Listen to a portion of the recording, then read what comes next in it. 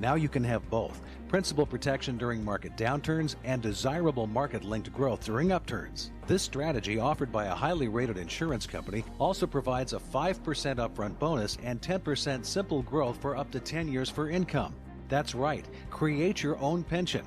5% upfront bonus and 10% simple growth per year for income you can't outlive. For a custom illustration, contact Kelly Financial Services, Inc. at 708-576-8999. 708-576-8999. Guarantees based on the claims paying ability of the issuing insurance company. Terms of contract apply, as well as surrender charges for terminating early. Income value not available for withdrawal. What's happening? What does it mean? Why is it important? We've got the answer. AM 560, The Answer. WIND, Chicago. Fox News Radio. I'm Dave Anthony. It was the running mate's turn in the spotlight. I can't imagine how Governor Pence can defend the insult-driven, selfish, me-first style of Donald Trump. Senator, you and Hillary Clinton would know a lot about an insult-driven campaign. Mike Pence bringing up Clinton's basket of deplorables attack after Tim Kaine brought up Trump's controversial statements, and they clashed over and over again in the only vice presidential debate. Isn't this a discussion? This is our open discussion. Let's talk about the state of the world. Gentlemen, if you can't meet the Nixon standard, the people at home cannot understand either one of you when you speak over each other. There were a lot of interruptions. Here's the final tally: 77 interruptions from Kaine, 58 for Pence, and most of Pence's interruptions were in response to Kaine. Now, the moderator, Elaine Quijano from CBS News, repeatedly tried to regain some semblance of control. Fox's Kristen Fisher, each campaign declared victory afterwards. The next debate will be Trump and Clinton's second on Sunday night. They're bracing for Matthew in the Bahamas. He's boarding up windows as the hurricane closes in with a 125-mile-an-hour wind. The storm is already blamed for at least 11 deaths and destruction in Haiti, taking out communication, damaging roads and bridges and homes. We are still not sure of the impact this storm is going to have along the coast. We're going to have to wait till it gets in the Bahamas. The problem with that scenario is we don't have a lot of time to prepare and or evacuate. That's Fox's Janice Dean talking about Matthews targeting the U.S. It's expected to either hit or brush by Florida Friday into Saturday, then affect Georgia and the Carolinas. Extra inning drama to start baseball's playoffs. There's a drive to deep left field, and the ball game is over. Edwin Encarnacion's home run won it for Toronto, beating Baltimore 5-2 in the 11th on TBS. The Blue Jays move on to play the Texas Rangers next. The NL wildcard game is tonight, the Giants against the Mets. Fox News Radio, fair and balanced. Skies are partly cloudy this morning, 66 degrees, and it is 5:02 on AM 560, The Answer. Good morning, I'm Mike Scott. Authorities are searching for the mother of a newborn girl found abandoned in south suburban Chicago Heights. Police say the child was discovered yesterday in a field off Glenwood Road by this man, James Turner. It was like destined for me to walk through that field, like God pointed me in that direction. I'm positive that is what happened. The baby was taken to the hospital in stable condition. Anyone with information on that girl's whereabouts or the girl's mother is asked to contact Chicago Heights Police. Chicago Mayor Rahm Emanuel's plan to create a new agency to investigate police shootings and misconduct is moving toward approval, even as critics say it's not nearly strong enough to keep a close eye on a police force that has faced brutality charges in the past. After months of community hearings, the City Council committee voted 21-4 Tuesday to recommend the new agency be approved by the full City Council later on today. Chicago Public Schools say they will remain open for students if teachers go on strike next week. CPS unveiling a $15 million contingency plan yesterday in case of a work stoppage. Derrick Rose's civil rape trial got underway in a Los Angeles courtroom, and the former Bulls player was halfway across the country saying he planned to win that suit. Rose telling reporters in Houston before the Knicks exhibition opener that he hasn't settled the claim because he did nothing wrong. Folks around Chicagoland dealing with the scary clown phenomenon. Police say 3 dressed in clown masks taunted students near Greenwood Elementary in Waukegan. Threatening tweets Monday night from a so-called clown gang prompted extra security at a Chicago Heights school, and a group of parents walking their kids yesterday morning on Chicago's southwest side reportedly were chased by someone dressed as a clown. A federal appeals court has granted a stay of a lower court's ruling halting same-day voter registration at Illinois polling stations. Chicago sports, the Sparks were winners over the Sky, 95-75. Naperville Central's Candace Parker had 29 for the winners. Blackhawks over the Red Wings, 6-1. Edward Encarnacion's 3-run blast off Ubaldo Jimenez helped the Blue Jays over the Orioles in the AL wildcard game, 5-2. Texas will be next. And for the Cubs, who are cooling their heels right now, John Lester will start the Cubs' playoff opener. The news service of the Milwaukee Airport. At the Milwaukee Airport, low fares meet low stress. And all the major airlines are matched with major convenience, like speedy curb-to-gate service, non-stops nationwide, affordable on-site parking. Start your next trip the easy way. FlyMKE.com. 5:04 and a check of traffic and weather on the way next on AM 560. Dennis Prager is astounded by what's going on in this country. It's chaos in this country. There's chaos. There's moral chaos. Moral chaos leads to violence. It's inevitable. If your criteria are white and black rather than right and wrong, then you will have violence. And that is the left. Thank you, left. Another gift that the left has given this country. The Dennis Prager Show. Weekdays at 11, right before Sean Hannity at 2 on AM 560. The Answer. You've heard of living trusts and how they can help protect your assets, but you may not know if a living trust is right for you. Or maybe you have questions about creating your own living trust. The fact is, almost everyone can benefit from a living trust, which can protect your assets from the court system and your loved ones from unnecessary expense and inconvenience. Learn more at a free seminar Wednesday, October 12th. Estate planning attorney Robert Zapolis will explain how to create your own living trust, estate planning under the new tax laws, why a will does not avoid probate, and more. Have your estate planning and living trust questions answered absolutely free. Don't miss this important seminar Wednesday, October 12th at 6:30 p.m. at Papa Joe's Restaurant, 145th and LaGrange Road in Orland Park. The seminar is free and a complimentary dinner is served, but you must make a reservation now. Call 708-478-1400. Call 708-478-1400. Again, 708-478-1400. This is Bob. Hi, I'm Bob. His company put their trust in Air Comfort to keep their business running cool all summer. Bob knows the value of proper chiller maintenance that includes end-of-season service, so he'll be ready for next summer. I'm ready. Dave, on the other hand, thought he could put off servicing his chiller at the end of last season and had 3 complete shutdowns this summer. Needless to say, his staff and customers were not happy. Moral of the story? Preventative maintenance will save you time, money, and trouble. As the hot weather ends, you need maintenance on your chiller before the start of next season. Air Comfort has one of the largest commercial and industrial service groups in the Chicago area, with a dedicated factory-trained chiller department that takes a scientific approach to analyzing your system and determining any needed maintenance. They know how to work on large equipment, perform an analysis of your chiller, and get you ready for next season. Call 708-345-1900 or visit aircomfort.com. Air Comfort, providing the right climate for business since 1935. 5:07. Let's get an update on the roads. AM 560 Traffic Center time. Here's Jim Talamonte.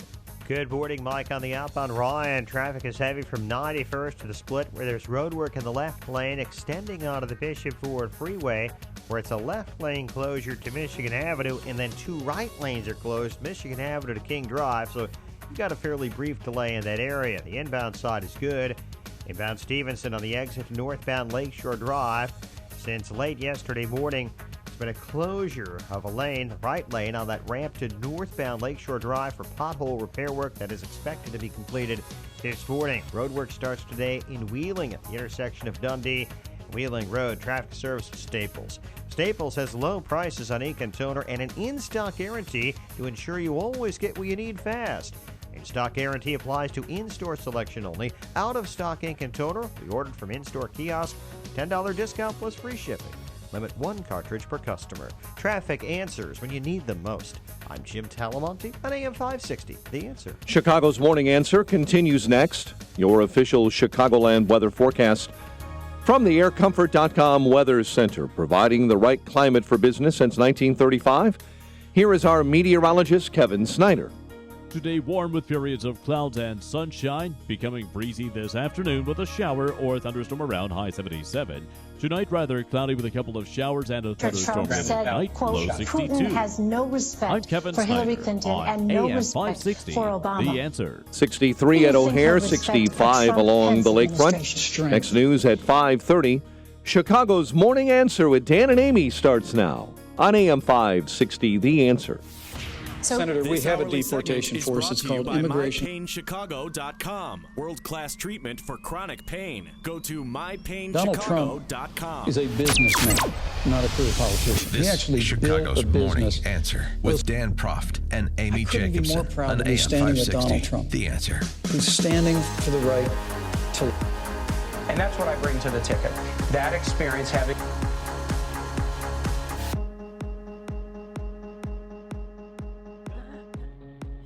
Good morning, Dan and Amy. Well, the first vice presidential debate is coming past, and it's the last vice presidential debate, and that's fine because Tim Kaine annoys the hell out of me. Oh, I know. Didn't you? How many times did you want to lean over there and smack him in the face? He was insufferable. He is an annoying harridan. Tim Kaine. I counted, so you didn't have to. He interrupted Mr. Pence and the moderator, Governor Pence, 100 plus. Elaine, can I get in here? But I'm not done. Can I make my point across? Okay, I just want to make sure we're going to get to this. Okay, I'll let you finish your statement. He interrupted Elaine and Governor Pence 102 times. Yes, there's somebody who actually recorded that and watched that for the 90 minutes. But, I mean, that's why it was so hard to follow, because he kept talking over him and talking over the moderator. Some of that is the moderator, Elaine's fault.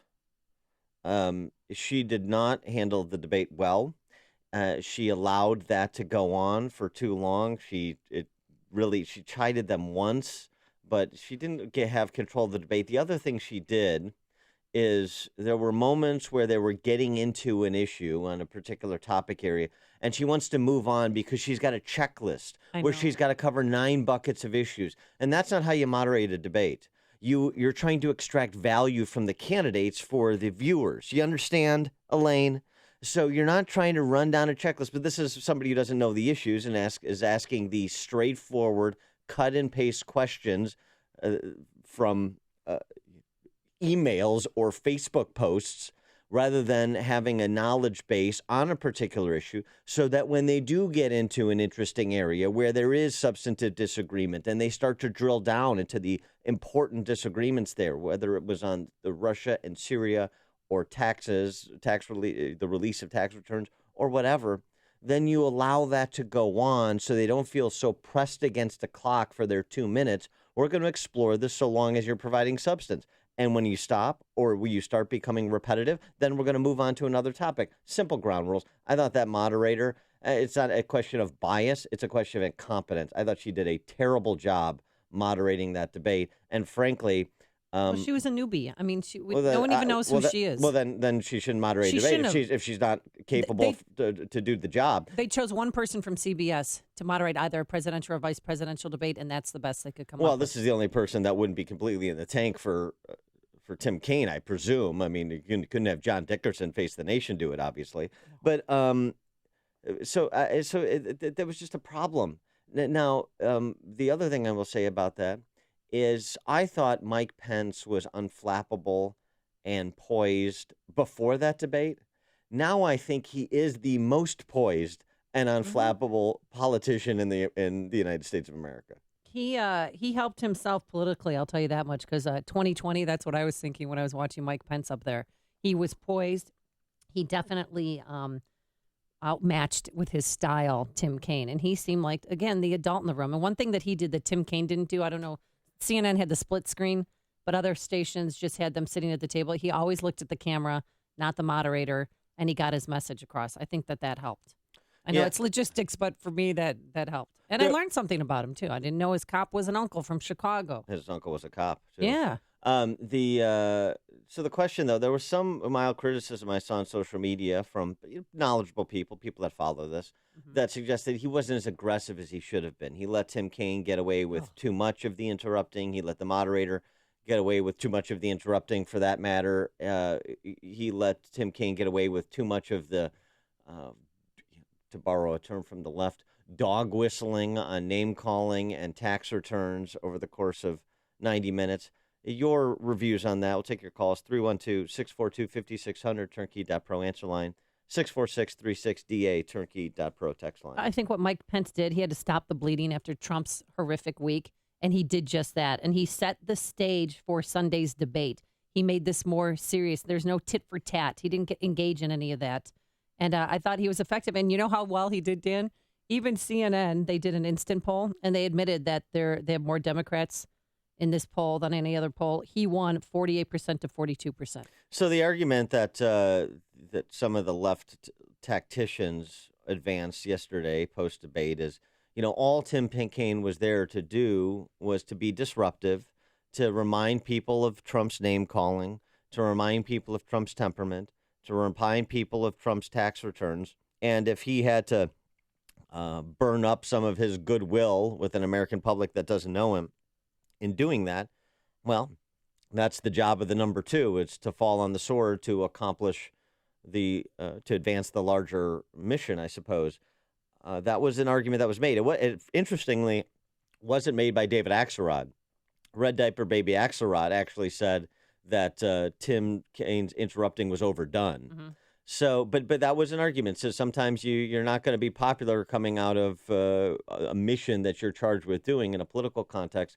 But that was Tim Kaine doing what he was supposed to do.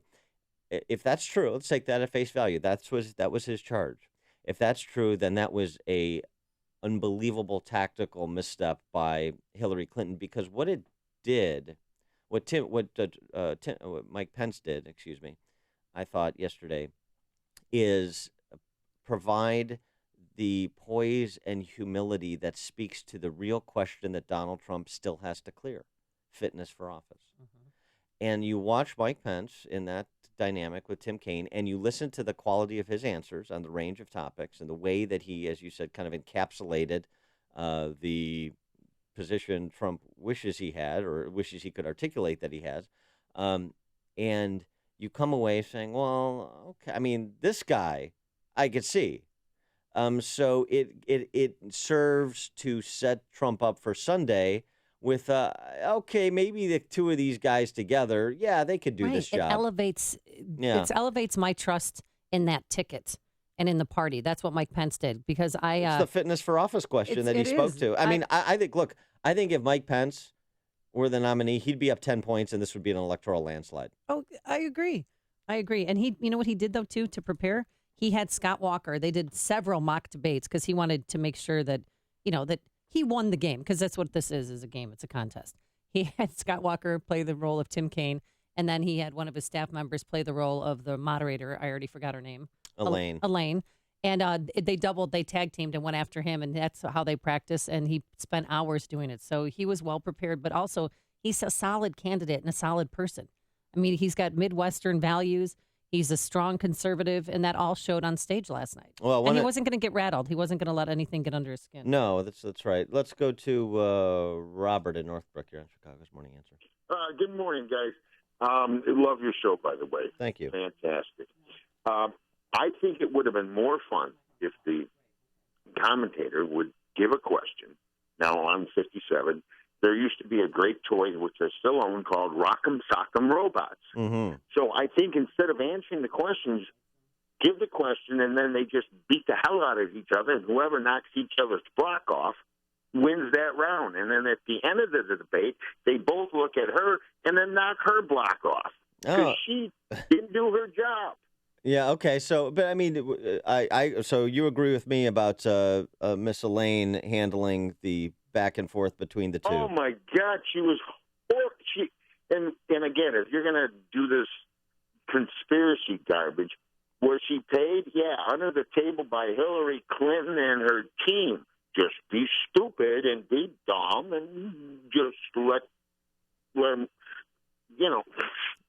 them, let them run roughshod. Rock'em Sock'em Robots would have been more fun. All right, thanks for the call, Robert. I did want to see an arm wrestling match. So Elaine Quijano. Oh yeah. Meow. What's that? The cat story. She was a reporter. She went to University of Illinois. She was going to be an engineer major. And then she went into journalism. I don't know if the Illini are claiming her today. No, she went into journalism. Then she worked at Champaign. And one time she had to do a story on a cat that wouldn't get down from a tree. And that was her first report. I mean, reporters always have their first report. That was hers. It just happened to be that. Apparently was her best performance, too. It's been downhill from there. And then she went on to work for CNN, and she was a White House correspondent for a while. And they credit her with changing Obama's policy on the military members who commit suicide, because she brought up the fact that, hey, you don't write any condolence letters to people who commit suicide. And since she asked that question, the next day, President Obama started writing letters. So they credit her with changing policy in the Obama administration. Wow. Yeah. Well, I read her bio thoroughly because I was, of course, captured by the cat story. That sounds like they had to do a lot of digging to fashion together a bio that sounds like it would be appropriate for a 42-year-old adult. She's 42? I thought she was in her 20s. Oh, Yeah. okay. That's, when you get old, your eyes go. Hear about the big stories of the day, then talk about them right here on Chicago's Morning Answer on AM 560. The Answer. Today it's going to be really warm. We're going to have some clouds and sun. A thunderstorm likely this afternoon in spots. A high of 77 degrees. Tonight a shower or thunderstorm. And for tomorrow, the warmth continues. Mostly sunny skies. Can't rule out a passing shower, though, but a high of 78 degrees. Let's get those travel times. Here's Jim Telemonte. Good morning, Amy. Good morning, Dan. Inbound I-57, it's stop and go already. 107th to the Ryan. It's 19 minutes from I-80 to the Merge. Ryan just a little heavy approaching downtown. Outbound, it's slow from 91st to 95th. There's road work in the left lane till 6 this morning. It extends down to Michigan Avenue on the outbound Bishop Ford, where then 2 right lanes are closed. So traffic's a bit slow in that area, not a big delay. Edens, Kennedy, Eisenhower, and the Stevenson are okay, though the Kennedy Express lanes are about to reopen. They've been closed for overnight work. There's a brief delay on the westbound Indiana Toll Road, the Portage Travel Plaza to 94.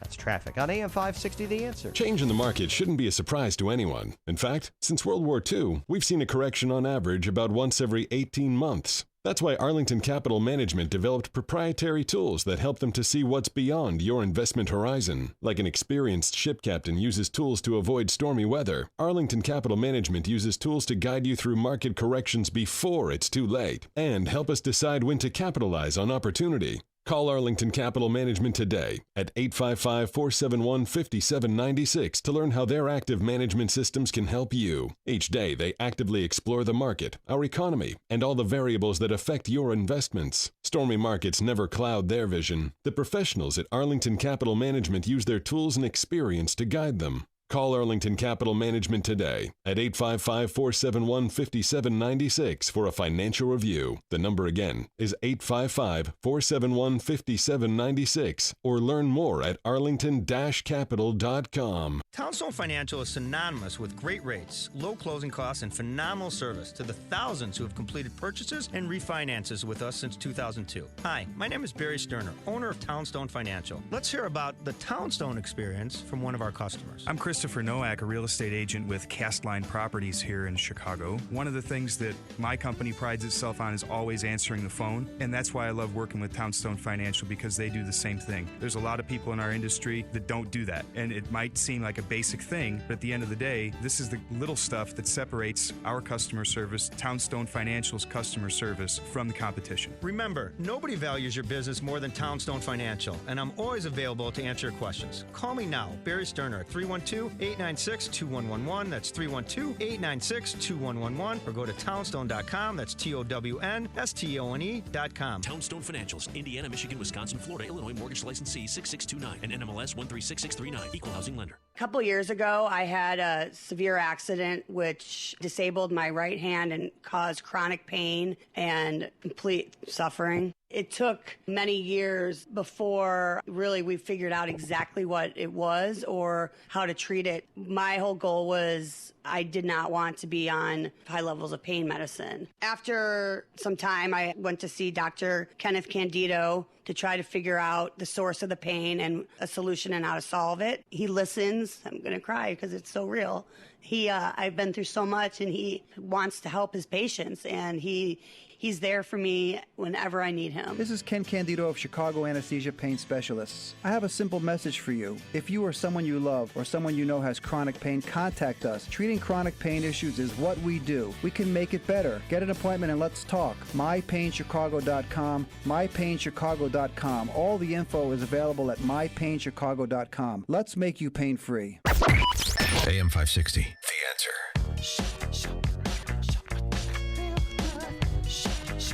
Good morning, Dan and Amy.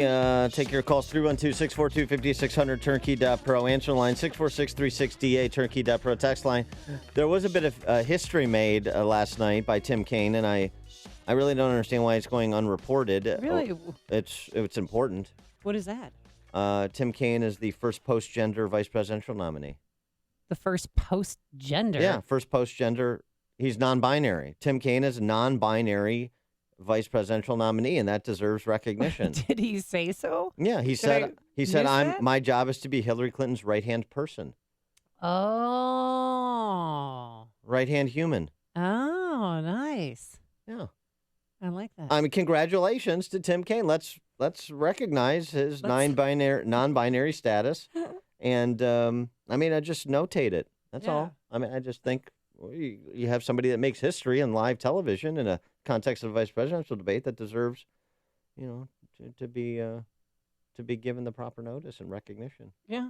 Well, one thing that, because I Wikipedia and I try to follow who the candidates are, but one thing that I couldn't find out about Governor Pence until last night was that his father, or his uncle, I should say, was a Chicago cop, and he has spent time here on the mean streets of Chicago.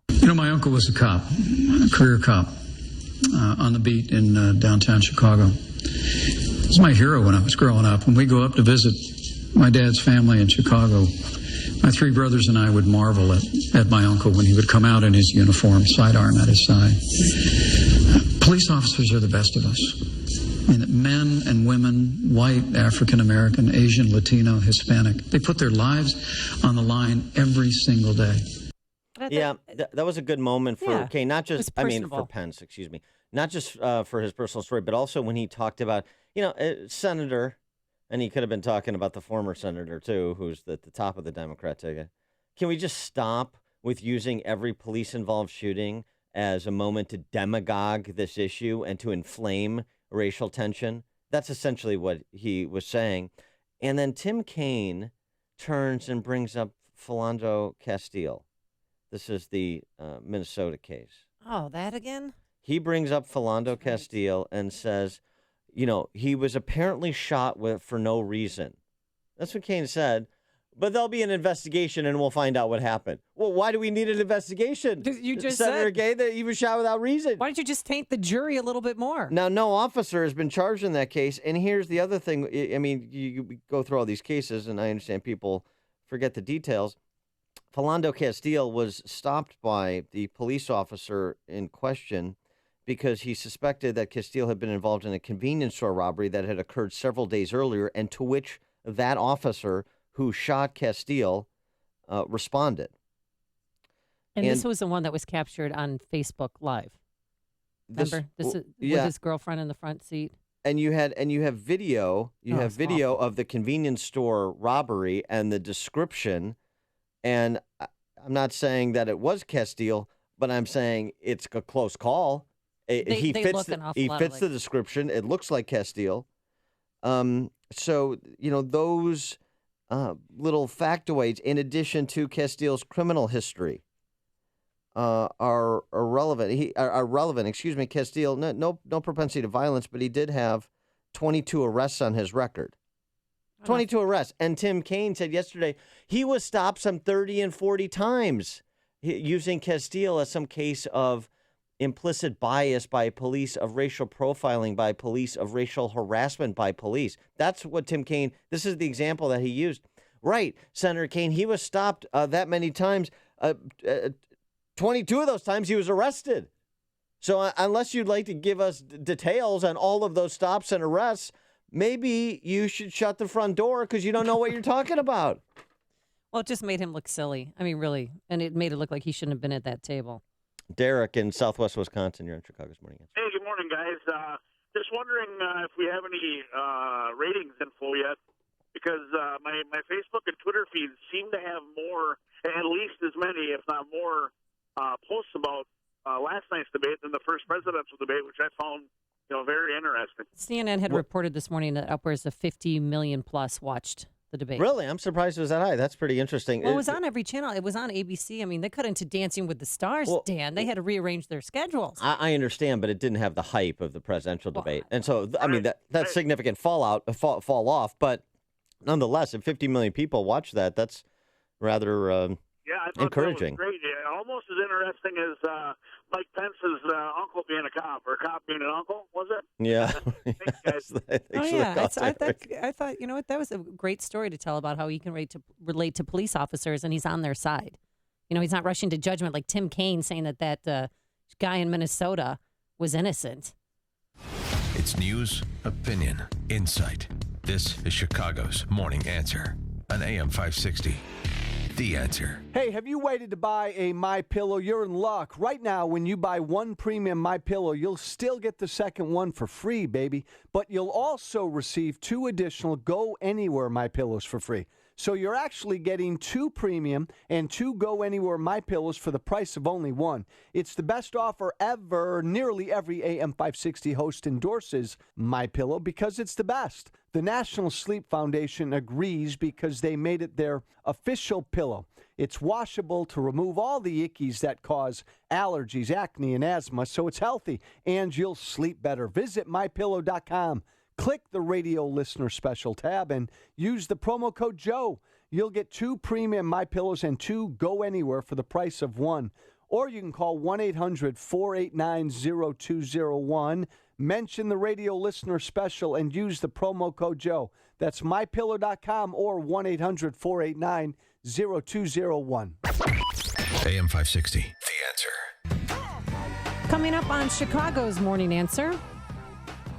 One of the more interesting questions in the debate, and the answers were illuminating, the intersection between your faith and your public policy making. We'll pour over that at 5:38. But first, let's go to the newsroom. Here is Mike Scott. Amy and Dan, authorities are searching this morning for the mother of a newborn girl found abandoned in south suburban Chicago Heights. Police say the child was discovered yesterday in a field off Glenwood Road by this man, James Turner. It was like destined for me to walk through that field. Like God pointed me in that direction. I'm positive that is what happened. The baby was taken to the hospital in stable condition. Anyone with information on the whereabouts of the girl's mother is asked to contact Chicago Heights Police.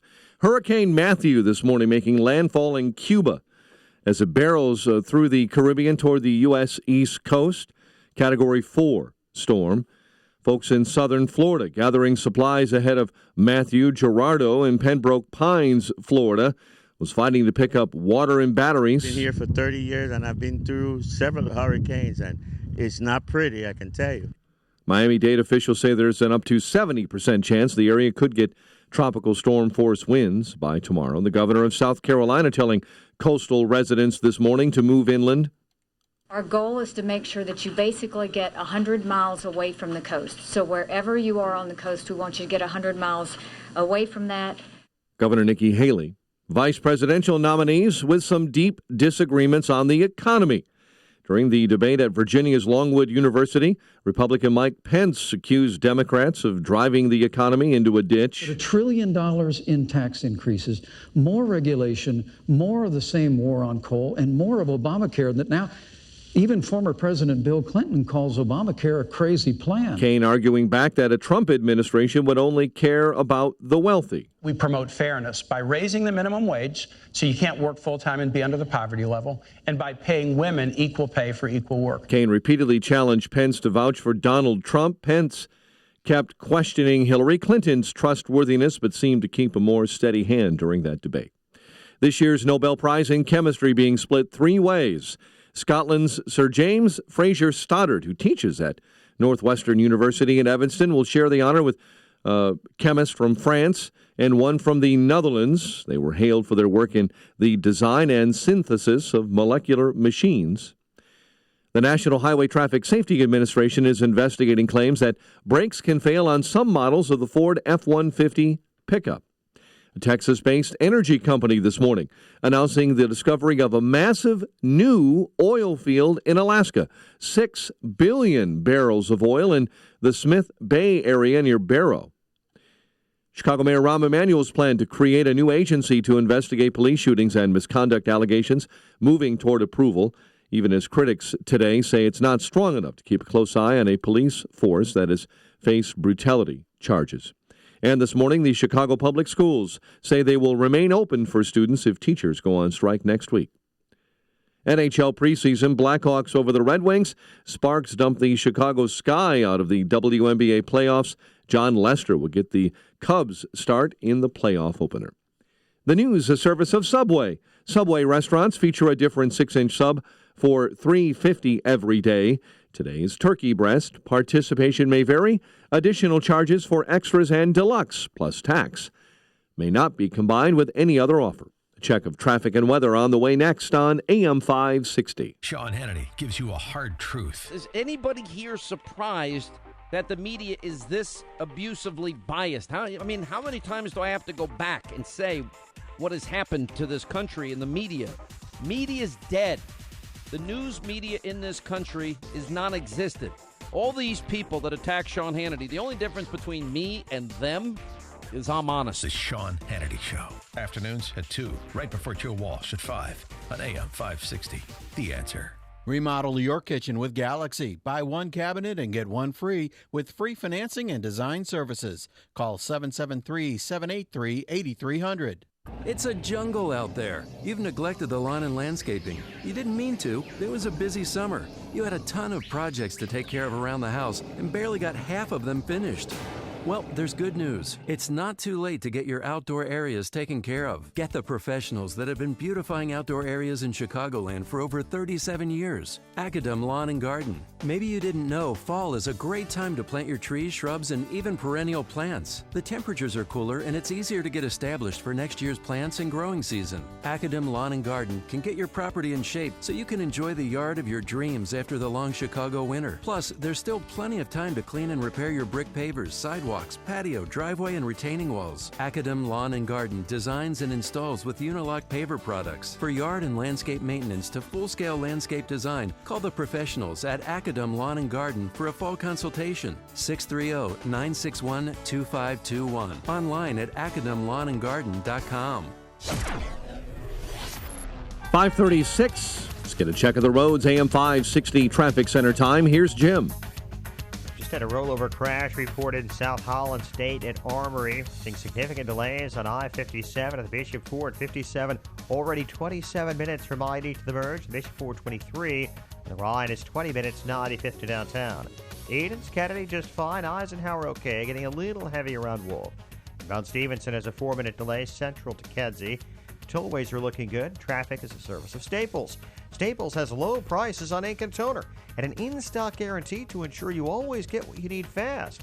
In-stock guarantee applies to in-store selection only.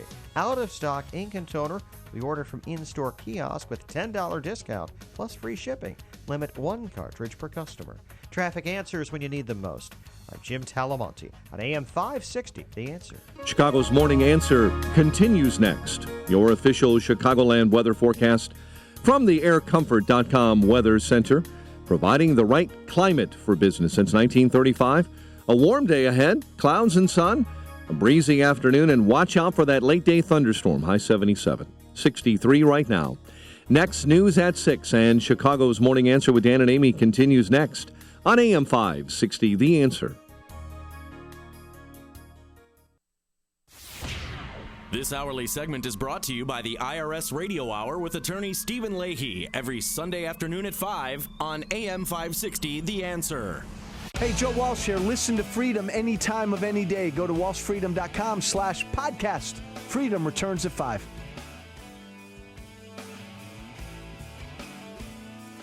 Good morning, Dan and Amy. So the debate, some text coming in. Text from 708. Pence is solid. Certainly not flashy, but solid. I'll tell you what, not flashy looks very solid. Yeah, in this election cycle. Not flashy to me was very refreshing. He has, as George Will famously described Mike Pence has the charisma of competence. And nice. Against the other three candidates in this race, man, does that shine through. Text from Steve on 88. Tim Kaine's eyebrows could run for president, but they'd probably lose by a hair. Oh, hey-oh. And Steve on 88, who's hot this morning, Tim Kaine's Secret Service name is Indictment Insurance. Oh, stop it. CNN described him as way over-caffeinated, that he was too hyper, that he was too aggressive. And that's coming from the left. Well, it was also... And they are all he declared was also, that Pence is the winner. He was also canned, right? Yeah. This is what we're talking about in advance of the presidential debate. When you're over-rehearsed and you've got all these lines that you can't wait to drop that have been carefully workshopped. Wait, let me guess. And you're not being yourself. You're just waiting to drop your zingers. Like this one, you're hired Hillary, you're fired Donald?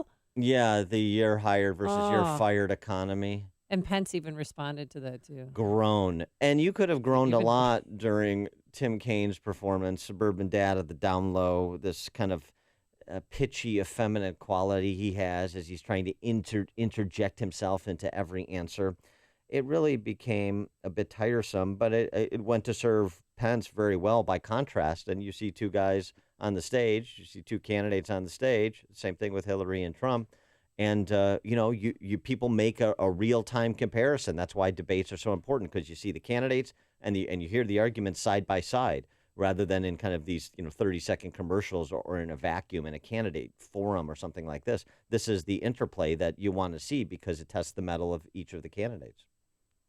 So one question that was towards the end that I liked, because both candidates speak openly about their faith and have some history in terms of practicing their faith. I was going to say with respect to Tim Kaine, attempting to reconcile his faith with his public policy positions. And so moderator Elaine asked them about a time when their faith ran headlong into public policy. They had to reconcile their faith with the public policy decision. The interesting thing is Mike Pence didn't have such an instance, didn't offer one. He explained his faith in the context of his public policy views and the decisions that he makes, which is the proper way to do it. Tim Kaine did. Tim Kaine's was capital punishment. I'm a Catholic. I'm opposed to capital punishment, but I had to execute someone even though I think I'm going to hell for doing so.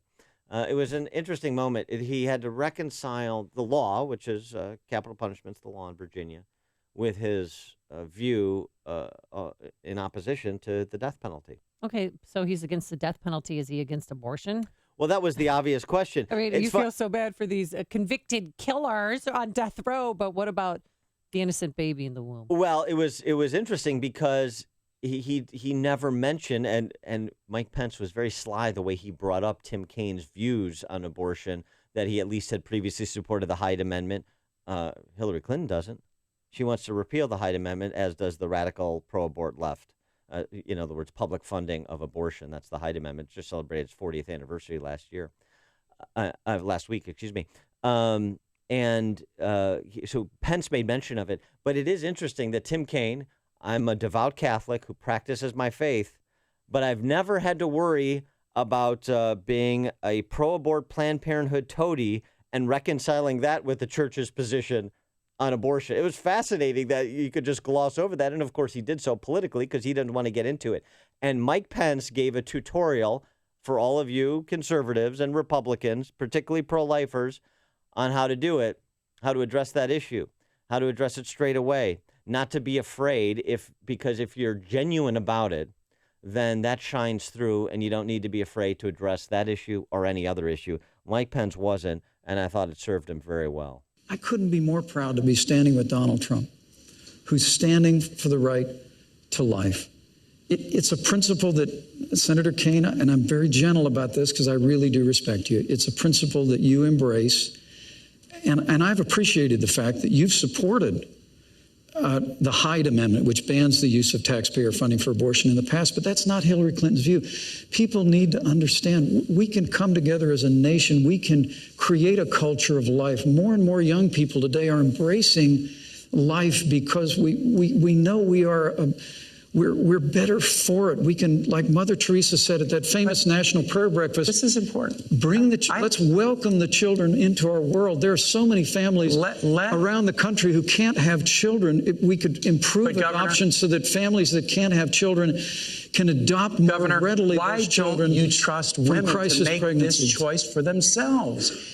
We can encourage people to support life, of course we can, but why don't you trust women? Why doesn't Donald Trump trust women to make this choice for themselves? That's what we ought to be doing in public life, living our lives of faith or motivation with enthusiasm and excitement, convincing each other, dialoguing with each other about important moral issues of the day. But on fundamental issues of morality, we should let women make their own decisions. A society can be judged by how it deals with its most vulnerable, the aged, the infirm, the disabled, and the unborn. I believe it with all my heart, and I couldn't be more proud to be standing with a pro-life candidate in Donald Trump. That was a good answer. It was a good exchange with for Pence, and let's go to what Tim Kaine said. The one opportunity that was missed by Mike Pence was to say, let me ask you something, Senator Kaine. You're personally pro-life. That's how you've described yourself. Mm-hmm. So do you believe, that a child in the womb is life? Isn't that what you mean when you say you're personally pro-life? Because if the answer to that question is yes, then that child has rights. And that's why this is not a matter of personal choice. It's a matter of protecting life and the government's role to enforce the rights of all human beings, of all right-hand persons, you might say, Tim Kaine. That would have been an interesting moment because Kaine is really in a trick bag and so are the people who say, I'm personally pro-life, but I don't care. You know, this is what we've become in America. It's okay to be religious, just as long as you're not serious about it. It's okay to be religious just as long as you don't attach consequences to it. In other words, it's always the Tim Kaine theocracy line. Oh, well, the First Amendment separation of church and state. First of all, that's not what the First Amendment says. And the idea that my faith would influence my public policy views, that is not establishing a theocracy or a national religion. That is silliness. That is the argument of the intellectually impotent.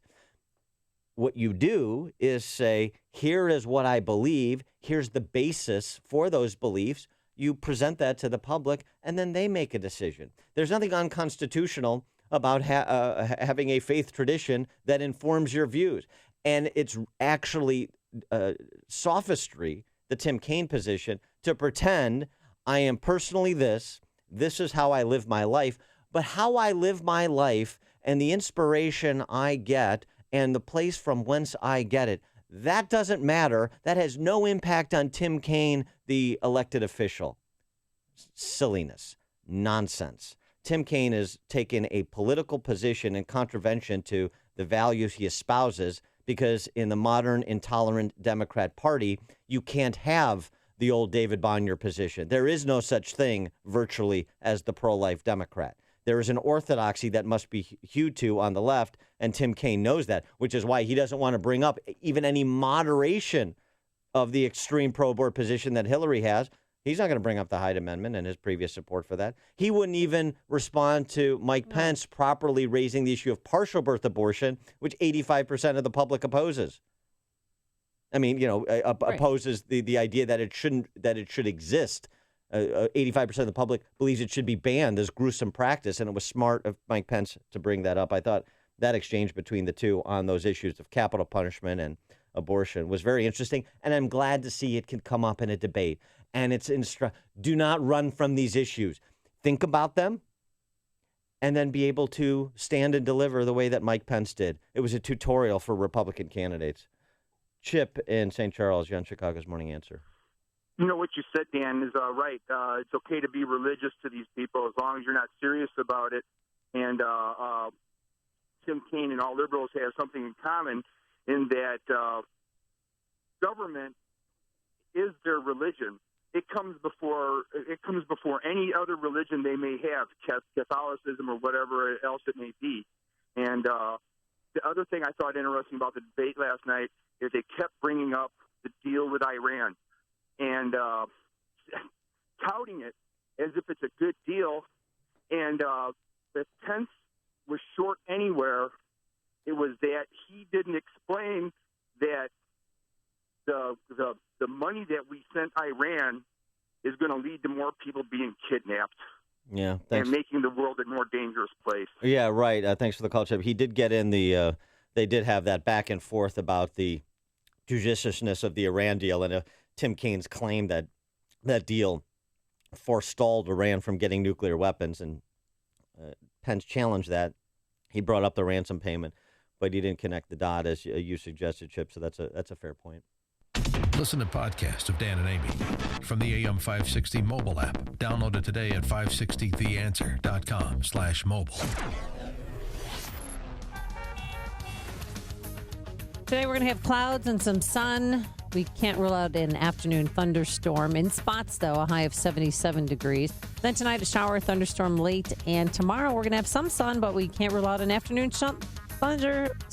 Thunderstorm or thunderstorm?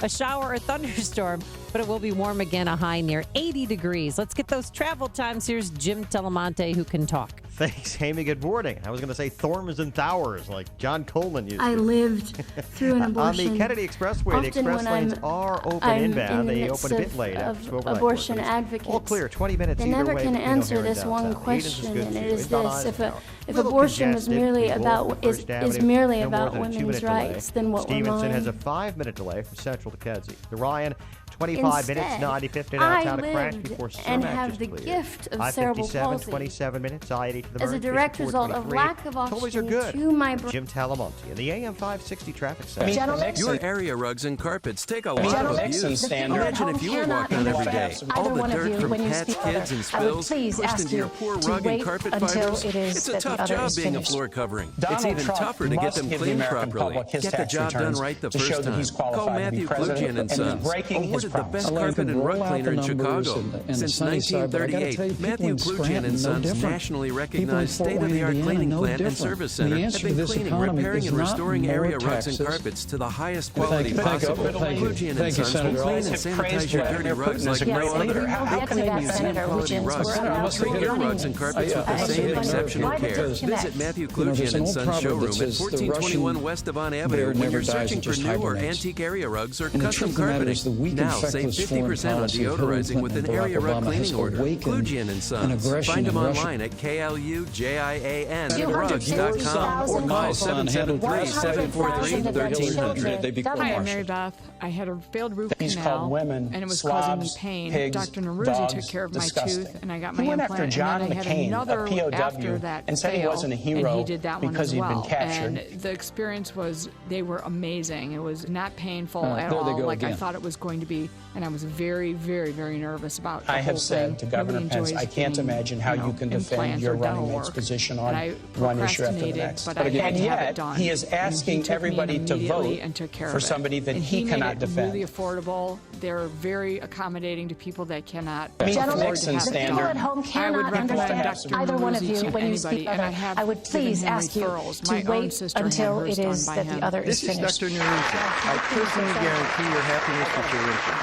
Go to Donald Trump implantsforme.com. must give the American public his tax returns to show that he's qualified to be president, and he's breaking his promise. Elaine, you can roll out the numbers and the sunny side, but I got to tell you, people in Scranton are no different. People in Fort Wayne, Indiana, no different. And the answer to this economy is not more taxes. And thank you, Senator. I have praised Vladimir Putin as a great leader. How can that, Senator? Which is Senator, I must have hit a nerve here because, there's an old proverb that says the Russian... and my spinal cord, and when they're glowing, it means they're active. And then my last MRI, they pulled it up, and I honestly couldn't believe that it was my MRI. There was nothing glowing. And in fact, the dark spots were shrinking. They were healing. And the doctor actually said to me, I think we're in remission. I was so happy. I had no idea that that could be my reality. Call now to find out how to get your free month's supply of Balance of Nature. Call 800-2468-751. That's 800-2468-751. Or go online to balanceofnature.com. Use promo code CHICAGO. AM 560, The Answer. Chicago's Morning Answer with Dan and Amy continues right now. And make sure to join me, Sean Hannity, this afternoon starting at 2, right here on AM 560, The Answer. Dan and Amy, so Mike Pence and Tim Kaine, not afraid to talk about their faith in the public square. I thought that was a positive development in the context of 21st century America for a vice presidential debate. Tim Kaine quoted the Bible. I would blanch if that same question was given to Trump and Hillary, so I hope it's not. Isn't it amazing, though, the questions that weren't asked to Trump and Hillary were asked in the vice presidential debate? Well, a lot of topips covered, but here's the thing on that. I don't want to, and we'll get to all of them. Immigration. It turns out it is an issue in the race. That's good to know. I didn't know that from the presidential debate. But with respect to this issue of faith in the public square, I don't want to hear Hillary Clinton and Donald Trump debate John Wesley versus Norman Vincent Peale, but I do like this issue of how my faith informs my leadership. And on the issue of abortion, Mike Pence was unafraid.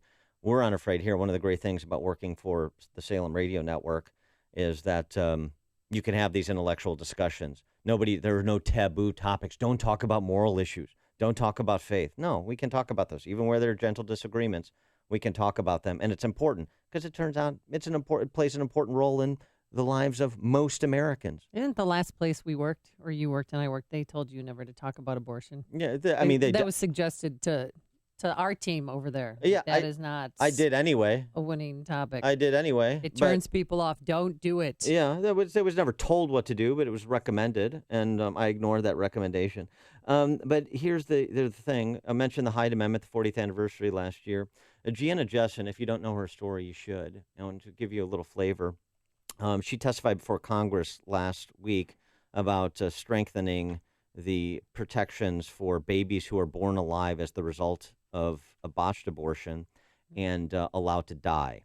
And she knows of what she speaks because she survived a botched abortion. Just a couple snippets from Gianna Jessen's testimony before Congress last week. Instead, I lived and have the gift of cerebral palsy as a direct result of lack of oxygen to my brain while surviving an abortion. And cerebral palsy, make no mistake, is a tremendous gift. I don't know if any of you understand, maybe you do, what a tremendous honor it is to have to lean on the strong arm of Jesus all the way to heaven. And Gianna Jessen has a question for those who are unsympathetic to her position. I lived through an abortion. Often when I'm in the midst of abortion advocates, they never can answer this one question, and it is this: if abortion was merely about is merely about women's rights, then what were mine? I wish Gianna Jessen would be at the town hall in St. Louis to pose that question to both candidates. That would be very interesting. And here's the thing. If you're comfortable in your position, then the response to Gianna Jessen isn't what she normally gets from the pro-abort left, which is shrill name-calling. It's an answer on the substance to her question.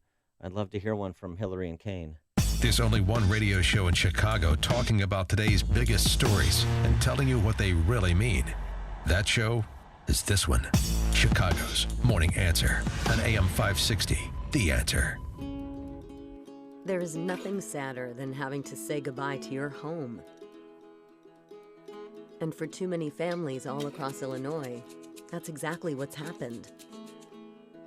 Unfortunately, years of reckless state spending has led to massive debt, resulting in stagnant wages, high taxes, and fewer jobs. And record numbers have been forced to flee Illinois for opportunities elsewhere. But we can change that if we all stand together and demand that the politicians end the wasteful spending, balance the budget, and restore fiscal sanity to Illinois. Instead of saying goodbye, we can start saying, welcome back home to Illinois.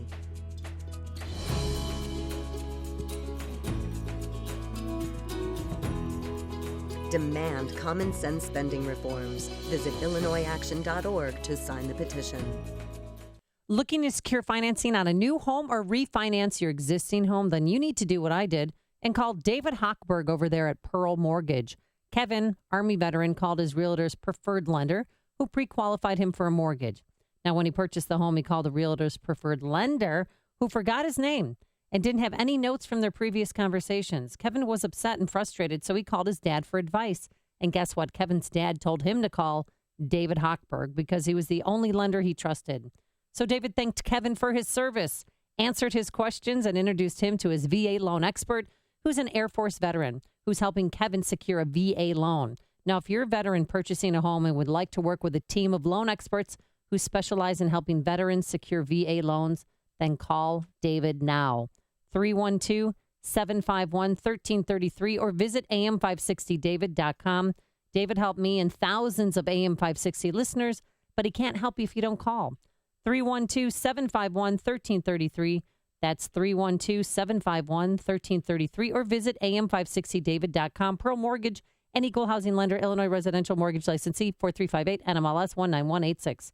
Coming up on Chicago's Morning Answer. Tim Kaine hates when that misogynistic tax cheat dictator lover calls people names at 6:06. But first, into the newsroom we go. Here's Mike Scott. Amy and Dan, newborn found abandoned in a Chicago Heights field. We'll have an update on that story. And CPS unveils a teacher strike plan. WIND, Chicago News Time, 6.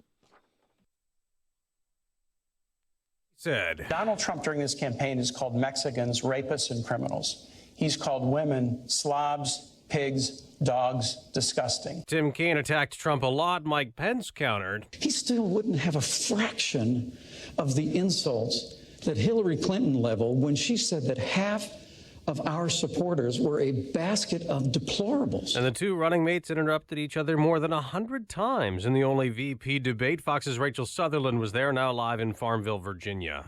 Dave, moderator Elaine Quijano struggled to maintain control of the vice presidential nominees, who stepped over each other and butted in throughout the 90-minute debate. They covered a wide range of issues, including Hillary Clinton's emails and Donald Trump's taxes. He won't pay taxes. Donald Trump has paid all the taxes that he's... Do you not take deductions? Gentlemen, this How does that work?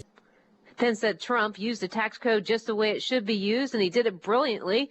Kaine said he trusts Clinton enough for her to be commander-in-chief of his own military son. Trump and Clinton both live tweeted the debate, Dave. And both campaigns said they came out the winner. The next debate will be Clinton versus Trump Sunday night. Hurricane Matthew left a trail of destruction and death in Haiti, knocking out roads and bridges and communications. It's now barreling toward the Bahamas with a 125-mile-an-hour wind. My stomach tells me that this one might be bad. He's in Nassau. People on the U.S. East Coast are also worried. Insult-driven campaign? In time, Did you all just hear that? Get stuck. South Carolina Governor Nikki Haley urging people to heed any evacuation orders. The storm track, which has changed at times, has it hitting or brushing by the Carolinas after Georgia and Florida, where people are prepping. And we've also seen such a long line of residents picking up sandbags. Some people were waiting more than 4 hours, folks out here preparing, trying to get their batteries, generators, selling out very fast as well. Jackie Orozco on Merritt Island, Fox News Radio. I think I'm still on my time. Well, I think, isn't this a discussion? This is our open discussion. Let's talk 66 degrees. We have partly cloudy skies at 6:02 on AM 560. The Answer. Good morning. I'm Mike Scott. Authorities searching for the mother of a newborn girl found abandoned in south suburban Chicago Heights. The child discovered in a field yesterday off Glenwood Road. James Turner was in that field almost by accident, he says yesterday. It was like destined for me to walk through that field, like God pointed me in that direction. I'm sure, I'm positive that is what happened. The baby was taken to a nearby hospital in stable condition. This year's Nobel Prize in Chemistry being split 3 ways. Part of that 3-way split will land here in Chicago, or actually Evanston, as Scotland's Sir James Fraser Stoddard, who teaches at Northwestern, will share the honor with 2 others. Chicago Mayor Rahm Emanuel's plan to create a new agency to investigate police shootings and misconduct allegations is moving forward toward approval, even as critics say the new COPA standard is not strong enough to keep a close eye on a police force that has faced brutality charges. Start your used car search at the all-new Carfax. A man who says he was molested by former U.S. House Speaker Dennis Hastert nearly 40 years ago telling state lawmakers there should be no time limit on child sex abuse prosecutions. When his opponent We get an update on this story from AM 560's David Stewart. Dennis Hastert was a monster. Scott Cross of Wheaton testified it took him years to come to terms with being abused when Hastert was his high school wrestling coach. He says the current 20-year statute of limitations is too short. It is unbelievably hard to step forward and confront a person of power and trust and somebody that you idolized and respected. Cross and other advocates want no time limit for child sex abuse prosecutions. Hastert was convicted of banking offenses linked to the cover-up of his abuse of teens. David Stewart, NBC News Radio, Chicago. Chicago sports, WNBA playoffs. Sky bounced out by the LA Sparks. Blackhawks beat the Red Wings in the NHL preseason 6-1. It was the Blue Jays over Baltimore in Tuesday night's AL wildcard game. Now the Blue Jays move ahead to a matchup with Texas, while John Lester has been given the start for the Cubs playoff opener. The news, a service of 7-Eleven, October 3rd through the 9th at 7-Eleven. You have the freedom to choose any size cup of hot coffee, free through the 7-Eleven app. 7 days, 7 cups of coffee, 7 reasons why you can go on with your caffeinated self. At participating locations, limited time offer, taxes may apply. 6:04 and a check of traffic and weather on the way next on AM 560. You know what? I want to tell you something, America. We asked our cops to do an ugly, impossible job. And way too many of us hate on them every day. I'll tell you what, America, you are going to wake up, so help me God, America. You are going to wake up one day without police officers in this country. And you will deserve it. The Joe Walsh Show, weeknights starting at 5, right after Sean Hannity at 2 on AM 560. The Answer. I'm Jay Farner, president of Quicken Loans. Mortgage rates have dropped again. In fact, recently, mortgage rates have dropped to the second lowest level in history. Now is the time for you to take advantage of these historically low rates and save serious money every month by refinancing your mortgage. The rate today on a 30-year fixed-rate mortgage is all the way down to 3.5%, APR 3.57%. Call Quicken Loans today at 800-QUICKEN to see how far we can lower your mortgage payment. For 6 years in a row now, J.D. Power has ranked Quicken Loans highest in the nation in customer satisfaction for primary mortgage origination. And for the 3rd year, they also ranked us highest in the nation for mortgage servicing. It's a great time to refinance with Quicken Loans and save hundreds every month. This ultra-low rate of 3.5% won't last long. So call 800-QUICKEN or go to QuickenLoans.com. That's 800-QUICKEN. Visit jdpower.com for award information. Call for cost information and conditions. Equal housing lender. Licensed in all 50 states. NMLS ConsumerAccess.org, number 3030. It is 6:06. Let's check our roads in the AM 560 Traffic Center. The latest with Jim Talamonte. Thanks, Mike. On the inbound Ryan, traffic is jammed solid 63rd to 47th. There's a crash in the 2 left lanes. The lanes resume from 43rd to the Burn Circle. 30 minutes, 95th to downtown. Outbound now 5 at 15. Edens is good. Inbound Kennedy, 21 minutes. O'Hare to downtown. Outbound just a little heavy around Sayre. The Eisenhower has delay starting at St. Charles. Already 46 minutes. Thorndale to downtown. Outbound 32. The Stevenson really slow First Avenue to Kedzie. 50 minutes, 3:55 to Lakeshore Drive. Outbound 5 to 34. I-57, 27 minutes. I-80 to the Merge. Bishop Ford, 30. Lakeshore Drive at Marquette. There's a report of a car in the water. This is actually a little north of Marquette at 65th and Lakeshore Drive. Traffic is a service of Accountemps. Accounting and finance salaries are on the rise in 2017. Get an in-depth salary forecast for more than 400 accounting and finance roles in your area by visiting them at Accountemps.com. Accountemps, a Robert Half company. Traffic answers when you need them most. I'm Jim Talamonte on AM 560, The Answer. Chicago's Morning Answer continues next. Your official Chicagoland weather forecast from the AirComfort.com Weather Center. Here is our meteorologist, Kevin Snyder. Clouds and sun today, breezy for the afternoon with a shower, thunderstorm around, high 77. A couple of late night showers and a thunderstorm tonight with a low 62.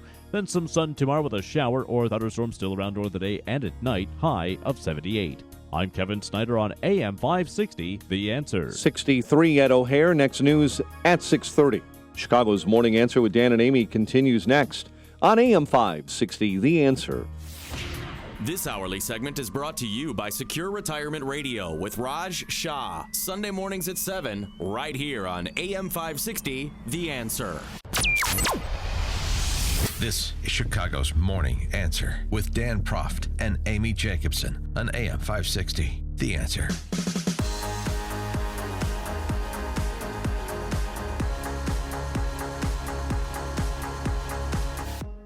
Good morning, Dan and Amy. Taking your calls on the VP debate, 312-642-5600, turnkey.pro answer line. Your text to 64636DA.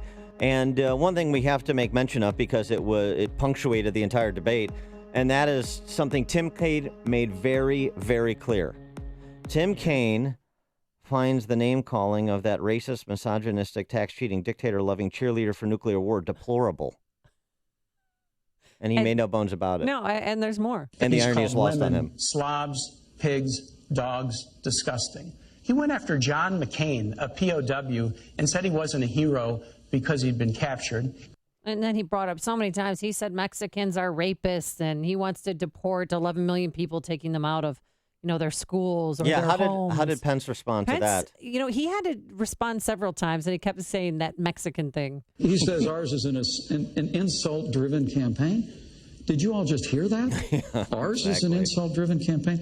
I mean, to be honest with you, if Donald Trump had said all the things that you said he said in the way you said he said them, he still wouldn't have a fraction of the insults that Hillary Clinton leveled when she said that half of our supporters were a basket of deplorables. It was good to bring up the deplorables line. And it's also the nice thing that Mike Pence provided there for the kids at home. If you're watching with your parents could have said, now I want you to diagram that Mike Pence sentence. If he had said all the things you said he said and the way that you said them, diagram that sentence. I would have trouble, I think. And then Mike Pence also tackled the Mexican thing, didn't he? Oh, yes, he sure did. Let me talk about this. Senator. This is not that, but this is how crazy it got with the 100-plus interruptions. Let me talk about this Senator, issue. I think I'm still on my time. Well, I think, isn't this a discussion? This is our open discussion. Let's talk about this. Let me interrupt you and finish my sentence if I can. Okay, now I can weigh. She had a private server. I get to weigh in. That was discovered. Which I did raise. That paid to play. He wouldn't support troops. He wouldn't support. This is important, Elaine. These were Donald. He says, hold on a second. It's my time, Senator. It is. In fact, you're right. I apologize. This is your 2 minutes. Thanks. I forget. It's like nails. Up. It's like nails on a chalkboard. That's what that was. But 100-plus times, Tim Kaine would speak over Pence and the moderator. That's what made him look childish. And then I couldn't even understand part of the debate because he wouldn't shut his mouth. At some point, it would have been. I mean, I'm surprised Pence didn't do it. I would have. He showed more restraint than I could have. Senator Kaine, are you a fifth grader? Would you just relax? You'll have your time. Can I say 14 words without you interrupting and then apologizing for interrupting? Just chill, dude. Chill. We got 90 minutes. You're going to get in all the canned zingers that you came prepared to deliver. I promise you. I'll tell you what, I'll cede a minute of my time so you can talk about Trump's Mount Rushmore of dictators one more time. How about that? Just grow up. And Kaine then tried to, because they call him over-caffeinated Kaine. That's how he was described by many. He did quote the gospel. Great line from the Gospel of Matthew. From the fullness of the heart, the mouth speaks. Yeah. When Donald Trump says women should be punished, or Mexicans are rapists and criminals, or John McCain's not a hero, he is showing you who he is. Senator, you whipped out that Mexican thing again. Yes. Excuse me, Governor Pence, while I whip this out. A great Cleavon Little impersonation that Tim Kaine does. But he did a great job defending his boss, I think. What do you think? 312-642-5600 is our turnkey.pro answer line. And Pence was... Wait. Pence did a good job. I mean, he was between a rock and a hard place. And after a bad week of Donald Trump, he really set the table for this weekend's debate, this Sunday's debate. He brought back the seriousness to the campaign.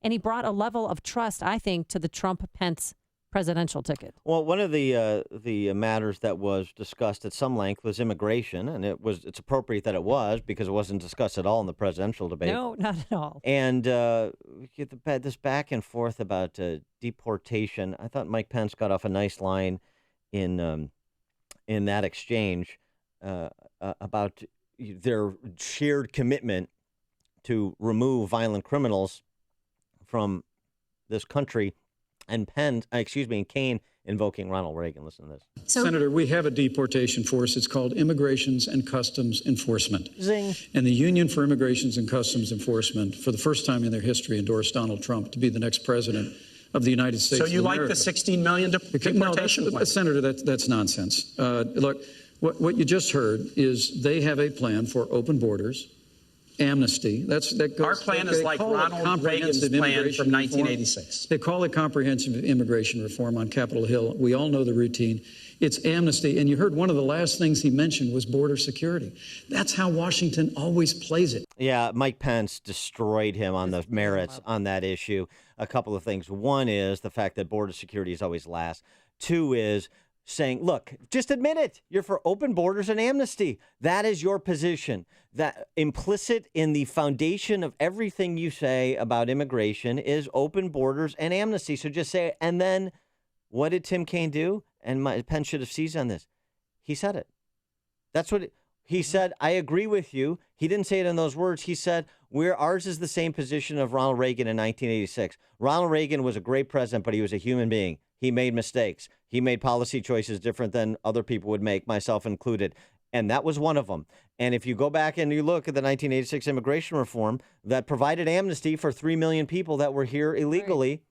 What did that begin? And as how Washington always plays it, this is where Pence should have explained it, and how Washington always plays it, as Pence referenced, amnesty first, then we'll get to border security. And 30 years later, did we ever get to border security? No, not really. And the problem that was 3 million in number in 1986 is now, what, 12, 20, 25? Who knows what the number is? So Pence is exactly right.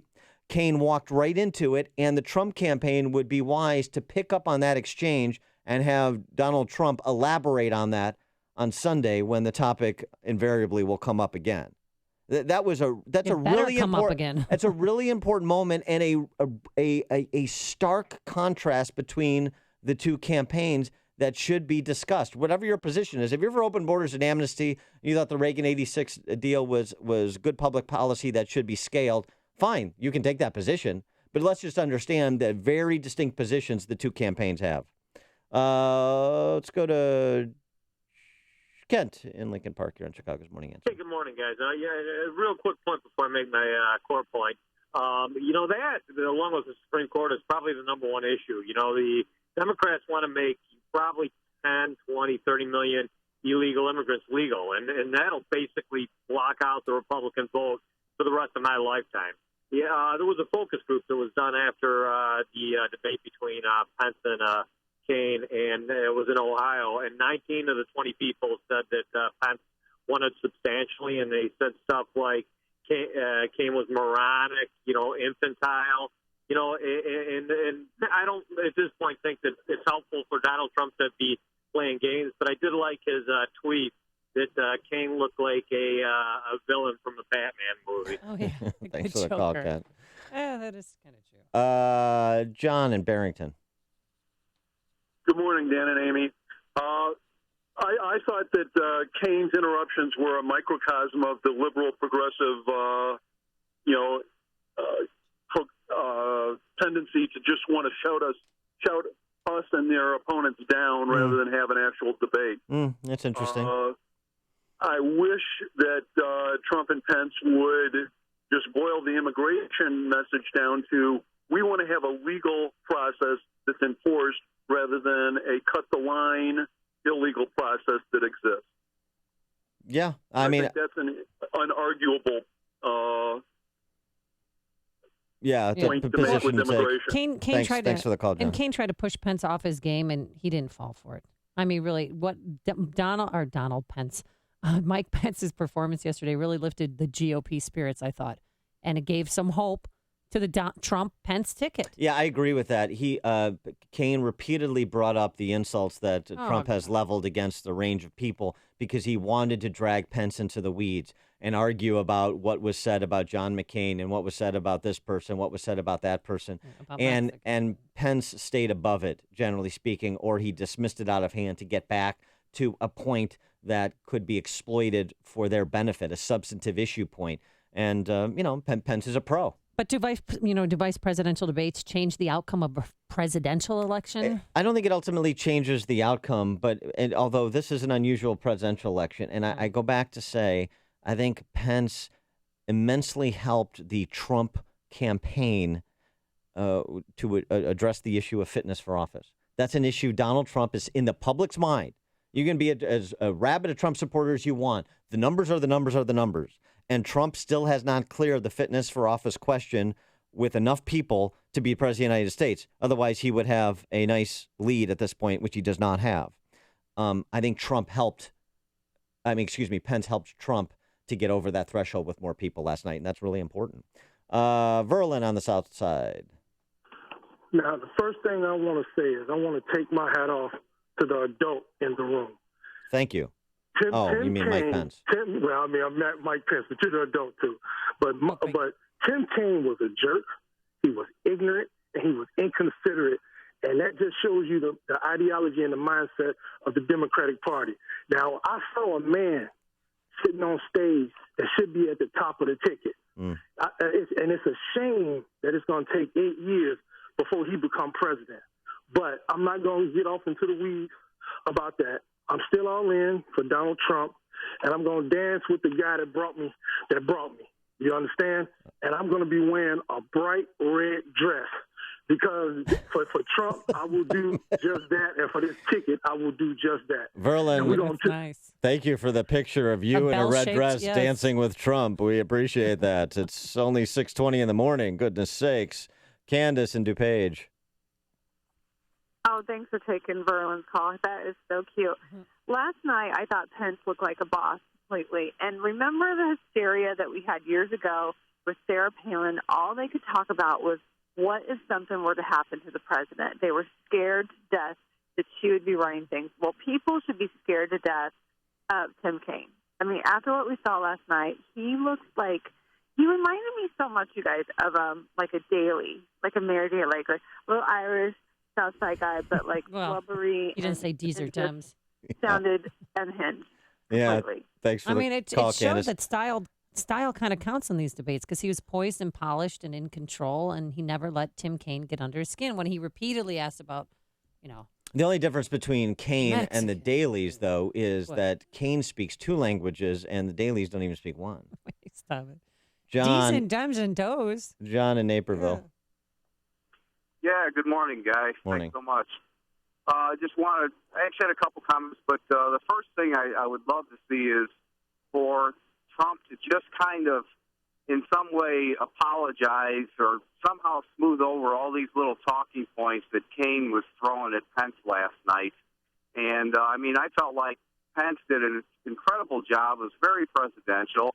And remained very calm, but it was like he was 10 points behind to start out with because he had to defend all these, I think, idiotic things Trump has said in the previous. And I'm a big Trump supporter. Mm-hmm. Yeah. No, and I think that's two, right. I think that's right, and I think he took the right tactical approach to that, which is to not get into the chapter and verse on all of the Trump insults and just to stay at the kind of 30,000-foot level on issues. Yeah, he certainly did that. All right, thanks for the other thing go I'd ahead. like I'm sorry, to say John.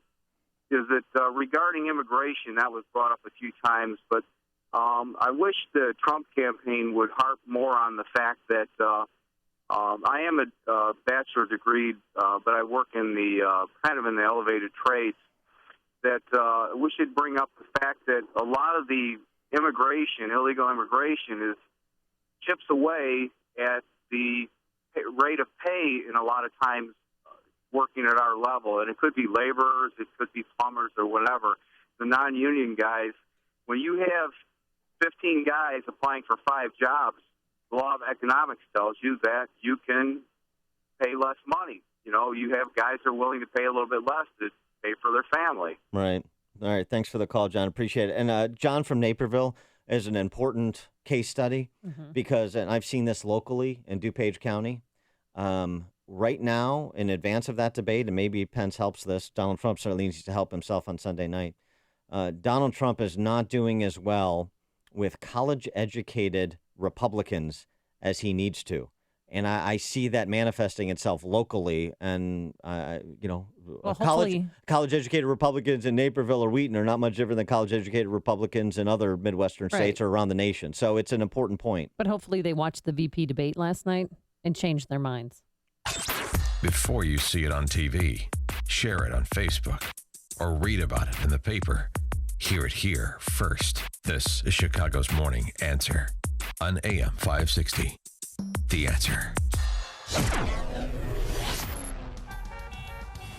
Forecast for today, it's going to be dicey around here, but warm the next couple of days. Today and tomorrow, we both have a chance of an afternoon thunderstorm. A high today of 77, a high tomorrow near 80 degrees. Anything great on the roadways? Here's Jim Delamonte. LAME of growing delays on the inbound Ryan. From 79th to 47th, there's a crash in the two left lanes. The express lanes have some delays there, too, with gapers. We're looking at 30 minutes, 95th to downtown, outbound 15. I-57, 32 minutes, I-80 to the merge, Bishop Ford at 30. Edens, about a 6-minute delay, 2-way to the junction, outbound still fine. The Kennedy, 22 minutes, O'Hare to downtown, outbound 23. The Eisenhower's now 56 minutes, Thorndale to the post office, 42 from Manheim, outbound 45 to Thorndale. Stevenson, 55 minutes, 3:55 to Lakeshore Drive. On Lakeshore Drive at 65th, there was a report of an SUV in the water and a person pulled from the Jackson Park Harbor. So there are crews busy in that area. Jim Talamonte in the AM 560 Traffic Center. Hey, have you wanted to buy a MyPillow? Well, if you have, you're in luck. For this month only, when you buy one premium MyPillow, you still get the second for free, but you'll also receive one of my favorite gifts, 2 Go Anywhere MyPillows. Keep one in your car, take a nap in your car like a lot of the moms do, and put your head on a MyPillow. Go Anywhere MyPillow. It's great. So you're actually getting 4 pillows for the price of 1. MyPillow is the best, and nearly every AM 560 host endorses MyPillow because it is the best. The National Sleep Foundation agrees. They made it their official pillow. Washable to remove all that stuff that accumulates over the years, over the weeks and the months.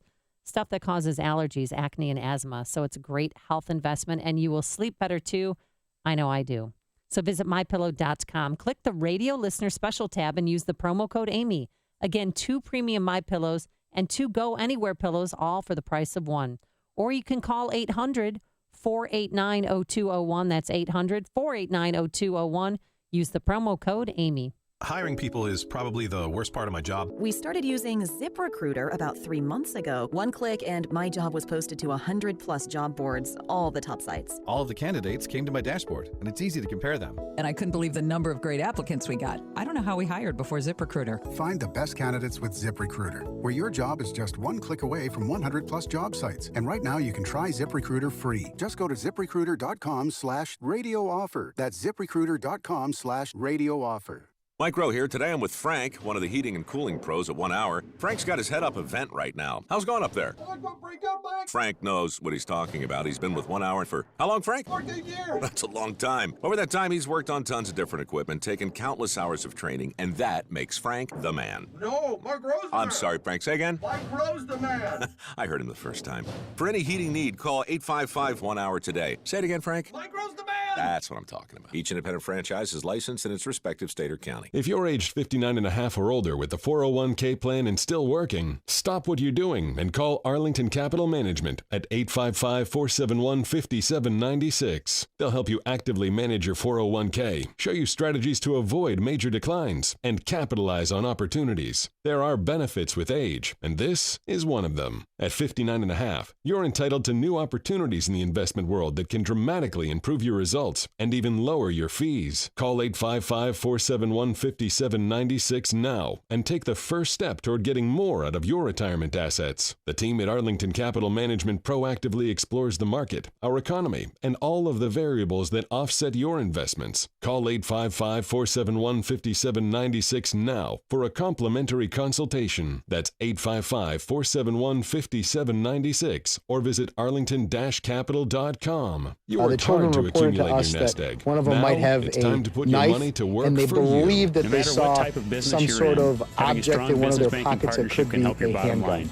I'm Jeff Boundy, president of Cornerstone Just National Bank and terrorize, Trust Company. I guess. So I guess there's no other word for it. Terrorize the public. And relationship are the parents cornerstone especially. of a successful business banking Dennis partnership. Hastert was a Customers monster. like Dr. Steichen Yet he of was Northwest protected Oral by and Maxillofacial outdated Surgery laws. Agree. Hi, my name is Dr. Michael Steichen of Northwest Oral and Maxillofacial Surgery in Arlington Heights, Elgin, and We get all Lake these Surrey. calls about As this an guy oral that's on surgeon campus, and people are like business freaking owner, out I because of this like recognize the whole importance thing that's of happening with relationships. I need a clowns. bank that responds quickly and creatively and understands the unique needs of healthcare practices. Cornerstone has been a To hear about valuable it, like, business actually, partner. in my It's area helped where me my grow daughter my goes to practice school, it and was seize crazy. opportunities as they come up. makes Whether it's a reference line of to credit, any financing, equipment, or real estate, school child, Cornerstone former is school there child for walking me. Thank you, to Doctor. school Please will visit die cornerstonenb.com and makes or I invite reference you to give to me a call the Hobart Middle at School burning. 847-654-3000 to explore a business banking partnership. Equal Opportunity Lender. Member FDIC. Concerned about your gun rights? You should be.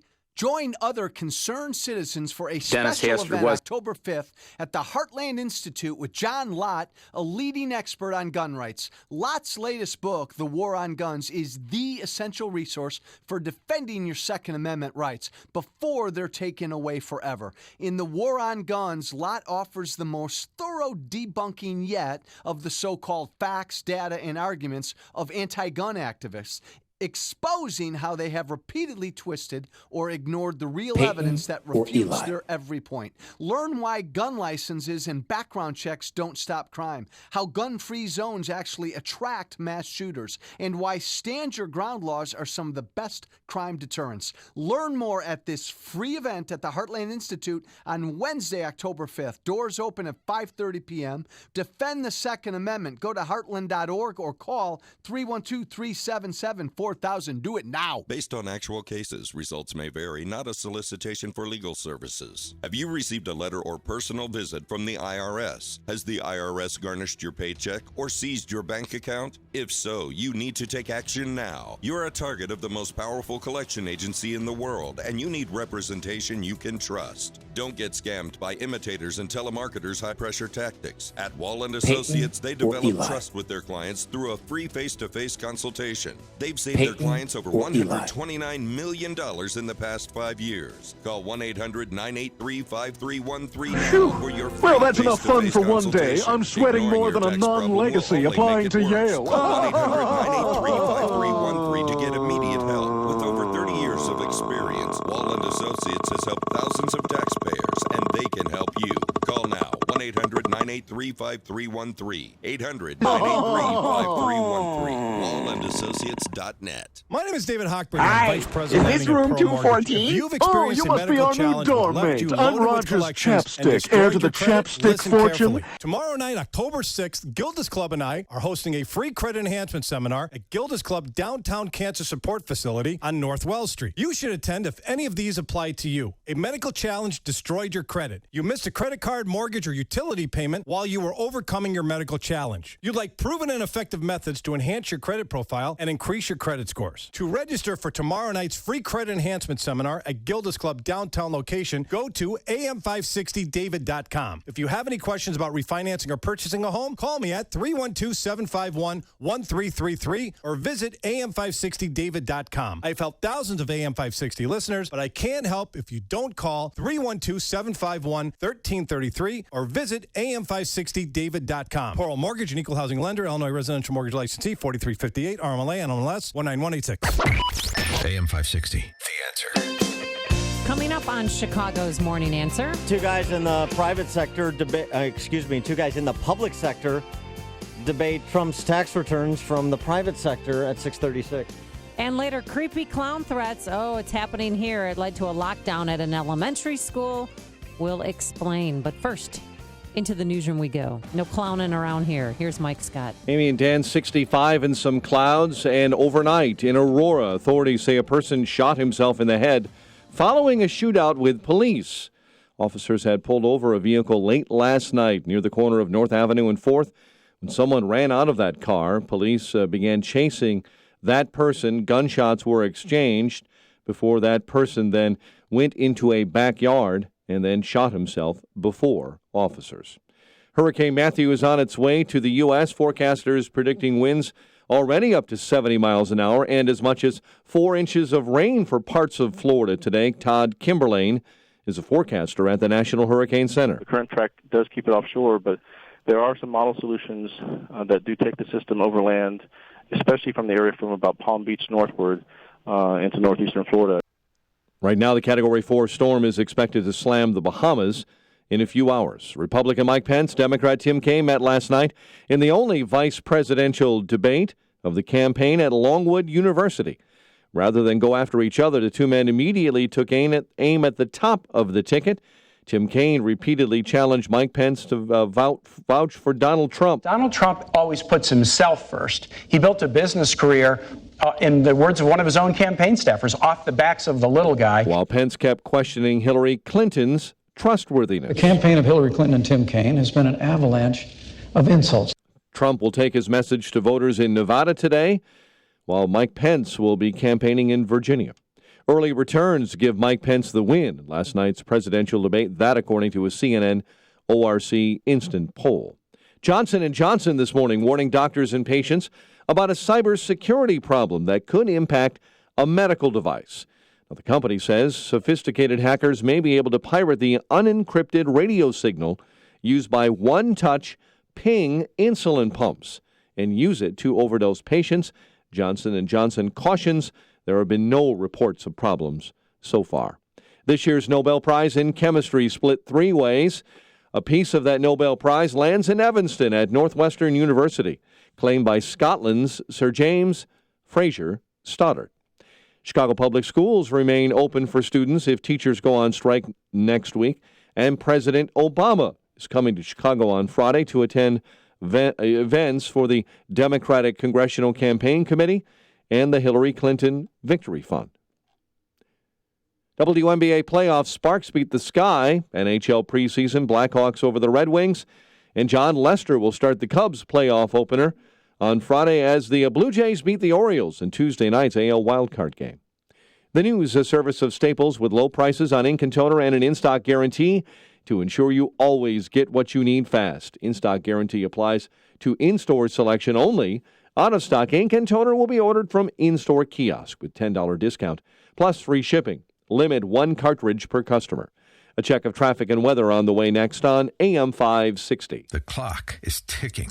The most important political event of the year comes to Chicago on October 29th. It's Freedom Summit 2016, featuring Lieutenant Colonel Alan West, Michelle Malkin, AM 560's Mike Gallagher, Dan Proft, Amy Jacobson, and Joe Walsh. And just added, Dr. Sebastian Gorka, author of Defeating Jihad. Tickets start at just $39 and are available at freedomsummitchicago.com. That's freedomsummitchicago.com. Sponsored in part by Air Comfort, Sol Z, and the Z Team, and by Precision Payroll of America. This hourly segment is brought to you by Papa Nicholas Coffee. Papa Nicholas Coffee, a family tradition since 1897. Mike Rowe here for 1 hour. Today, Chuck is jogging in place to make a point about energy efficiency. I thought I was training for a marathon. He's been at it now for... 3 minutes. And already he's wearing out. I'm not. Your heating and air conditioning systems are a lot like Chuck. Warm yet somehow cool. Wheezing, wasting energy, and probably headed for replacement. You're talking about the air systems, right? Sure, pal. Sure. Call 1 hour before it's too late. Can you do the disclaimer for me? Each independent franchise is licensed in its respective state or county. Thanks. Barbecue grill ready? Check. Cooler packed and loaded? Check. Favorite jersey washed? Check. Lucky socks not washed? Check. Tickets good to go? Check. It's not even game day yet. But when it is, we'll be ready. On the Husky Sports Network. Kickoff between the Western Michigan Broncos and your NIU Huskies is set for this Saturday evening at 5:30. Catch all the action on your home for NIU football. AM 560, The Answer. Our time is 6:37. Let's get a quick update on the roads in the traffic center. Here's Jim. Eden's 27 minutes, Lake Cook to Montrose outbound 21. The Kennedy 36 minutes, O'Hare to downtown outbound 32. The Ike 56 minutes, Thorndale to Loop 45 outbound. The Stevenson 56 minutes, 3:55 to Lakeshore Drive outbound 45. The Ryan after a crash at 47, 35 minutes 95th to downtown. Traffic service of Napa Auto Parts. When you pick up the 99-cent reusable bag from participating Napa Auto Parts stores, you're not just getting a bag. You're getting 20% off the stuff you put in it. That's Napa know-how. While supplies last, minimum 3 items purchased. Some restrictions apply. Offer expires 10/31/16. It's traffic. AM 560, The Answer. Chicago's Morning Answer continues next. Hi. Your official Is this room Chicagoland 204? weather forecast from the AirComfort.com Hi. Weather Center, providing the right climate for business since 1935. Breezy this afternoon, a thunderstorm in spots, high 77. Currently 63. Next news at 7. Chicago's Morning Answer with Dan and Amy continues next on AM 560, The Answer. This hourly segment is sponsored by Financial Planning with Jack Taboda, your 401k specialist. Heard Saturday mornings at 7 right here on AM 560, The Answer.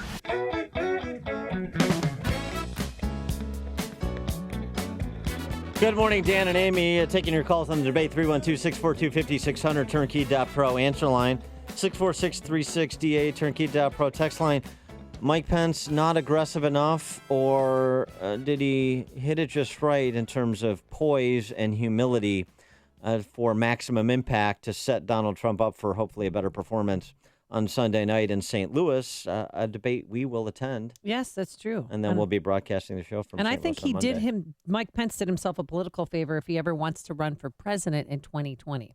I Well- mean, he seemed, I can't say this enough, that he seemed trustworthy, on topic, poise. You know, there's something about poise and grace, and he had it. And it's worth noting, Mike Pence was the visiting team.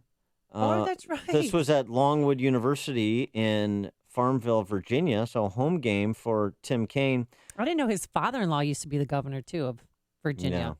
So it's really, they're embedded in Virginia. It was interesting on MSNBC prior to the debate, Jennifer Granholm came on, the former governor of Michigan, and I honestly, Michigan. You could say the same about previous governors of Illinois, Rod Blagojevich and others. How in the world did Michigan ever elect Jennifer Granholm? She is a stone-ass idiot, and she's shrill and obnoxious about it, too. And we'll get to her in a moment. But one of the MSNBC hosts was posing the question to Granholm, wow, about millennials, millennial women. Why aren't they supporting Hillary? And she turned to the assembled sorority girls from Longwood University and asked them their view on one Hillary Clinton. Governor Granholm, last night I had the very fortunate opportunity to hang out at a sorority house here at Longwood. And when I asked the women if they felt connected to Hillary Clinton, they were very, very proud to see a woman get the nomination, but they didn't feel a connection to her. I want to actually ask the crowd behind me. So Hillary Clinton as a candidate, do you feel connected to her? I want to ask the women in the room. What do you think this disconnect is? I mean, clearly, Governor Granholm, you are with her. We're seeing Hillary Clinton pick up steam with more women every day. But why this younger generation, these millennials, do you believe there's this disconnect? I wish I knew. Yeah, I wish she does wish she knew. Well, I used to hope that in my lifetime I'd see a female president, but I don't care about that anymore. And it's not a big deal. I don't know what changed in me, but I don't want her to be the first president. Maybe that's why it's not so important to me. Well, but those girls, they collectively said no. The only girl who screamed yes was Robbie Mook. He was the only one wearing saying the pom-pom yes. uniform. Yeah. But don't you love how these debates have become the game day? You know, you have your band out there, you have the cheerleaders, sometimes the girls' volleyball team. And I mean, it's a great way to publicize your school. It's free publicity. So if you're trying to recruit more students, that's the greatest way to do it. But I don't wonder if that's going to happen at Wash U. Yeah, I was waiting for Chris Fowler and Kirk Herbstreit to break down the debate for us in the pregame and have Lee Corso put on, Mike Pence's head to predict him as the winner. I mean, you're right about that kind of game day atmosphere yesterday. It's completely changed from 4 years ago. But do you think they'll do it at Wash U? I don't know. Do they have a band at Wash U? But there is there's a sister university to Longwood University, a sister school, I should say. It's kind of a feeder school for Longwood University. It's Morningwood Academy. Perhaps you're familiar with it. Also, some color from Morningwood Academy in advance of yesterday's debate. Hi, is this room 214? Oh, you must be our new dorm mate. I'm Rogers Chapstick, heir to the Chapstick fortune, and this is Virgil MasterCard, heir to the MasterCard fortune. Oh, yes, how do you do?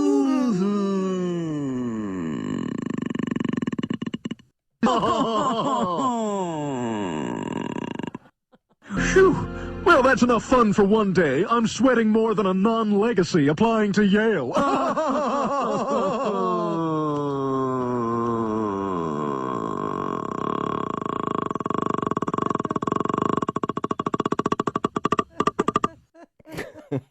I hope Virgil MasterCard gets to ask the first question at the Sunday night town hall. I can't. I think could that just would hear be that good. all day.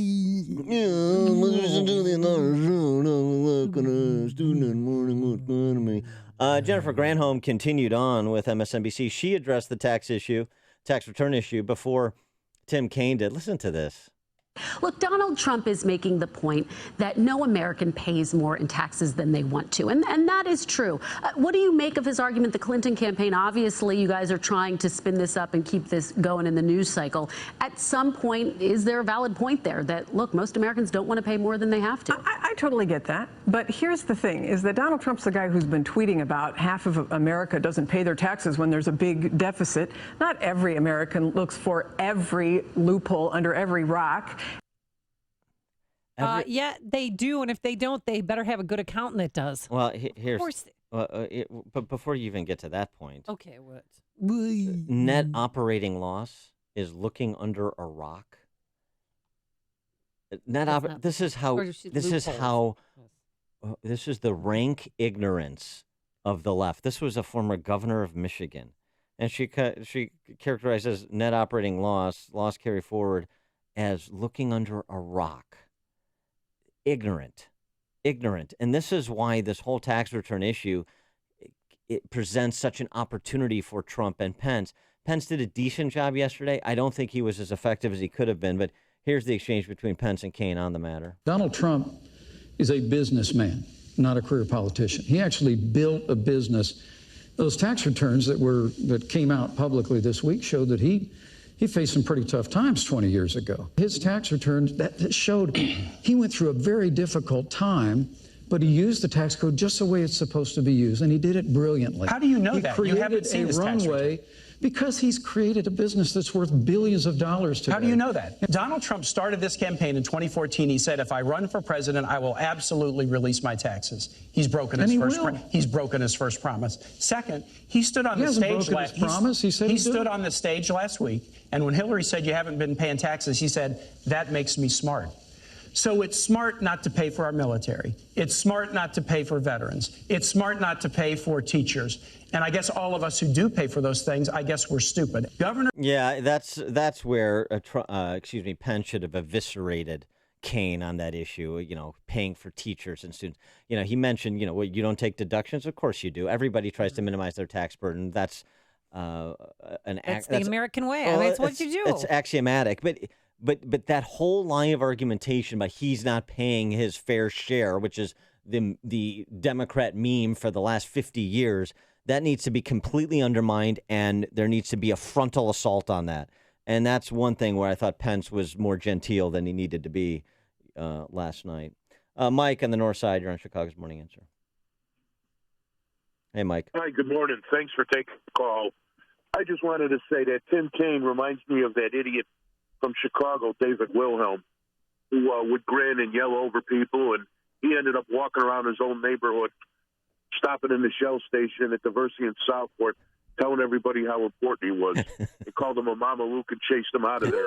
If Tim Kaine wants to talk about lies, well, you know what? When Trump lied, nobody died, unlike Hillary and Benghazi. I've seen that bumper sticker. Mike. Hillary lied and 4 people died. Randy in Crown Point. Morning, guys. I'm going to shift my gears a little bit. With regard to Trump's taxes, the reality is that, okay, maybe Trump didn't pay taxes 20 years ago because of the business laws. But let's extrapolate this into the bigger picture. How many people does he employ as a business owner that does contribute? Do we not give him credit for creating tens of thousands of jobs throughout this country that are good-paying jobs in the hospitality industry and in the construction industry that do pay taxes?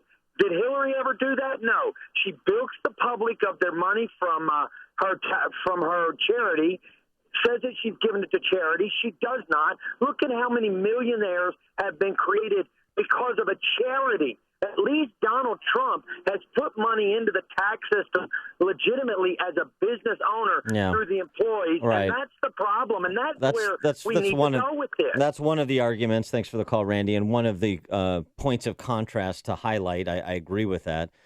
So talking about an entrepreneur who takes productive risks for the benefit of those around him, those that he employs, as compared to these house cats in the public sector who've lived off everybody else's labor for the past 20 or in Hillary's case 35 years.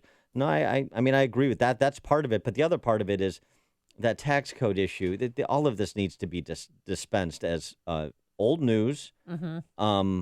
I'm getting sick of hearing about it. Positively pedestrian, and then it needs to be flipped on Hillary, as Randy's so indicating, to present the contrast between a creator and a suckerfish.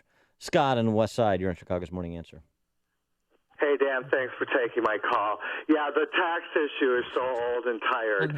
Anybody who's ever filed any type of business return understands that it's a non-issue. It's a non-starter. The only people that don't understand it are possibly the people that have never produced anything and that maybe not even filing taxes and probably won't vote anyway. I really do wish that the Trump would handle it head on and dispose of the issue, because I'm tired of hearing about it, knowing that it's a nothing issue. Thanks, Scott. You're listening to Chicago's Morning Answer with Dan Proft and Amy Jacobson on AM 560. The Answer.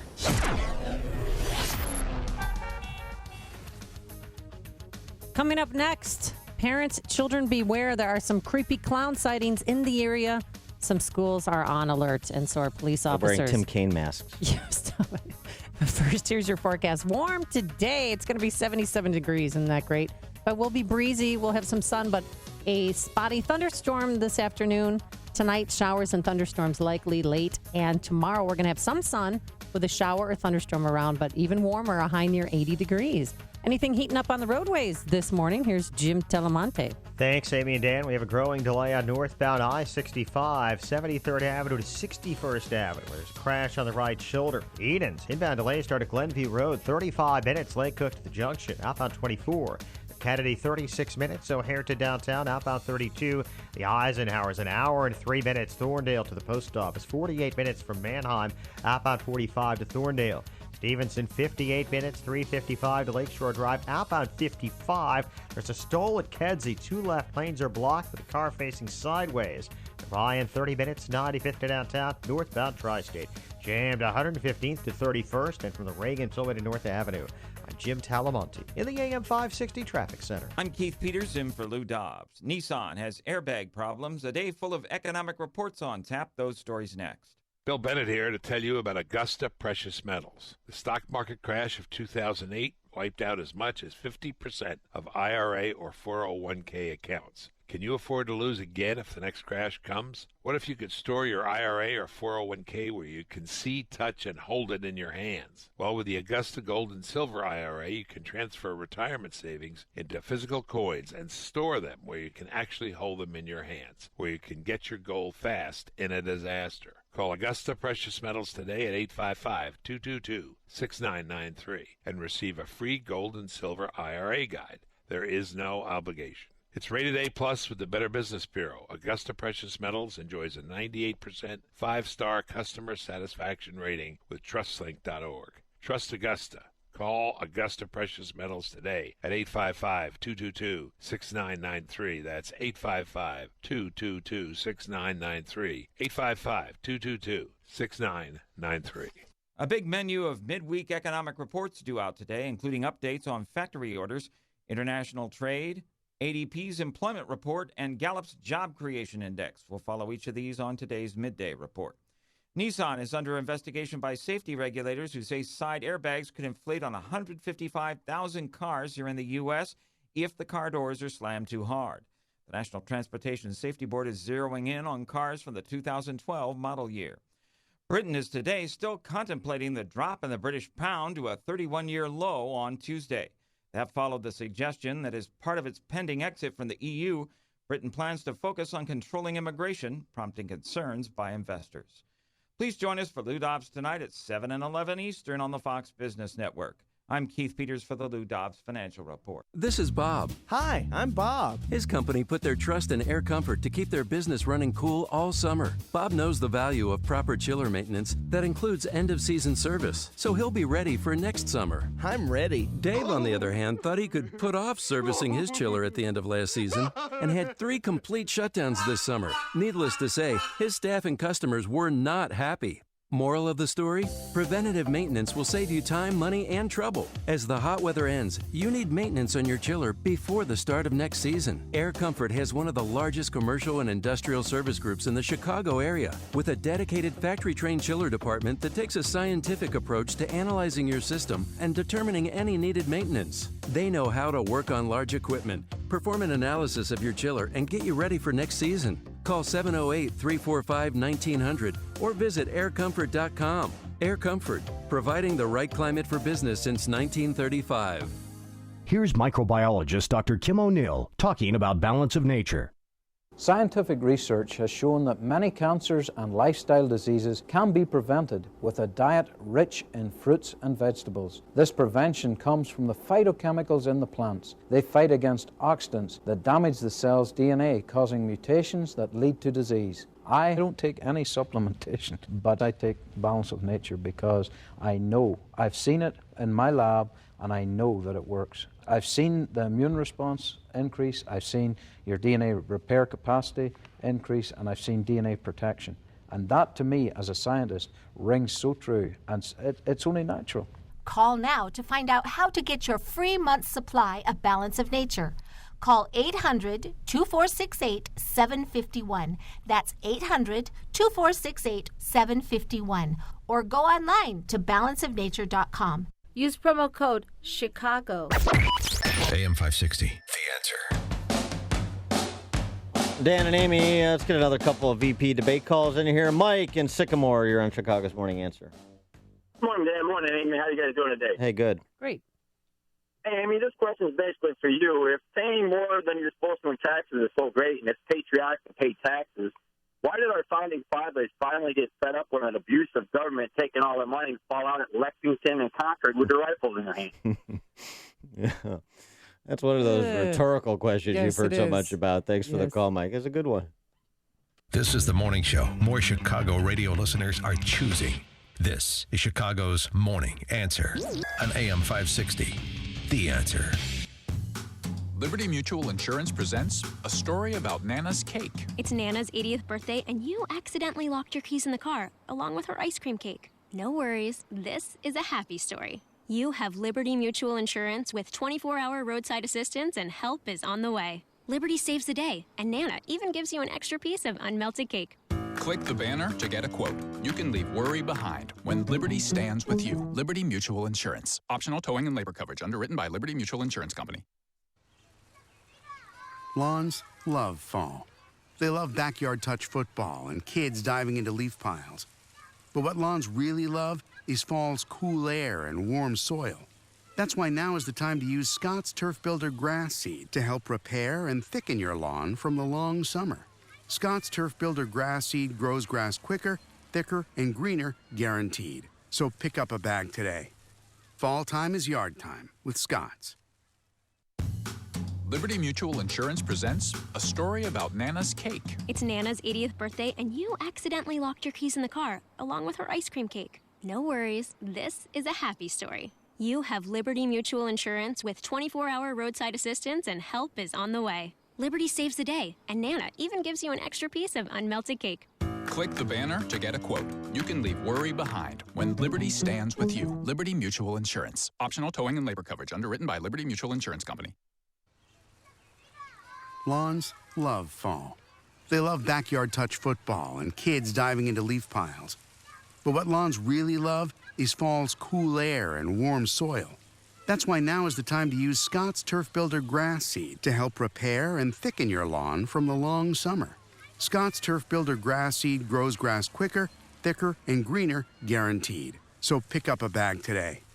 Fall time is yard time with Scott's.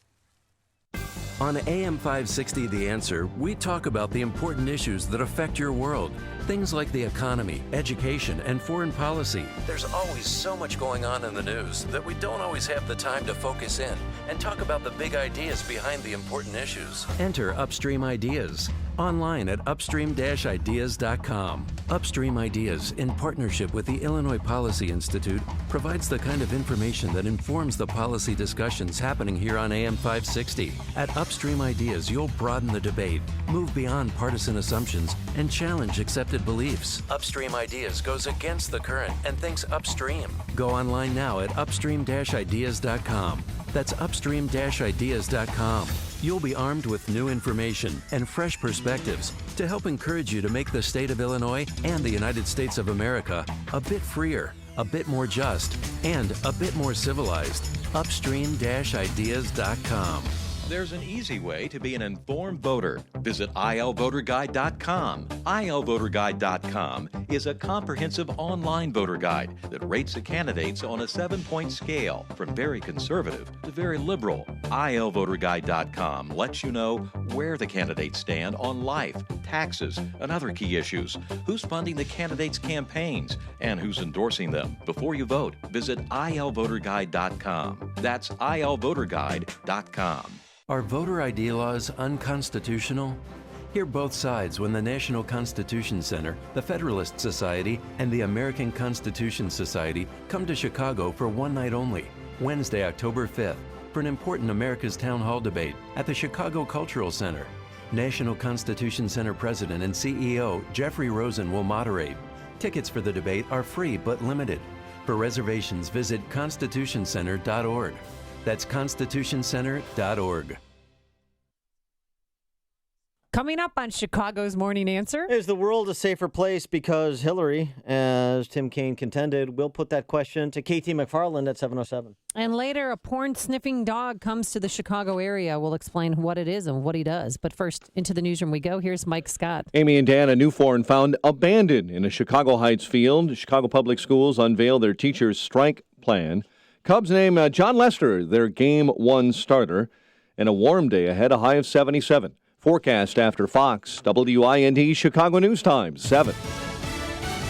Fox News Radio, I'm Dave Anthony. The policies of this administration, which Hillary Clinton and Senator Kaine want to continue, have run this economy into a ditch. These guys say all Mexicans are bad, and with respect to Mike Pence and Tim Kaine clashed over the economy, immigration, tax return, and email controversies. It was the only VP debate. Some fool or maniac could trigger a catastrophic event.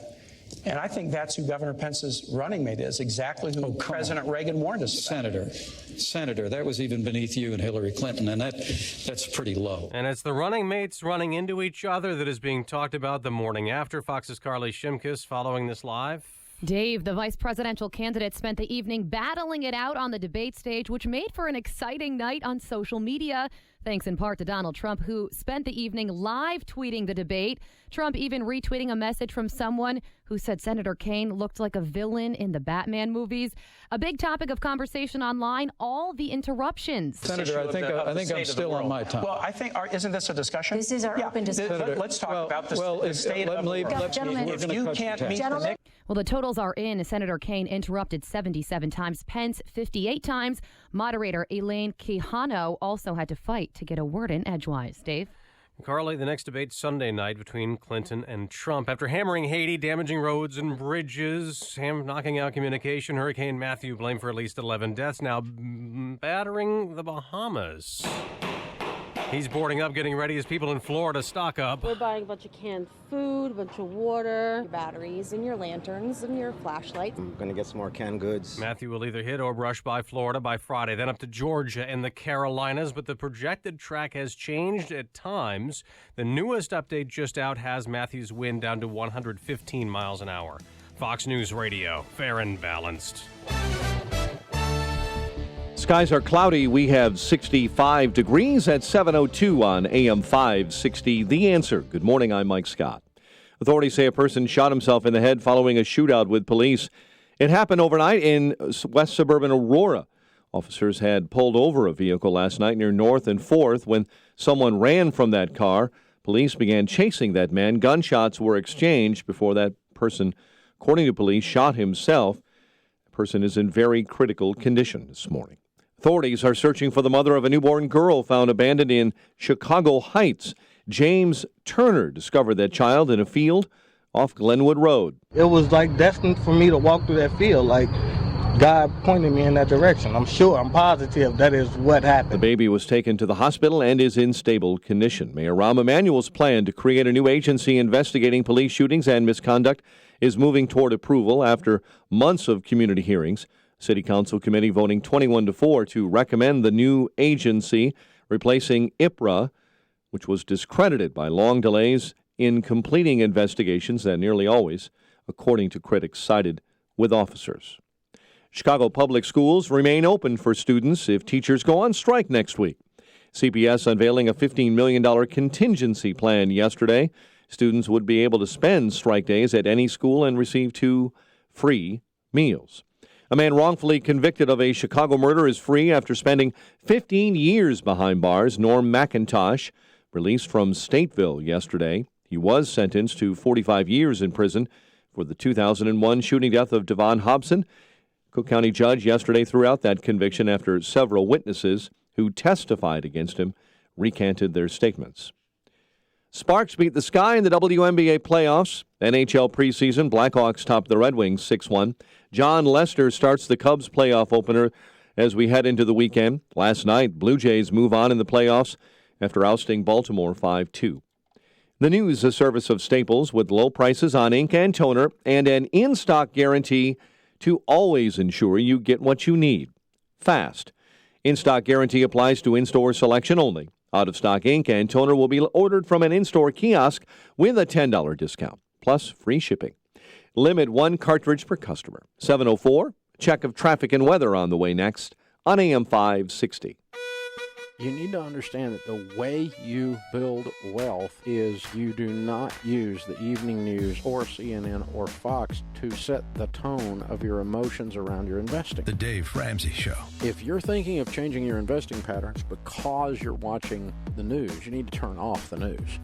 You are in charge of your destiny. Dave Ramsey. Weeknights starting at 7. Presented by Wintrust Community Bank on AM 560. The Answer. I'm Jay Farner, president of Quicken Loans. Mortgage rates have dropped again. In fact, recently, mortgage rates have dropped to the second lowest level in history. Now is the time for you to take advantage of these historically low rates and save serious money every month by refinancing your mortgage. The rate today on a 30-year fixed-rate mortgage is all the way down to 3.5%, APR 3.57%. Call Quicken Loans today at 800-QUICKEN to see how far we can lower your mortgage payment. For 6 years in a row now, J.D. Power has ranked Quicken Loans highest in the nation in customer satisfaction for primary mortgage origination. And for the 3rd year, they also ranked us highest in the nation for mortgage servicing. It's a great time to refinance with Quicken Loans and save hundreds every month. This ultra-low rate of 3.5% won't last long. So call 800-QUICKEN or go to QuickenLoans.com. That's 800-QUICKEN. Visit jdpower.com for award information. Call for cost information and conditions. Equal housing lender. Licensed in all 50 states. NMLS ConsumerAccess.org, number 3030. 7:06. Let's check the roads. AM 560 traffic center time. Here's Jim Talamonte. Thanks, Mike. It's heavier now on the Kennedy, running 45 minutes either way between O'Hare and downtown. Inbound, the express lanes will save 5 or 6 minutes. Eden's 35 minutes. Lake Cook to Montrose, outbound 30. The Eisenhower's an hour and 10 minutes. Thorndale to the post office. 52 minutes from Manheim. Outbound 45 to Thorndale. Stevenson, an hour and 10 minutes. 3:55 to Lakeshore Drive. Outbound an hour. The stall at Kedzie in the 2 left lanes. Ryan, 28 minutes from 95th to the Loop.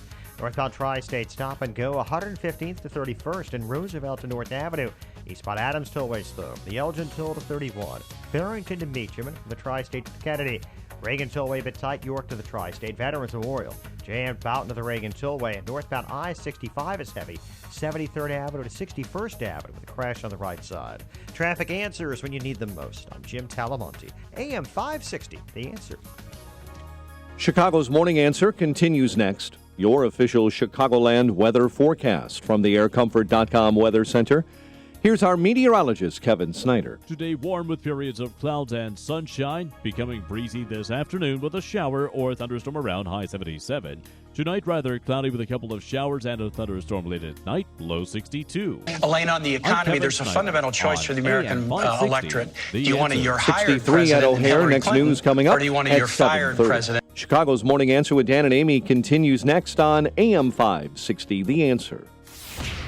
This hourly segment is brought to you by The Lou Bridges Show. Get foreclosure defense solutions that may save your home. Saturday mornings at 8 on AM 560, The Answer. Good morning. Welcome to your Wednesday morning briefing. Here's what you need to know to start your day. Let me talk about this Senator, issue. I think I'm still on my time. Well, I think, isn't this a discussion? This is our open discussion. Let's talk about this. Let me interrupt you and finish my sentence if I can. Okay, now I can wait. She had a private server. I get to weigh in. That was discovered. Which I did raise. Senator, keep that pay-to-play. He wouldn't support troops. I quit.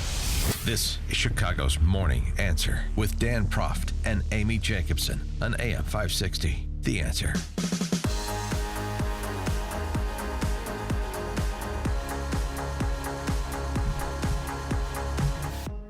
Good morning, Dan and Amy. So, vice presidential debate last night. It worked so well for Obama and Joe Biden that Tim Kaine thought he would rinse and repeat the old Bin Laden's dead and GM's alive. That was Bin Laden is one of Hillary Clinton's signature foreign policy accomplishments, according to Tim Kaine. And that's made the world safer, in part. And I didn't like that, though. I mean, him taking accomplishments for that. That was a bit of a stretch, don't you think? Well, it's a bit of a chore to find foreign policy accomplishments for Hillary, so Kaine didn't have an easy job. And then the exchange over Putin, and it was Kaine focusing on Trump's comments about Putin and Pence responding. And this is one of those moments where if Donald Trump is going to do a little prep work between now and Sunday, this is one of the answers that he may want to cut and paste from Mike Pence. Donald Trump is a businessman, not a career politician. He actually... That's not the one, but this is. Mr. Trump said, quote, Putin has no respect for Hillary Clinton and no respect for Obama. Do you think he'll respect a Trump-Pence administration? Strength. Plain and simple. Business. Donald Trump, that's nonsense. Donald Trump's son leader says who is that the going Trump to lead with American strength. We're going to rebuild our military. And let me say this whole Putin thing. Look, America is stronger than Russia. Our economy is 16 times larger than the Russian economy. America's political system is superior to the crony, corrupt capitalist system in Russia in every way. When Donald Trump and I observe that, as I've said, in Syria, in Iran, in Ukraine, that the small and bullying leader of Russia has been stronger on the world stage than this administration, that's stating painful facts. That's not an endorsement of Vladimir Putin. That's an indictment of the weak and feckless leadership of Hillary Clinton and Barack Obama. Bingo! And for more on this and the question that was batted back and forth with the moderator sometimes chiming in about the world being a safer place thanks to President Obama and Hillary Clinton in the last 7.5 years of their reign, we're joined by our friend, Fox News national security analyst KT McFarland. KT, thanks for being with us again. Appreciate it. Good morning, Dan and Amy. Well, what about that question? The world is safer because we have fewer troops in theaters in Iraq and Afghanistan, the Middle East. We've got Bin Laden in the grave, and I don't know. There were a couple other things Tim Kaine came up with that I can't remember because they were unmemorable. But what about the larger question? Well, Kaine had a harder time because it's a pretty failed foreign policy no matter which continent you pick, and so he was kind of grasping at straws. As far as what Pence did when he said, with the response to the Putin question, I thought it was the best answer of the night when he said strength. You know, if you look at Russian history, what do they respect? Strength. Who did they actually deal well with? Reagan, strength. How did we win the Cold War without firing a shot? Using our economic strength, our political and ideological strength. We didn't have to fight them because we did them in using the other elements of national power that the United States has an advantage in, technology, the economy, our political system. So I thought Pence had not only a great night, but that was a particularly good answer. Well, and on the topic of Russia and Putin, the debater or the moderator, Elaine, went back to ask Senator Kaine about the Russian reset. What went wrong? And Kaine's answer was also instructive. It presented a nice contrast.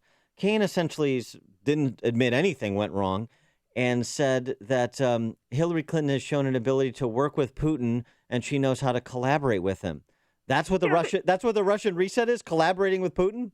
Well, and it's a left-wing sort of fantasy that as long as you're negotiating, as long as you're sitting down at a table and talking, somehow things are getting better. No, they're not. They're only getting better if you're negotiating from a position of strength. Because if you're not, if you're negotiating from a position of weakness or you've given up your leverage, you're not negotiating. You're begging. No, you're just hoping for the best. Maybe things will turn out well in the end. You know, rainbows and puppies and unicorns. No, when you negotiate with the Russians, you do it from a position of strength. And then you tell them what you want. And privately, you're tough with them. Publicly, you're probably respectful of them. And the whole approach that the Obama administration has had from the very beginning was, after the 5 minutes of Hillary's reset, President Obama continued to lecture. He has lectured Vladimir Putin for 7 years. You know, the great arc of history is turning against you. Mr. Putin, what you don't understand is blah, blah, blah, blah, blah. And just, I'm sorry to interrupt, but and just 1.2, and when you're not strong with them, you get kicked out of Syria. Well, you get kicked out of Syria. Look, we left Syria, and we're now no longer in a position to shape events. And when Kerry said, well, we're having negotiations with the Russians, no, you're not. You just had a photo op. You're not. They don't care if you're there or not. And the new Middle East reality is it's a Russian, Iranian, Iraqi, Assad of Syria alliance. And if the United States gets in the middle of it, too bad for you. Well, before we get to Syria, I just wanted to get your opinion on this because Russians were polled. A majority of the citizens there want Donald Trump to be president. Putin wants Trump to be president. Why is that? Putin wants Trump? I don't think Putin wants Trump. I don't think Putin cares who's going to be president. I think he's got a plan either way. And his plan for now is to try to disrupt the American election. Why? Because he thinks it's payback. He thinks we've interrupted and interfered with the Ukrainian election, with the Russian election. Did we? Did we not? It's in his mind, we did. So for him, this is legitimate payback. I think the way you deal with Russia is the way Pence outlined. First, build up the military. That's what Reagan understood. If you don't have any leverage, go get some. And the way we get leverage is we rebuild our military. Secondly, publicly, acknowledge that Putin has taken his country from the desperate times of the 1990s when people were going to the McDonald's in Red Square and going out the back and hoping to get food that was left in some of the containers because otherwise they weren't eating for the day. Putin has rebuilt his country. He has been good for his country. He's been terrible for us, but he's been good for his country. He's had a weak hand, and he's played it very well at home and abroad. But that hand is playing out to the extent that his economy is 1/16 the size of ours. Excuse me. And his economy is not going to get any better because oil prices, which is his economy, have collapsed. They're not going back up, and Putin needs a strategic partner. I would, if Putin is as desperate as I think he is in private, not in public, but in private, I think we have an opportunity to offer him a deal. You get out of the Middle East, you get out of Europe, you don't have an alliance, a military alliance with Iran. We'll work together to defeat radical Islam, and we will help you develop the parts of your economy which you need. We are the only ones who can do that. And I just want to clarify something. He's been good for his country, but not if you're freedom-loving. He hasn't been good for his country if you're a journalist or you're a musician or you're... No, right, I just want to clarify that. Fair enough. No, he has not been expanded the rights of his people, but he's expanded the power of his people and the standard of living of his people. Well, one of the other interested strategic allies of Vlad Putin is Iran, and according to Tim Kaine, again, an accomplishment of Hillary and Obama is preventing Iran from getting nuclear weapons. Oh, please. They have given Iran a legal path to a nuclear weapon within a decade. The loophole in the nuke deal, there were two. One, they didn't prevent Iran from buying nuclear weapons from somebody else. In other words, North Korea, which Iran and North Korea have collaborated on their nuclear programs. They also, by giving Iran all the money, have given Iran the money to buy nuclear weapons from somebody. And the second loophole was that they never talked about the missile systems. Now, why do those matter? Because the only way you can get a nuclear weapon from Iran to the United States is on the back of a missile. So they should have prevented missile development as well as nuclear development. So I think the deal was flawed from the get-go. And the more and more we find out about it, there were secret side deals. We lifted the sanctions early. We've delivered the money in cash on pallets in an unmarked plane in the dark of the night in a remote corner of an airport. All these things added together show that this administration was desperate for an Iran deal, even one that was endangered American national security, because they wanted the bragging rights and the legacy of saying, we got an Iran deal. I want to move over to Syria. One of the headlines yesterday was that the White House warns of quote-unquote actions if Russia won't negotiate. Is there a possibility of bringing ground troops into Syria? Is President Obama considering that? I think he's just trying to buy time. I think he's got the clock on the wall, and he says every morning, what can I do to get to that point where I don't have to get involved in the Middle East? So that his grand scheme is to say, I'm the guy that got us out of the Middle East. The guy before me, George Bush, is the one that started the Iraq War. The guy after me, or gal after me, is the one who had to lose it. Me, Obama, I just bought time. Nothing bad happened on my watch. Will he put? We already have 5,000 ground troops in Syria, in Iraq and Syria. And the argument that, we had to get out, which is what the argument in the debate was last night. We had to get out because we couldn't get a status of forces agreement with Iraq, so we had to pull our 10,000 troops out. Well, wait a minute. You got 5,000 troops back in now, and you don't have that status of forces agreement. So that's a phony argument. And what will Obama try to do? My guess is that every American forces in the region is going to try to duck under cover when the Russian planes come by so that we don't have an incident. Now, not only is it a phony argument, it was news to Hillary that we still had troops on the ground in Iraq per the first debate. With respect to Syria, it was another interesting moment. Kaine agreeing with Pence about the concept for a safe zone refugee camp for Syrian refugees in the region as opposed to in places like Indianapolis. Right. That's not a position Hillary Clinton has taken because she wants to increase the number of Syrian refugees that we take in by a factor of 20. Yeah, and without proper vetting. I mean, this is always sort of makes me scratch my head. If the Democrats say they're these great humanitarians, right? Well, the humanitarian thing to do about the refugee crisis in Syria, don't bring them to a country, don't take them to Europe or to the United States where they don't speak the language, they don't know the culture, they can't assimilate, they can't get jobs, they don't have any friends, and they're out of their comfort zone. Put them in safe zones in the Middle East, safe zones that the Europeans will pay for, that the Gulf Arabs will pay for, safe zones that the Russians would probably go along with and agree to because it gets the people out of the places where the bombing is. Put the safe zones on the border with Turkey and Kurdistan, put them on the various borders where there is no fighting right now, and make them safe areas where refugees can go. And don't just make them tent cities. Build real proper buildings, have schools, have medical facilities there.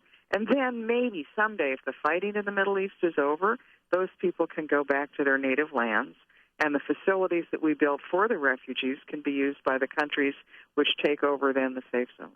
She is Katie McFarland, Fox News. Way too practical, don't you think? Yes. Yeah, well, exactly. You make too much sense as always. And she makes sense on Fox News as a national security analyst and host of DEF CON 3 at foxnews.com. KT, always enjoyable and educational. Thanks for being with us. Thank you. Bye. And she joined us on our turnkey.pro answer line. Listen to Dan and Amy on your smartphone. Download the AM560 mobile app today at 560theanswer.com/mobile. Your call's coming up next. 312-642-5600 is our turnkey.pro answer line. And here's the answer for what the weather's going to be like today. It's going to be warm. We're going to have some clouds that you see right now. Can't rule out a passing shower or thunderstorm in the afternoon, a high of 77 degrees. Tonight, the showers and thunderstorms continue. And again, warm and humid tomorrow with a chance of a shower, a high of 78.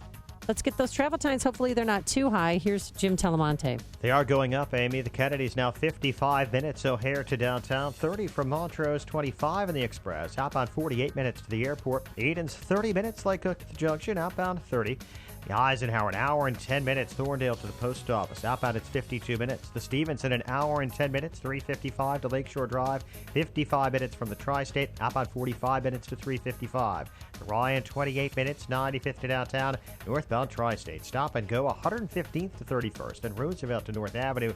Northbound Veterans Memorial. Really jammed from I-55 to the Reagan Tollway. And there are mild delays. Findlay to Roosevelt and Army Trail to 290.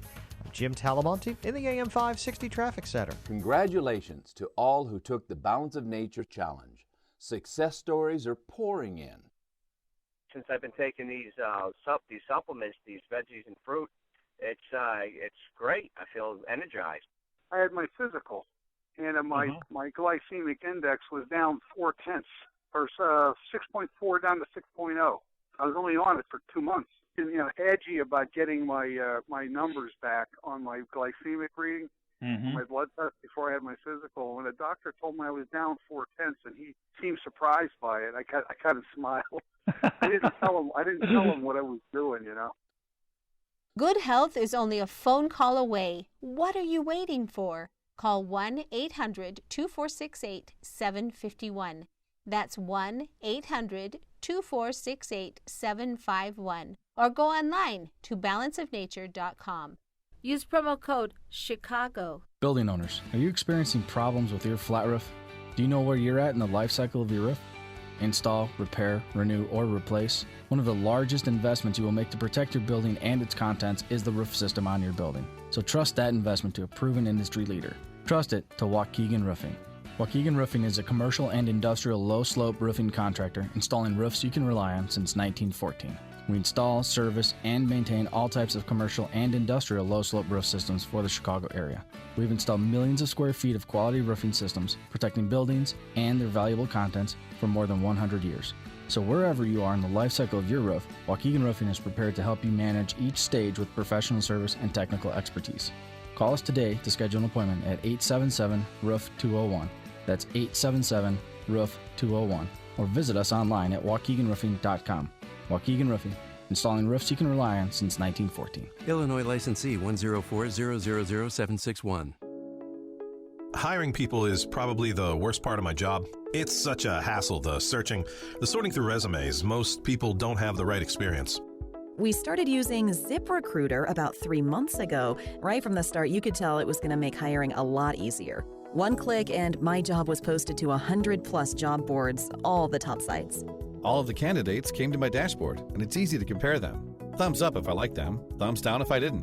No emails and attachments, printing up docs, phone calls, none of that. And I couldn't believe the number of great applicants we got. I had the person we needed within 1 week. I don't know how we hired before ZipRecruiter. Whether you're looking to fill one position or 20, find the best candidates with ZipRecruiter, where your job is just one click away from 100+ job sites. ZipRecruiter, the fastest way to hire. And right now you can try ZipRecruiter free. Just go to ZipRecruiter.com/work. That's ZipRecruiter.com/work. ZipRecruiter.com/work. AM 560, The Answer. See Alan West and Michelle Malkin at Freedom Summit Chicago 2016. Tickets are on sale now at freedomsummitchicago.com. Dan and Amy, let's take some calls, get some debate reaction. What KT McFarland had to say about some of the national security issues that were discussed between Governor Pence and Senator Kaine. Ralph and Rantoul, you're on Chicago's Morning Answer. Yeah, good morning. I know that Hillary likes to tout her world experience when she starts talking about security. I mean, the thing last night, which I found interesting and should be instructive to Trump, is, number one, Gary Johnson doesn't even know where Aleppo is, and when asked, or Farmville, Virginia, for that matter. Right, and his favorite world leader, at a last ditch, he could have said, like, maybe Santa Claus, because he rules the North Pole. Yeah. Hillary confuses state-sponsored tourism for accomplishment. And I think when Trump talked about Putin being strong, it was apparent to anybody who really understands the uselessness and weakness and dangerous results of Obama's foreign policy is that Putin has been strong. We shouldn't let some KGB thug push the United States around in parts of the world where blood and treasure was spent, moving those thugs out. And we're letting that little beady-eyed thug back in. You know, Trump, I hope he prepares better for the next one, because I think Pence showed him what thoughtful responses can do to destroy really stupid liberal rhetoric. And Ralph, I hope you'll be okay if I send the state-sponsored tourism is Hillary's concern versus state-sponsored terrorism, which is Donald Trump's concern. Can I send that little flourish to Trump for his use on Sunday nights, if I attribute it to you? As long as you, cite it, give an attribution would be great. All right, very good. Thanks, Ralph. Appreciate that. Mike in Valpo, you're on Chicago's Morning Answer. Good morning. How are you today? Morning. Mike Pence is not one of my favorite people. I live in Indiana. He eviscerated unions, but I got to tell you what, this guy last night smoked Tim Kaine. Tim Kaine just continued the party line of Hillary Clinton and the Democratic Party, and Mike Pence actually looked presidential last night. Yeah. So I think that that was a good indication for the American people of what to expect if Donald Trump becomes the president of the United States. Thanks for the call, Mike. Appreciate that. He did. Mike Pence had to stop the bleeding after Donald Trump's horrible week, and he didn't go tit for tat. He answered the questions reasonably, and he wasn't a child like Tim Kaine, just constantly interrupting. I'll tell you what. I mean, it was to the point where I wanted to throw something at the TV. I'll tell you what. One other thing Mike Pence accomplished last night that's very, very important. What? He demonstrated that a radio talk show host can be president of the United States. So, Amy, there's hope for you. The stories you need to know to start your day. This is Chicago's Morning Answer on AM 560. The Answer. Hi, I'm Tom Sadeka, President and CEO of Precision Payroll of America. We're the 33-year-old company whose first employee and first client are still working together. We have so many wonderful clients, but with me today is someone very special. Hi, I'm Charlie Kirk, founder of Turning Point USA. We are a nonprofit student organization battling the bias and indoctrination in America's high schools and colleges every day. We are on over 1,000 campuses and continue to grow. Precision Payroll has been there since day one and has helped us immensely as we grew to a truly national organization. No one in the business is better than Precision Payroll. Thank you, Tom. Thank you, Charlie. What you're doing is so important. To learn more and help, go to tpusa.com. That's tpusa.com. And for your business, let Precision Payroll make a difference for you. Call Tom at 630-242-1507. That's 630-242-1507. Or online at precisionpayroll.com. Thank you, Charlie. If you're serious about selling your home, now's the time. Supply is low, and it's a great seller's market in many Chicagoland neighborhoods. This is Michael Medved, and I've done some research, and along with my Salem radio colleagues Mike Gallagher and Dennis Prager, we all recommend that you call Saul. Saul Z and the Z team are so good that if they don't sell your home in 59 days, they'll sell it for free. Guaranteed. Saul is ranked 106 out of 1.2 million agents by the Wall Street Journal. His proven marketing system is so effective that he sells on average a home every single day. Now, he does it by attracting multiple full-price offers that increase demand and help sell your home fast and at the highest price. It's a no-brainer. If I were selling a home in Chicagoland, I'd call Saul. Go online to callsaul.net. That's callsaul.net. Or call Saul now at 888-346-0666. That's callsaul.net or 888-346-0666. You'd better call Saul. AM 560, The Answer. And coming up on Chicago's Morning Answer, We'll talk to Trump economic advisor Steve Moore about the discussion with respect to tax policy between Pence and Kaine last night. That's at 7:37. and no joking or clowning around now. That national creepy clown phenomenon hits Northwest Indiana and a suburb here in Chicago. We'll explain. But first, into the newsroom we go. Here is Mike Scott. Amy and Dan, Hurricane Matthew is on its way to the U.S. Forecasters predicting winds at 70 miles an hour or more, and as much as 4 inches of rain for parts of Florida already this morning. South Carolina Governor Nikki Haley says folks in that state should fuel up and get out. Our goal is to make sure that you basically get 100 miles away from the coast. So wherever you are on the coast, we want you to get 100 miles away from that. It's a Category 4 storm right now. Maximum sustained winds 140 miles an hour and leaving behind wreckage and death in the Bahamas and Haiti. Vice presidential nominees Tim Kaine and Mike Pence have very different views of what law enforcement in America should look like. In their debate last night, Kaine said the best way to address the gap between police and the public is through community policing. That would be a big mistake because it polarizes the relationship between the police and the community.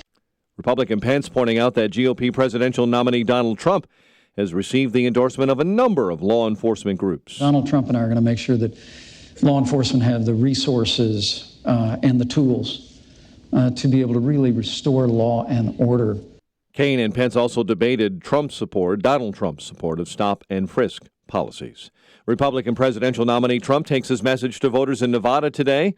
Democrat Hillary Clinton campaigns in Washington, D.C. Authorities say a person shot himself in the head and remains in critical condition this morning following a shootout with police in Aurora near North Avenue and 4th Street. Authorities are searching for the mother of a newborn girl found abandoned in Chicago Heights. Police say the child was discovered in a field yesterday off Glenwood Road. And this year's Nobel Prize in Chemistry being split 3 ways. Part of that will land in Evanston as Scotland's Sir James Fraser Stoddart, who teaches at Northwestern, will share that honor with chemists from France and the Netherlands. WNBA playoff action. Sparks bounced the sky from the semifinals with a 95-75 win, but Candace Parker of Naperville Central did have 29 for the winners. Blackhawks over the Red Wings 6-1 in the NHL preseason. It's the Blue Jays over the Orioles in Tuesday night's AL wildcard game, 5-2, and John Lester gets the Cubs' playoff opening start. The news, a service of Staples. Staples has low prices on ink and toner and an in-stock guarantee to ensure you always get what you need fast. In-stock guarantee applies to in-store selection only. Out-of-stock ink and toner will be ordered from in-store kiosk with $10 discount plus free shipping. Limit 1 cartridge per customer. 7:34. A check of traffic and weather on the way next on AM 560. Mike Gallagher reacts to the first presidential debate. Lester Holt was a joke. Lester Holt challenged Trump on his answers 6 times. With follow-up questions, ask me how many times Lester Holt challenged Hillary. Try 0. So here's Trump, once again, having to fend off everybody, the moderator and his opponent. The Mike Gallagher Show. Weekdays at 9, right before Dennis Prager at 11 on AM 560. The Answer. Remodel your kitchen with Galaxy. Buy 1 cabinet and get 1 free with free financing and design services. Call 773-783-8300.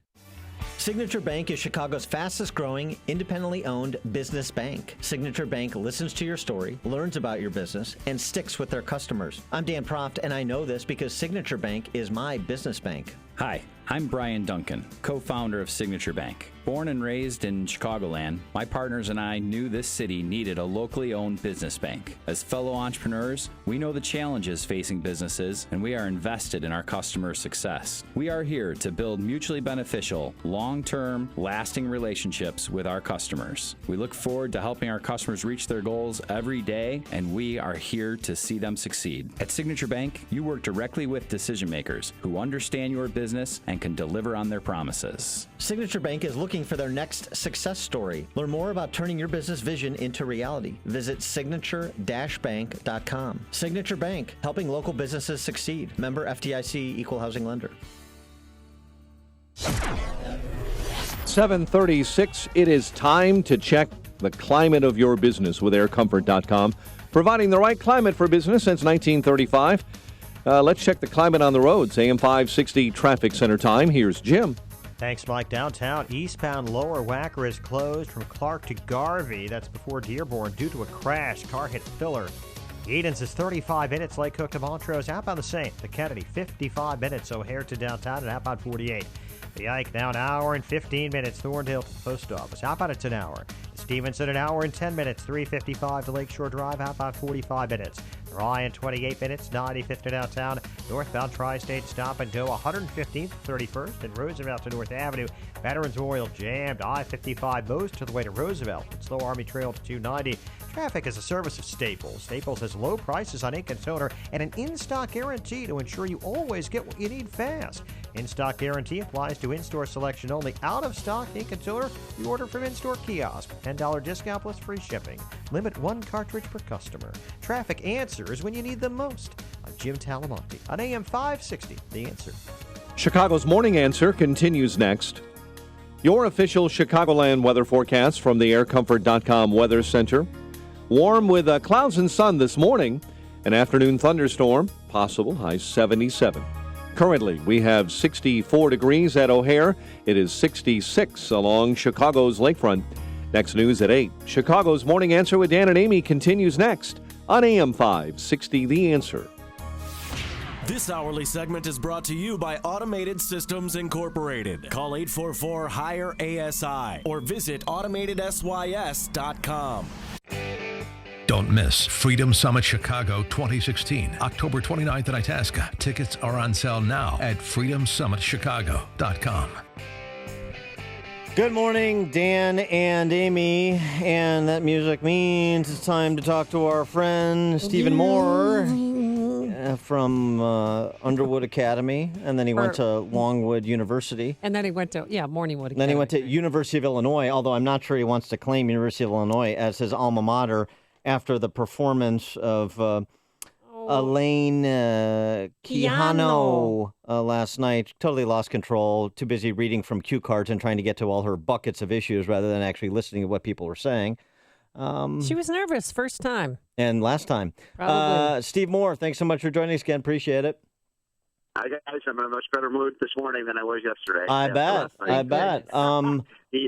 By the way, I'm going to take a slight bit of credit. I worked with Mike Pence on the debate preparation, and it was an amazing performance. A star was born last night in the Republican Party and Mike Pence. He did a heck of a job, but VP debates don't really ever change the outcome of the presidential election. But for me, because I know how you're trying to get me to become a Trump supporter, he actually brought some credibility and trustworthiness to the ticket.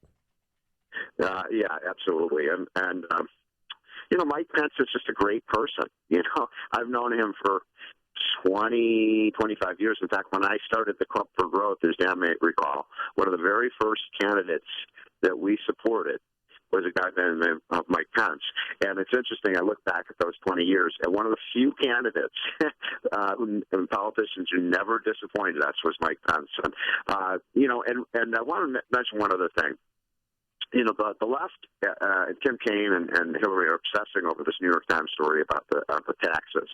And, Tim Kaine kept bringing it up last night. He didn't pay any taxes for 20 years. Where's the evidence of that? Well, you're the inside guy. Do you know? Did he pay taxes? He didn't pay any taxes. And all he had to say was, the New York Times thinks that you might not have paid taxes for 20 years. Dan, I don't think you paid your taxes for 20e years. Right. Well, I have my tax returns to prove it, and I'm willing to release them. That's the difference. There's no law that says that Donald Trump has to issue and release his tax returns. If people don't want to vote for him because he doesn't do it, that's fine. Right. But to make these allegations with no support that he didn't pay taxes is ridiculous. Well, it's total conjecture. You're absolutely right. New York Times is recklessly irresponsible because they're advocates for Hillary Clinton. They're not journalists. But just to the point, Hillary Clinton actually said this yesterday, and it shouldn't go without comment. Hillary Clinton said on the stump there should be a law requiring candidates to release their tax returns in order to run for president. What's your reaction to that? Okay, that's the law. I wouldn't be in favor of that. I think, if I ran for president, I wouldn't want to release my tax returns. Why? Well, what are you hiding? Come on. Trump's argument would be a lot stronger if he released his taxes. It's a privacy issue. And by the way, those tax returns are confidential. There's no law that requires them to do it. And shame on the New York Times for taking a legally leaked document, which is a felony, and publishing that on the pages of the New York Times. Anyway, it's a distraction anyway, because the point is that this is a debate not about Donald Trump's taxes. It's a debate about Americans' taxes. That's right. And we're going to cut the taxes for Americans and every small business in America, and she's going to raise them. And that was one of his strongest points, I thought, Mike Pence. He said, look, how in the world do you get the economy that's been growing at 1.5%? How are you going to get it to grow faster? By raising taxes. I don't know any economic philosophy in the history of man that says raising taxes when we're practically in a recession is going to improve the economy. One of the arguments that Tim Kaine resuscitates, it's been an argument made by the left from time immemorial, or at least it seems it's been that long, that it was the Bush tax cut of 01 and 03 that caused the Great Recession. Respond. Wow, that is a claim. Isn't it an amazing claim? Wait, cutting taxes caused the meltdown on the housing market? No, actually, I helped devise the 03 tax cut. That's when we cut tax rates, we cut the capital gains rate, and we had actually a big positive response in 2003, 4, 5, 6, or 7. The problem was we had a housing bubble that was built up by governmental policies, by people like Hillary Clinton, by people like Chris Dodd, by people like Barney Frank, that wanted to roll the dice on the housing market and continue to funnel federal funds into the housing market. They built up a bubble. By the way, Hillary Clinton, I want Trump to really go after on this. She has her hands so dirty on the housing crisis. We tried to pass a bill to rein in Fannie Mae in 2005 and 2006. And guess what senator in the United States Senate blocked that bill? Senator Clinton. The same senator who wait. Guess what senator takes tens of thousands of dollars of contributions from Fannie Mae and Freddie Mac, and guess what senator set up a family foundation and took tens of thousands of dollars of donations from Fannie Mae and Freddie Mac? I'm going to go with Chuck Hillary. Schumer. Yeah, you guys are smart this morning. But anyway, no. Well, Trump needs to bring that up at the debate. Financial crisis is nuts.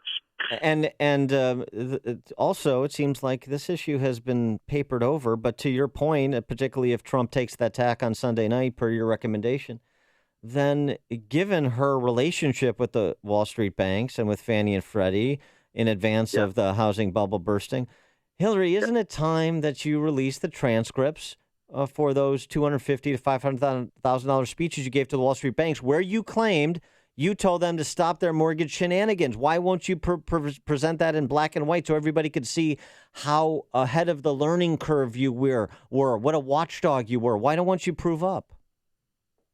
Great point. By the way, I was on the Bill Maher show this weekend, and Bill Maher asked me, why is it all the banks and why all the CEOs of all the major companies, why are they all, getting behind Hillary Clinton? I said, because every lobbyist, every special interest group, every political entity, and every CEO of every major company wants Hillary because they're going to back her off, right? She's the ultimate insider politician. It's like, Donald Trump is a disruptor. Everyone in Washington is terrified of Donald Trump. Hillary is business as usual. Of course, every lobbyist is giving money. She's going to raise $1 billion, and meanwhile, she's running across the country saying how terrible it is we have so much money in politics. And when this issue of his tax returns comes up yet again on Sunday night, and it will, can he please be armed with when she says, you lost $900 million in a year, what kind of genius is that? Well, the Harvard Endowment lost $2 billion last year. Are they all idiots that run the Harvard Endowment Fund too? Or Jeffrey Immelt, when he was the chairman of Obama's Council of Economic Advisors, and GE paid no corporate taxes because of net operating losses to obviate their tax liabilities. Right. Is he a bad guy? Is he not a smart businessman either? Yeah. I mean, just destroy these specious arguments advanced by Hillary and Kaine. Well, here's the point is these are people who don't know anything about business. The New York Times obviously doesn't know anything about business. They don't need lost carryovers. They lose money every year. And Hillary Clinton, by the way, took a lost carryover. And by the way, how do you lose money when you're giving $200,000 speeches and that's your business? But she took a lost carryover. But the point is these people don't know anything about business. And, you're there in the heart of Illinois. Illinois, you have farmers, you have ranchers, you have small businessmen and women. Every single person person who's been involved in business knows about this. That look, if a farmer has a bad year and you have a bad crop because you had drought or something, guess what? You lose money. You're able to offset those losses against your profits in the next year. If you couldn't do that, we wouldn't have any businesses in America. All right, Stephen Moore, you said that you helped Governor Pence with debate prep. Are you helping, by any chance, Donald Trump? Because we have 4 days until the next debate. You know, I'm hoping to go to New York this weekend and with my buddy Larry Kudlow and prepare him a little bit, because he's got to be better prepared. He wasn't, in my opinion, he wasn't fully prepared. He tried to wing it. And she's a great debater. Look, folks, she's a talker. She's a professional talker. Oh, gosh. So we'll see. I appreciate you setting expectations. I will be there in St. Louis. You guys going to be there in St. Louis? We are going to be there in St. Louis, so we'll see you. And if we see you with a Donald Trump wig on, we know what's happening, and we're going to out you as the person who debated Hillary Clinton, so don't try it. All right, guys. All right. Have a great weekend. Steve Moore, Trump campaign economic advisor. Steve, thanks for being with us. And he joined us on our Turnkey.Pro answer line. You've made the switch, and it feels so good. You've switched to Chicago's Morning Answer on AM 560. The Answer. Coming up, creepy clowns threaten local elementary schools. Extra police officers on hand this morning will explain. But first, here's your forecast. Some sunshine. A few high, thick clouds, but we could have some thunderstorms in spots by this afternoon, not a washout completely. A high of 77 degrees. Tonight, showers and thunderstorms. And tomorrow, we're going to have some sun. Can't rule out a shower or thunderstorm in the afternoon, but very warm, a high near 80 degrees. Let's get those travel times. Here's Jim Delamonte. Thank you, Amy. Good morning. In Bartlett, northbound 25 is closed. Bartlett Road to Kenyon due to a crash. And downtown eastbound Lower Wacker is blocked. Clark to Garvey where there's a collision. Edens is 35 minutes. Lake Cook to Montrose, outbound 30. The Kennedy, now an hour and 10 minutes. O'Hare to downtown, 38 minutes from Montrose, 30 in the Express. Outbound 42 minutes to O'Hare. The Eisenhower, an hour 15. Thorndale to the post office, outbound an hour. Stevenson, an hour and 15 minutes. 355 to Lakeshore Drive, outbound 45 minutes. Ryan, 28 minutes, 95th to the Loop, southbound Tri-State. Slow from the Adams Tollway to the O'Hare Oasis with a crash in the left center lane. Northbound slow, 115th to 31st. Roosevelt to the Grand Avenue curve, and a little heavy near that O'Hare Oasis. I'm Jim Talamonte in the AM 560 Traffic Center. Love from Above, Inc. is hosting its first conference, The Power of Mercy, at the Rosemont Convention Center on Saturday, October 8th. As a woman, do you feel that your voice is being heard? This election, some candidates argue that abortion is good health care. However, what about the emotional, physical, psychological aftermath of abortion, or the increase of breast cancer? As women, it is time to take our power back by exposing Planned Parenthood's population control agenda on women. The women's movement will no longer speak for us. If these issues resonate, I implore you to come on Saturday, October 8th, to the Rosemont Convention Center. Time is running out. Join us today and be heard in the most important election of our lifetime. Contact us at lovefromaboveinc.com. Sponsored by Power, protectors of women's equal rights. Go to lovefromaboveinc.com. That's lovefromaboveinc.com. This is Dan Proft with 60 Seconds of Sanity. Hillary doesn't like it when women are called names, unless she's the one doing it. It was Hillary who deemed Monica Lewinsky a narcissistic Looney Tune. Hillary doesn't like it when a woman claiming to be a sexual assault victim is treated with skepticism, unless she's the one doing it. Hillary's message to sexual assault victims was, you have the right to be believed.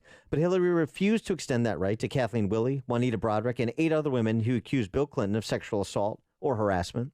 As a sentinel for the left, Hillary's standard changes when the target of the accusations does. As for those on the center right who inexplicably accept the left's premise that personal character can be separated from public responsibility and suggest we leave Bill Clinton's so-called indiscretions in the past, please consider connecting the dots to the present. The issue is thus: Hillary's behavior toward women in response to Bill's behavior toward women against the standards she advocates for behavior toward women. At best, Hillary was an accessory after the fact to Bill's boorish and perhaps criminal treatment of women, and if you don't acknowledge this to be a relevant issue, then so are you. Mike Rowe here. Today I'm with Frank, one of the heating and cooling pros at 1 Hour. Frank's got his head up a vent right now. How's it going up there? Frank knows what he's talking about. He's been with 1 Hour for how long, Frank? 14 years. That's a long time. Over that time, he's worked on tons of different equipment, taken countless hours of training, and that makes Frank the man. No, Mark Rowe's the man. I'm sorry, Frank. Say again? Mike Rowe's the man. I heard him the first time. For any heating need, call 855-1 Hour today. Say it again, Frank. Mike Rowe's the man. That's what I'm talking about. Each independent franchise is licensed in its respective state or county. Here's some great news. Jack Taboda of Taboda & Associates can help you with your retirement game plan. You know Jack, or you should. Jack is the president and founder of Taboda & Associates. He's been helping folks just like you retire successfully for 3 decades. Jack has the insight, information, strategies, and experience you can use to build wealth and keep it. Live good. Retire well with Jack Taboda of Taboda & Associates. 630-777-7955. 630-777-7955.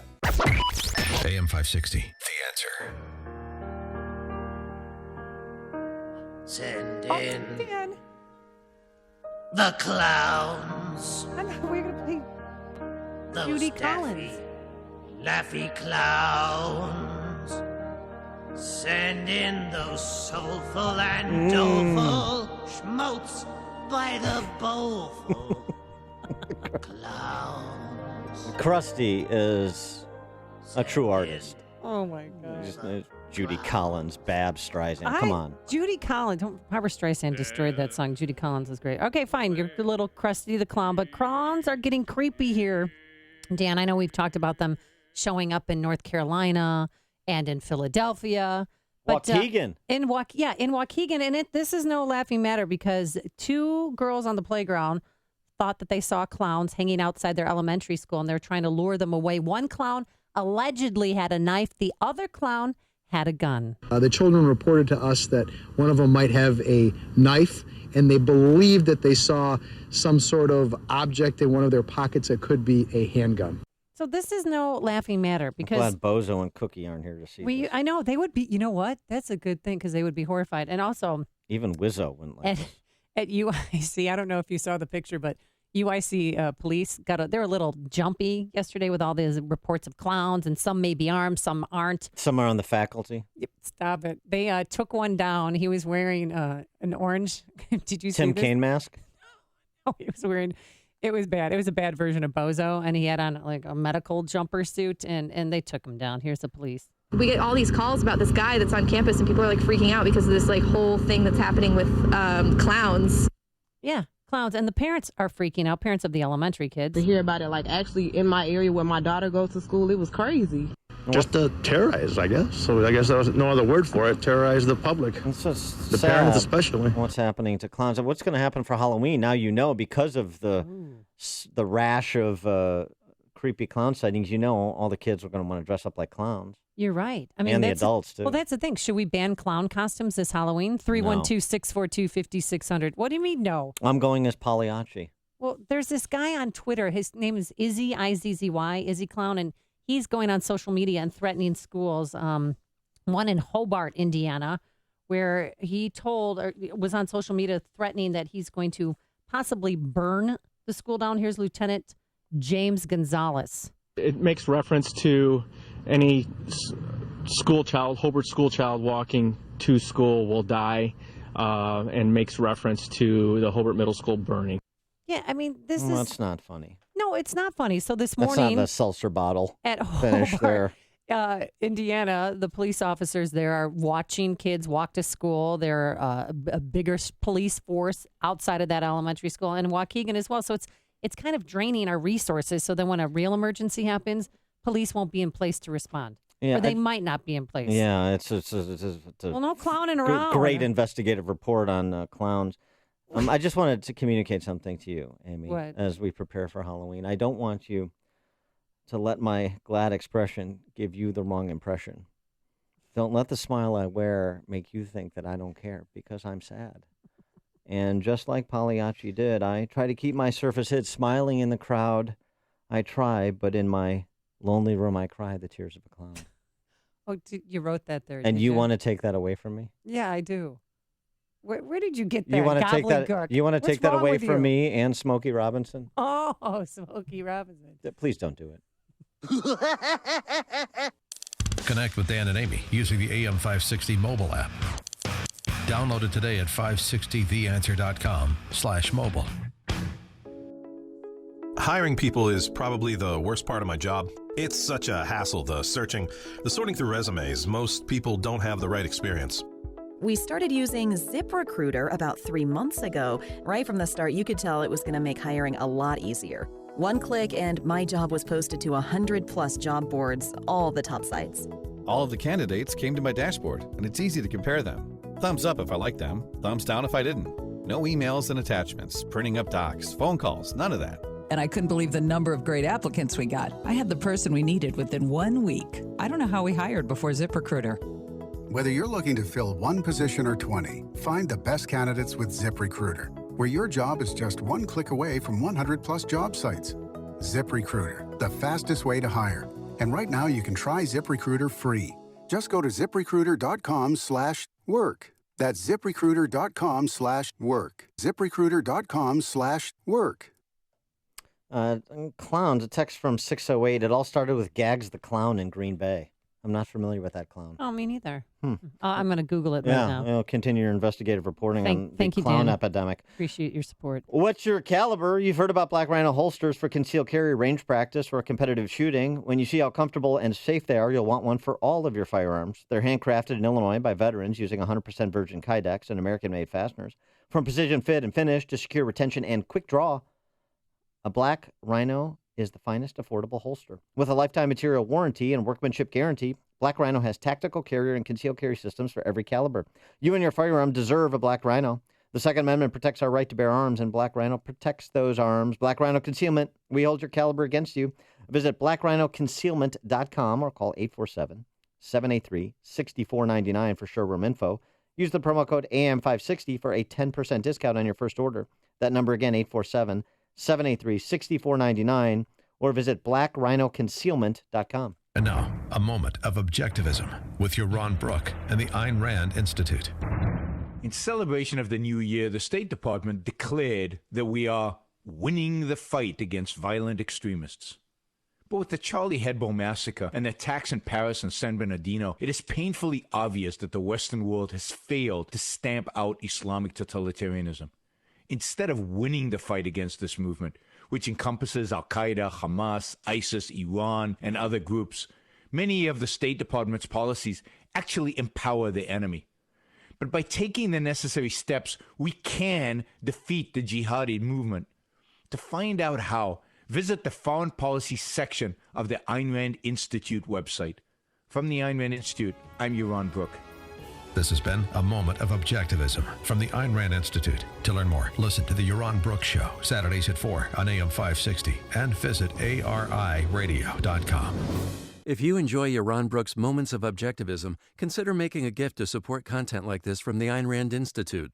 ARI fosters a growing awareness, understanding, and acceptance of Ayn Rand's philosophy of objectivism to create a culture guided by the principles of reason, rational self-interest, individualism, and laissez-faire capitalism. To support this work, go to ariradio.com and click on the Donate button. Your tax-deductible gift will help to spread the message of Ayn Rand to the next generation. Hi, I'm Dr. Amy Harris-Nuon of Dr. Amy & Associates and the Center for Integrative Health and Wellness. I want to get you thinking about how powerful your mind is. Our show, Mind Over Matters, will challenge you to think differently about your relationships, happiness, health, and prosperity. Listen each week as we discuss how to blend traditional and holistic health and wellness strategies to live your best life. Tune in Sunday nights at 10 for Mind Over Matters, your show for body, mind, and spirit, right here on AM 560 The Answer. WIND Chicago News Time under partly cloudy skies is 8 o'clock. Fox News Radio, I'm Dave Anthony. Senator Kaine, Governor Pence, please. They frustrated the moderator. Gentlemen, this is Elaine Keano had a hard time controlling the only VP debate last night. Gentlemen, the people at home cannot understand either one of you when you speak over each other. The running mates interrupted each other more than 100 times. Fox's Rachel Sutherland was there, now live in Farmville, Virginia. Dave, Republican Mike Pence and Democrat Tim Kaine were no wallflowers during the scrappy 90-minute debate here in Farmville. Both passionately defended their running mates and bickered over who's running the nastier campaign. Avalanche of insults coming out of Senator Kaine a minute ago. These were Donald. He says, hold on a second. It's my time, Senator. Kaine said Hillary Clinton has apologized before, unlike Donald Trump. She said she shouldn't have said, hey. Governor, this is Senator Kaine's 2 minutes, please. Yeah, that's right. So now we're even. Yeah. Both candidates ignored many of the moderator's questions as she fought unsuccessfully to keep the debate on the rails. Dave. Rachel, they're trying to recover in hurricane-hammered Haiti. Homes and roads and bridges were damaged. Matthews blamed for 11 deaths, and the Bahamas are next. Matthews weakened a bit. It's down to 115-mile-an-hour wind. However, the water in the Bahamas is very warm, so there is very strong indications that we're going to be dealing with a Category 3, Category 4 storm real quick, coming very close to Florida on Thursday. Fox meteorologist Janice Dean, they're getting ready from there up to the Carolinas. Fox's Evan Brown live at a grocery store in North Miami. Yeah, Dave, there's a steady stream of customers going in and out, and inside the store is a very common scene. The water aisle has empty shelves. Even the distilled water and that fancy artesian water you think is way overpriced is bought up. The store does have shipping pallets up front where shoppers are grabbing 24 packs of bottled water, jamming as many as they can into the shopping cart. Gas stations here have long lines, which is an improvement from last night, where many had to turn drivers away having run out of fuel to sell, Dave. Fox News Radio, fair and balanced. Sun and clouds, 66 degrees, 8:02 is our time on AM 560. The Answer, good morning. I'm Mike Scott. Authorities say a person shot himself in the head following a shootout with police in West Suburban Aurora. Officers there had pulled over a vehicle last night near the corner of North and 4th when someone ran out of that car.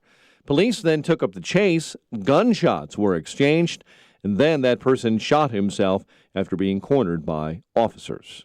Authorities are searching this morning for the mother of a newborn girl found abandoned in Chicago Heights. Police say that child, just days old, was discovered in a field off Glenwood Road by James Turner. It was like destined for me to walk through that field, like God pointed me in that direction. I'm positive that is what happened. That baby was taken to the hospital and this morning is in stable condition.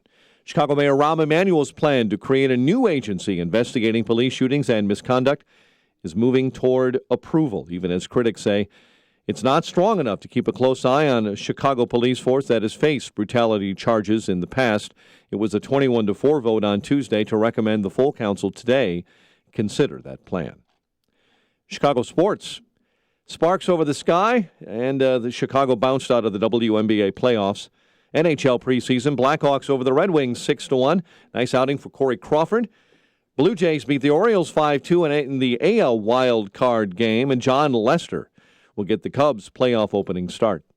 The news, a service of the Foundation for a Better Life. When Marlon Shirley was 5, he lost his foot. Today, as the world's fastest amputee, he'll run the 100 meters in less time than it takes to listen to this. Overcoming, pass it on from the Foundation for a Better Life at values.com. 8:03, time for the AM 560 Business Beat from the Fox Business Network, a service of Turnkey.pro. Here's Ginny Casola.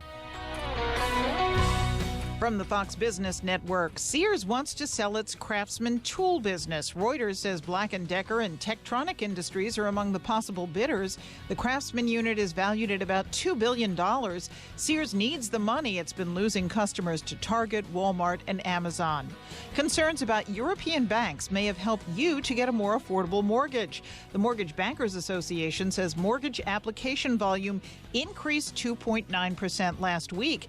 The average interest rate for a 30-year fixed mortgage declined to 3.62%. That's the lowest level since July. We could find out this week who wants to buy Twitter. The Wall Street Journal says Twitter will take bids this week. There's speculation Google parent company Alphabet, Walt Disney, and Salesforce could all be making offers. The Dow closed down 85 points yesterday. With the Fox Business Report, I'm Ginny Cosola. 8:05, a check of traffic and weather on the way next on AM 560. The clock is ticking. The most important political event of the year comes to Chicago on October 29th. It's Freedom Summit 2016, featuring Lieutenant Colonel Alan West, Michelle Malkin, AM 560's Mike Gallagher, Dan Proft, Amy Jacobson, and Joe Walsh. And just added, Dr. Sebastian Gorka, author of Defeating Jihad. Tickets start at just $39 and are available at freedomsummitchicago.com. That's freedomsummitchicago.com. Sponsored in part by Image One, the Heartland Institute, and by The Range at 355. I'm Jay Farner, president of Quicken Loans. Mortgage rates have dropped again. In fact, recently, mortgage rates have dropped to the second lowest level in history. Now is the time for you to take advantage of these historically low rates and save serious money every month by refinancing your mortgage. The rate today on a 30-year fixed-rate mortgage is all the way down to 3.5%, APR 3.57%. Call Quicken Loans today at 800-QUICKEN to see how far we can lower your mortgage payment. For 6 years in a row now, J.D. Power has ranked Quicken Loans highest in the nation in customer satisfaction for primary mortgage origination. And for the third year, they also ranked us highest in the nation for mortgage servicing. It's a great time to refinance with Quicken Loans and save hundreds every month. This ultra-low rate of 3.5% won't last long. So call 800-QUICKEN or go to QuickenLoans.com. That's 800-QUICKEN. Visit jdpower.com for award information. Call for cost information and conditions. Equal housing lender. Licensed in all 50 states. NMLS ConsumerAccess.org, number 3030. 8:06. Let's get a check of the roads. AM 560 traffic center time. Here's Jim Talamonte. Thanks, Mike. Eastbound Lower Wacker is closed downtown from Clark to Garvey with a crash. We see delays on the Tri-State southbound before the Adams Tollway to the O'Hare Oasis with a crash in the left center lane. Northbound is very heavy. 115th to LaGrange Road and Roosevelt to the Grand Avenue Curve. Northbound Veterans Memorial jammed. I-55 to the Reagan Tollway after the Army Trail toll to 290. The Edens runs 30 minutes either way between Lake Cook and Montrose. The Kennedy, an hour and 15 minutes. O'Hare to downtown, 50 minutes from Montrose, 35 in the Express. Outbound 40 to the airport. The Ike is an hour and a half. Thorndale to the post office. Outbound 52 minutes. Stevenson, an hour and 20 minutes. 355 to Lakeshore Drive. Outbound 45 minutes. Ryan, 32 minutes from 95th to the Loop. Traffic answers when you need them most. I'm Jim Talamonte on AM 560, The Answer. Chicago's Morning Answer continues next. Your official Chicagoland weather forecast from the aircomfort.com Weather Center, providing the right climate for business since 1935. Here's our meteorologist, Kevin Snyder. Clouds and sun today, breezy for the afternoon with a shower, thunderstorm around, high 77. A couple of late night showers and a thunderstorm tonight with a low 62. Then some sun tomorrow with a shower or thunderstorm still around during the day and at night, high of 78. I'm Kevin Snyder on AM 560, The Answer. Clouds and sun, 65. Next news at 8:30. And Chicago's Morning Answer with Dan and Amy continues next on AM 560, The Answer. This hourly segment is brought to you by M.J. Miller & Company Jewelers. All that glitters is gold at M.J. Miller Jewelers in downtown Barrington. Good morning. Welcome to your Wednesday morning briefing. Here's what you need to know to start your day. My primary role is to be Hillary Clinton's right-hand person and strong supporter. The campaign of Hillary Clinton and Tim Kaine has been an avalanche of insults. I want to actually ask the crowd behind me. So Hillary Clinton as a candidate, do you feel connected to her? I want to ask the women in the room. This is Chicago's Morning Answer with Dan Proft and Amy Jacobson on AM 560, The Answer.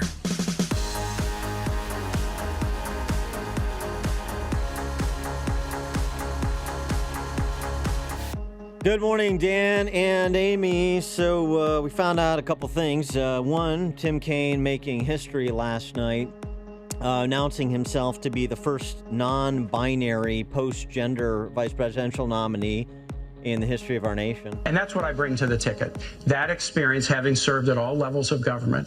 But my primary role is to be Hillary Clinton's right-hand person and strong supporter as she puts together the most historic administration possible. Did he say right-hand person? Right-hand person. And then after the debate... He's been demasculinized. Yes. After the debate, Cersei Clinton pinned him with the hand of the Queen pin. You don't watch Game of Thrones. I don't. But everybody else does, and so they get that reference. He's going to be the hand of the Queen. Oh, that's right. I told he's you going he to was be a positively yes boy. medieval. He's a yes boy. He doesn't even know what's going on. I mean, even when she was sick, he had no clue. He found out when all the rest of us found out that she had pneumonia, allegedly. Mm-hmm. Mm-hmm. But what I learned about Mike Pence, Governor Pence, excuse me. Wait, I'm not done making fun of Tim Kaine yet. Okay, well, when you're done, you just let me know. Okay, well, what about Can Tim Kaine? Did you like Can Tim Kaine more than post-gender Tim Kaine? I mean, for example, this one? This zinger. How many hours did he practice this one? Elaine, on the economy, there's a fundamental choice for the American electorate. Do you want your hired president in Hillary Clinton, or do you want your fired president in Donald Trump? I think that's not such a hard choice. Because you see because Donald Trump was a reality star on The Apprentice, and his tagline was "You're fired," and so you see what he did there. I do, but Governor Pence had a great comeback. He said, "Wow, you've been practicing for that," and I've heard you say that several times on the campaign trail. That's your one-liner, which was good. He put him in his place, but the problem. I learned so much about both candidates, but the interruptions, Dan, it was to the point where it was 100+ times that Tim Kaine interrupted Governor Pence, interrupted the moderator. It was out of control. Let me talk about this Senator, issue. I think I'm still on my time. Well, I think, isn't this a discussion? This is our open discussion. Let's talk about this. Let me interrupt you and finish my sentence if I can. Okay, now I can wait. She had a private server. I get to weigh in. That was discovered. Which I did raise. Senator, to keep that pay-to-play. He wouldn't support troops. He wouldn't support. This is important, Elaine. These were Donald. He says. Hold on a second. It's my time, Senator. It is. It's almost too much to even relive. Well, it was dumb. That was one of the moments. I mean, it didn't serve Kaine well, so it was okay for Pence to let him go. The constant interruptions is just annoying, infuriating, really. The moderator lost complete control. She did an awful job. She was too busy focused on getting from one note card to the other rather than listening to what was actually going on and writing roughshod over, in particular, Kaine with his constant interruptions. That's why you have 2 minutes. And then if they wanted to get into a discussion, a back and forth, then let them get into a discussion if they're getting into substantive specifics and just manage it a little bit and then move on to the next topic when they become redundant. It's just not that difficult. She did a terrible job. But it served Pence well at the end of the day. Don't you think? I did, because Tim Kaine kept repeatedly attacking Donald Trump and the insults that he's made and that he's leveled. He's called women slobs, pigs, dogs, disgusting. He went after John McCain, a POW, and said he wasn't a hero because he'd been captured. And Governor Prince stayed above the fray. He didn't get in tit for tat, and he responded, I think, beautifully. He says ours is an insult-driven campaign. Did you all just hear that? Ours is an insult-driven campaign. I mean, to be honest with you, if Donald Trump had said all the things that you said he said in the way you said he said them, he still wouldn't have a fraction of the insults that Hillary Clinton leveled when she said that half of our supporters were a basket of deplorables. It was nice to see one of the two candidates on the Republican ticket bring back the deplorables line to remind people just exactly the disdain that Hillary Clinton has for you if you're a Trump supporter. Remember, half were deplorables, and he forgot the other half. The other half are just being suckered by Donald Trump because they're too stupid. So she pretty much insulted actually all of Donald Trump supporters, and that's worth noting. In addition to that, I mean, Tim Kaine decrying insults that have been committed by a racist, misogynistic, tax-cheating, dictator-loving cheerleader for nuclear war. I mean, that's how he described Donald Trump throughout the debate. It was silly. It was juvenile. Tim Kaine was sophomoric and petulant and pleading and overly aggressive. And one might say, I don't know, what's the word? Irredeemable? Oh, no, you didn't. Oh, I did. 312-642-5600 is our turnkey.pro answer line. Jeff on the north side. You're on Chicago's Morning. Hey, good morning. If this were an election between Pence and Kaine and they were running for president, I think we would all say Pence had a good night. But it's Trump versus Clinton, and time after time after time, Pence was asked about the guy he has told everyone he thinks should be president, which is Donald Trump. And time after time after time, he wouldn't just not even defend him. He would flat out lie and deny that Trump has said things or done things that there's videos showing him saying and doing. Yeah, I don't think that's what's going to matter. That's what everyone's going to talk about for the next couple of weeks. Well, that's actually not what they're talking about, Jeff. Unfortunately for you, that's not what they're talking about. And here's what Goldberg in the National Review read his column today. Yeah, one never Trumper is not everyone. I hate to break it to you. Here's what they're actually talking about, and here's what Pence did and why it was smart what he did. He's not going to take the bait to get into the weeds on every insult that Trump has leveled. Instead, what he did is, Jeff, I'm not done speaking. That's his guy. Bye. You're Tim Kaine. Jeff, you're Tim Kaine. You won't let anybody speak. Here's what Pence actually did last night, and it was smart. Not get into the weeds, not take the bait on every insult that Trump has leveled about every person, because where do you go from there? Instead, Pence focused on substantive policies that have to do with the American people's aspirations, not with Donald Trump's self-esteem. And he recast and explained with precise language the variety of positions that the Trump-Pence ticket hold on the range of issues, from Putin to Iran, to tax policy, to the tax returns, and it was chapter and verse on the substance. Jeff on the north side suggesting that Pence should have gotten down and responded to everything Donald Trump has said and every charge that Tim Kaine and Hillary Clinton has leveled. Well, that would have been playing right into their hands. So if you want to be a tactician for the Clinton campaign, that's fine. But suggesting Mike Pence not do what he did last night would have been to the detriment of Trump-Pence.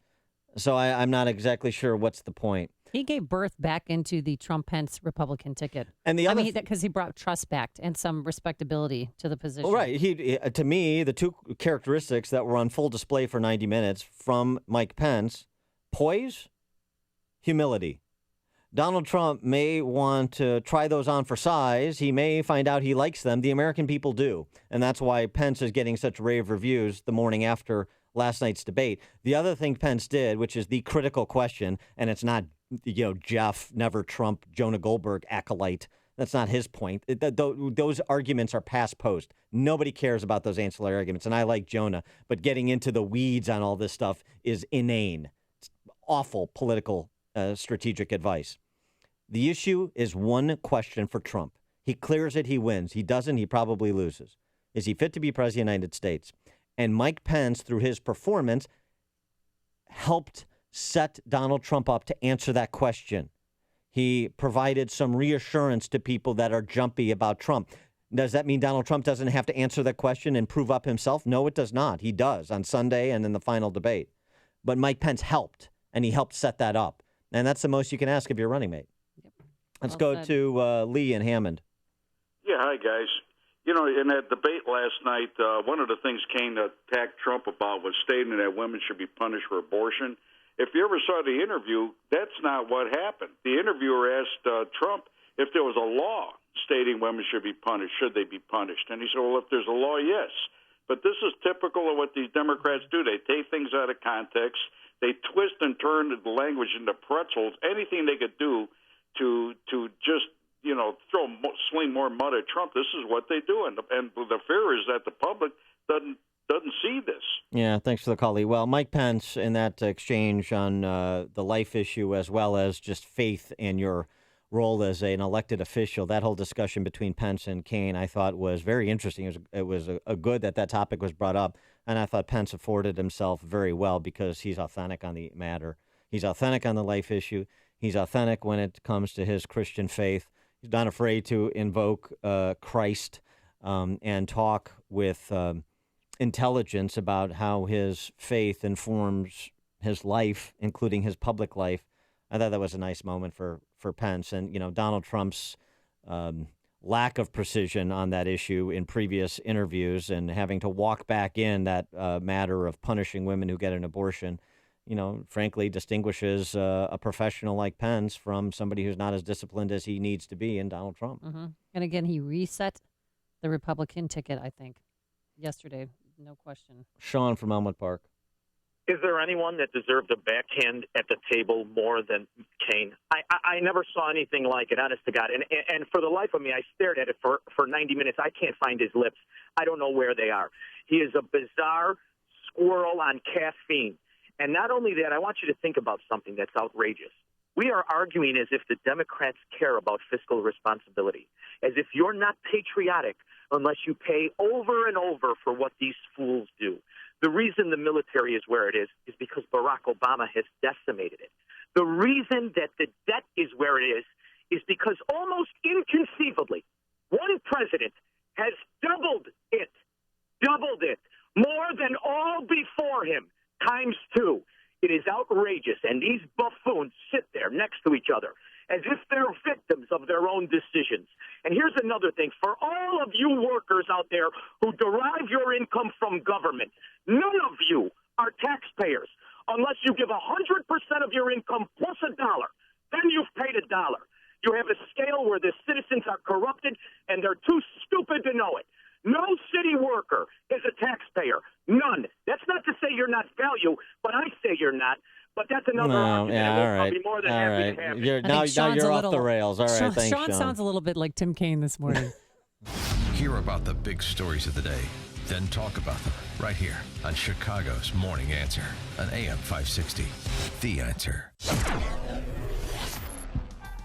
going to be warm today. A little humidity out there as well. A chance of an afternoon thunderstorm, a high of 77 tonight. Showers and thunderstorms. And for tomorrow, we're going to have some sun with a shower or thunderstorm around, but very warm once again, a high near 80 degrees. Let's get straight to it. Here's Jim Telemonte. Thanks, Amy. Downtown Chicago, eastbound Lower Wacker is closed east of Clark at Garvey due to a crash. The Eden's 27 minutes. Lake Cook to Montrose, outbound 38, the Kennedy. Now an hour and 15 minutes, O'Hare to downtown. 50 minutes from Montrose, 35 in the Express. Outbound 40, downtown to O'Hare. The Eisenhower's an hour and a half. Thorndale to the post office, an hour 10 from Manheim. Outbound 57 minutes to Thorndale. Stevenson, an hour and 20 minutes. 355 to Lakeshore Drive. Outbound 45 minutes. Bryan, 32 minutes. 95th to downtown. Tri-State southbound, slow 21 to 120. And from the Adams Tollway to the O'Hare Oasis with a crash now in the right lane. Northbound jammed Cicero to 31st and Roosevelt to the Grand Avenue curve. Jim Talamonte in the AM 560 Traffic Center. Here's David Kolsak, president of Turnkey IT, on how they do business differently. It's been 20 years, and the business has changed probably 40 times in 20 years because technology changes every year, and you have to stay with it. You have to know where it's going and prognosticate where that is, and our clients really benefit from our knowledge and our experience and the way that we're reading the roadmap. We're putting them on things that are coming out in the future, and if it's not beneficial to the client, we won't be putting them on there. And a lot of people just fly by the seat of their pants. You know, we have a director of information technology that his job is only to scout new technologies and how they can affect a small business. Every business, no matter if it's a funeral home, a manufacturer, a car dealer, whatever, we all rely on our information. And when that information isn't available, your business is shot. So our main purpose is to really do our very best to keep people up 100% of the time, to keep them backed up and make sure that they can do what they do and we can deal with the technical stuff. Leave the technical stuff to the pros at Turnkey so you can focus on the important things of your business. Visit turnkey.pro today. How strong is Allegra D? It's my congestion's out of my way strong. Even in the park playing with my dogs. Go fetch, Bosley. Allegra D, a fast, non-drowsy antihistamine plus a powerful decongestant that starts relieving your toughest allergy symptoms in under 1 hour. Allegra D is breathing free for 24 hours strong, even in the convertible. Allegra D, strong relief for your allergy symptoms, guaranteed or your money back. Visit Allegra.com. Use only as directed. You might not know it, but fall is the perfect time to feed your lawn. So this football season, you can spend halftime eating some lukewarm bean dip, or you can head outside and run some lawn feeding routes using Scott's Turf Builder Winter Guard Fall Lawn Food. The conditions are ideal for grass to grow deep roots, so your lawn will be stronger come spring. So forget the room temperature dip. Get out there and pick up your bag today. Fall time is yard time with Scott's. This is Bob. Hi, I'm Bob. His company put their trust in Air Comfort to keep their business running cool all summer. Bob knows the value of proper chiller maintenance that includes end-of-season service, so he'll be ready for next summer. I'm ready. Dave, on the other hand, thought he could put off servicing his chiller at the end of last season and had 3 complete shutdowns this summer. Needless to say, his staff and customers were not happy. Moral of the story? Preventative maintenance will save you time, money, and trouble. As the hot weather ends, you need maintenance on your chiller before the start of next season. Air Comfort has one of the largest commercial and industrial service groups in the Chicago area, with a dedicated factory-trained chiller department that takes a scientific approach to analyzing your system and determining any needed maintenance. They know how to work on large equipment, perform an analysis of your chiller, and get you ready for next season. Call 708-345-1900 or visit aircomfort.com. Air Comfort, providing the right climate for business since 1935. AM 560, The Answer.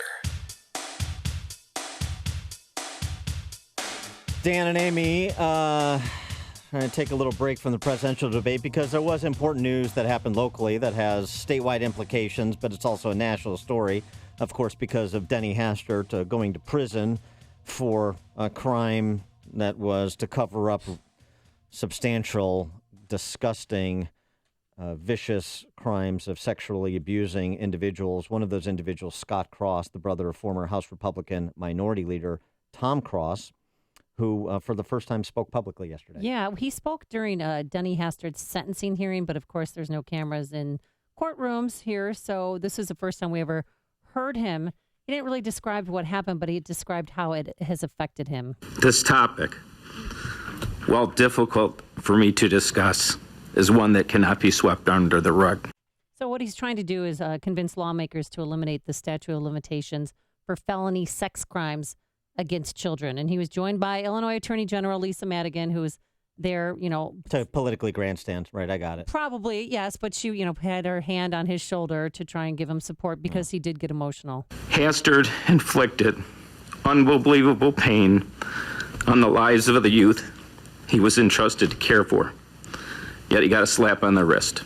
Yeah, he did. 15 months in prison for what he did to all those boys. Scott Cross is right, and if you listen to this show, you know that we suggested he get the max for the underlying financial crimes to do justice for what justice is not available in terms of the physical crimes against children that Hastert committed. Anybody else want to continue to prosecute the line of argumentation that Hastert was a victim in this because he was quote unquote being extorted? Oh, poor Beebe. Does anybody want to do that? Because I remember I was getting accosted for along those lines in the beginning of this case. Anybody still want to do that? Point of order on Illinois law. Governor Quinn in 2013 signed legislation that removed the statute of limitations on sex crimes against children, but that was only in cases where there was corroborating physical evidence or in which a mandatory reporter, such as a teacher or a counselor, failed to report the abuse. This would expand the removal of the statute of limitations to cover cases such as the Hastert case. Right. So good idea. As it stands now, the Illinois state law says that someone cannot be prosecuted for a crime committed 20 years after the victim's 18th birthday. So that would make them 38 years old. That's the time limit. But Illinois Attorney General, your buddy there, said that most child abuse victims, they don't speak out until they're around 42 years old. Well, she doesn't. That's the whole thing is absurd. What Lisa Madigan said is absurd. She's not an expert. She's a political hack who's grandstanding, preening for the cameras. But the underlying point is on the law is a substantial one. 20 years. You think the infinite wisdom of the General Assembly, they know exactly what the statute should be in terms of duration? No. The crimes are so horrific. They have such lifelong impact that there should be the exposure for lifelong culpability for these child sexual predators. So it is good to remove the statute of limitations across the board, not just that first step that Quinn took in 2013. Totally on board with it, and I don't care that Lisa Madigan is going to use this for political gain in the process. But even the federal judge during his sentencing called Hastert a serial child molester and still just gave him a lenient 15-month sentence. And I mean, for good behavior. And he's in a nice, posh little, the medical ward, which means he's not in with the others, which gives him special privileges. And it makes Scott Cross still upset to this day. Dennis Hastert was a monster. Yet he was protected by outdated laws. Oh, he was protected by more than outdated laws. How did these stories never come to the fore? All that we understand to be true now. It's really an incredible, depressing, vile period in Illinois history. It's news, opinion, insight. This is Chicago's Morning Answer on AM 560. The Answer. Congratulations to all who took the Balance of Nature Challenge. Success stories are pouring in. I've been singing the product's praises to everybody I talked to. I didn't have any real ailments to say, but I'm older and I was an ex-smoker and I did have some things that were kind of borderline and, I had a clean bill of health. I would love to have it forever because I felt strongly about it and because also of my lifestyle, I do not incorporate the fruits and vegetables that one person should have in a daily basis. So I thought this would be a very good thing. For me, it's working. Good health is only a phone call away. What are you waiting for? Call 1-800-2468-751.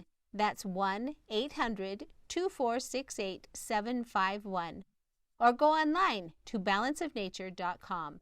Use promo code CHICAGO. Hey, you've heard how Automated Systems excels at assisting companies with systems integration and FDA compliance, but they're also a staffing leader. They supply handpicked elite leadership, subject matter experts, and proven technical professionals in engineering, quality control, and FDA compliance to support the life sciences field in executing mission-critical projects. ASI provides highly specialized pros to deliver projects on time and budget. Don't pay a lot more to a big consulting firm, and don't trust the big temp agencies to to supply the talent you need. Call Laz, my friend Laz at Automated Systems, when failure isn't an option. ASI is retained by all of Chicagoland's Fortune 500 life sciences companies, from big pharma to startups, and excel through a culture of excellence in execution. For a staffing, compliance, or automation evaluation, call Laz now at Automated Systems at 844-HIRE-ASI or visit AutomatedSYS.com. That's 844-HIRE-ASI or AutomatedSYS.com. AM 560, The Answer. Coming up on Chicago's Morning Answer. Did Mike Pence put the issue of Trump's tax returns to bed last night? We'll ask David Ferdoso, the Washington Examiner, at 8:38. And a unique tool against crime, a porn-sniffing dog coming to the Chicago area. We'll explain. But first, into the newsroom we go. Here is Mike Scott. Clouds and sun, 66 degrees. More than 1 million people in parts of coastal South Carolina now being urged to get out of the way of Hurricane Matthew. South Carolina Governor Nikki Haley. Our goal is to make sure that you basically get 100 miles away from the coast. So wherever you are on the coast, we want you to get 100 miles away from that. Haley says Matthew could be a Category 3 hurricane by the time it nears the South Carolina coast. Matthew remains a Category 3 storm, down from Category 4 hours earlier. Some slight strengthening is expected in the coming days. It moves across the Bahamas through tomorrow and then targets Florida. It was no more Mr. Nice Guy during last night's vice presidential debate. Republican Mike Pence accusing the Clinton campaign of engaging in an avalanche of insults against himself and Donald Trump and their supporters. He still wouldn't have a fraction of the insults that Hillary Clinton leveled when she said that half of our supporters were a basket of deplorables. And Kane said Pence couldn't defend Trump's policies on immigration and the economy. You will look in vain to see Donald Trump ever taking responsibility for anybody in a women should be Republican presidential nominee Donald Trump takes his message to voters in Nevada today. Democrat Hillary Clinton campaigns in D.C. Amazon founder Jeff Bezos is leading a company that plans to test a system that would let astronauts escape if something goes wrong during the launch. Crew capsule being tested this morning is supposed to break away from the rocket after liftoff and then parachute to the ground. Federal regulators are investigating claims that brakes can fail on some models of the Ford F-150. About 24 owners of 2015 and 2016 trucks say they experienced sudden and complete loss of service. Authorities say a person shot himself in the head following a shootout with police in west suburban Aurora overnight. Officers say they had pulled over a vehicle last night near North and 4th when someone ran out of that vehicle after a chase and gunshots exchanged. The person then shot himself, according to Aurora police. Mayor Rahm Emanuel's plan to create a new agency to investigate police shootings and misconduct allegations is moving forward today, even as critics say it's not strong enough. A committee voting 21-4 yesterday to recommend the new agency be fully approved by the full council. NHL preseason, Blackhawks over the Red Wings 6-1. Playoff baseball, Toronto beat Baltimore in 11, 5-2. They next take on Texas, while John Lester will get the ball and start the Cubs' playoff opener. The news, a service of Staples, with low prices on ink and toner and an in-stock guarantee to ensure you always get what you need fast. In-stock guarantee applies to in-store selection only. Out-of-stock ink and toner will be ordered from in-store kiosk with $10 discount, plus free shipping. Limit 1 cartridge per customer. 8:34 and a check of traffic and weather on the way next on AM 560. Mike Gallagher reacts to the first presidential debate. Lester Holt was a joke. Lester Holt challenged Trump on his answers 6 times. With follow-up questions, ask me how many times Lester Holt challenged Hillary. Try 0. So here's Trump, once again, having to fend off everybody, the moderator and his opponent. The Mike Gallagher Show. Weekdays at 9, right before Dennis Prager at 11 on AM 560. The Answer. Plus up your day with Centrum Silver multivitamins, upgraded with more vitamin D3. It's a healthy addition you can feel good about. No matter what type of business you're in, having a strong business banking partnership can help your bottom line. I'm Jeff Boundy, president of Cornerstone National Bank and Trust Company. We strongly believe that trust, service, and relationship are the cornerstone of a successful business banking partnership. Customers like Rick Williams of Pump Supply agree. Hi, my name is Rick Williams, owner of Pump Supply Incorporated. As a business owner, I recognize the importance of relationships. I need a bank that understands my business and is able to respond quickly and creatively to the needs of my company. Cornerstone has been a valuable business partner and has helped me grow my company and seize opportunities as I come across them. Whether it's providing a line of credit or financing the acquisition of equipment or real estate, Cornerstone has been there for me every step of the way. Thanks, Rick. Please visit cornerstonenb.com, or I invite you to give me a call at 847-654-3000 to explore a business banking partnership. Equal Opportunity Lender. Member FDIC. 8:36. Let's check the roads. AM 560 traffic center time. Here's Jim. Thanks, Mike. Downtown eastbound Lower Wacker remains closed. Clark to Garvey due to a crash. Edens is 27 minutes. Lake Hook to Montrose, outbound 38.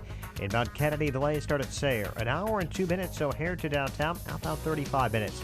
The Eisenhower's an hour and a half. Thorndale to the post office. An hour 10 from Manheim, outbound 53 minutes to Thorndale. Stevenson, an hour and 10 minutes, 3:55 to Lakeshore Drive, outbound 40 minutes. The Ryan, 32 minutes, 95th to downtown, it's fine outbound. Tri-State southbound traffic is slow. Oakton to the O'Hare Oasis with a crash now on the right shoulder. Northbound delays are heavy. Cicero Road to 31st and Roosevelt to the Grand Avenue curve. Traffic answers when you need them most. I'm Jim Talamonte on AM 560, The Answer. Chicago's Morning Answer continues next. Your official Chicagoland weather forecast. From the aircomfort.com Weather Center, a warm day ahead, breezy, with an afternoon thunderstorm, possible high 77. Currently 65. Next news coming up at 9. Chicago's Morning Answer with Dan and Amy continues next on AM 560, The Answer. This hourly segment is brought to you by 1 Hour, together with Mike Rowe, encouraging you to choose licensed technicians to service your home. Call 1 Hour today, 855-1-HOUR.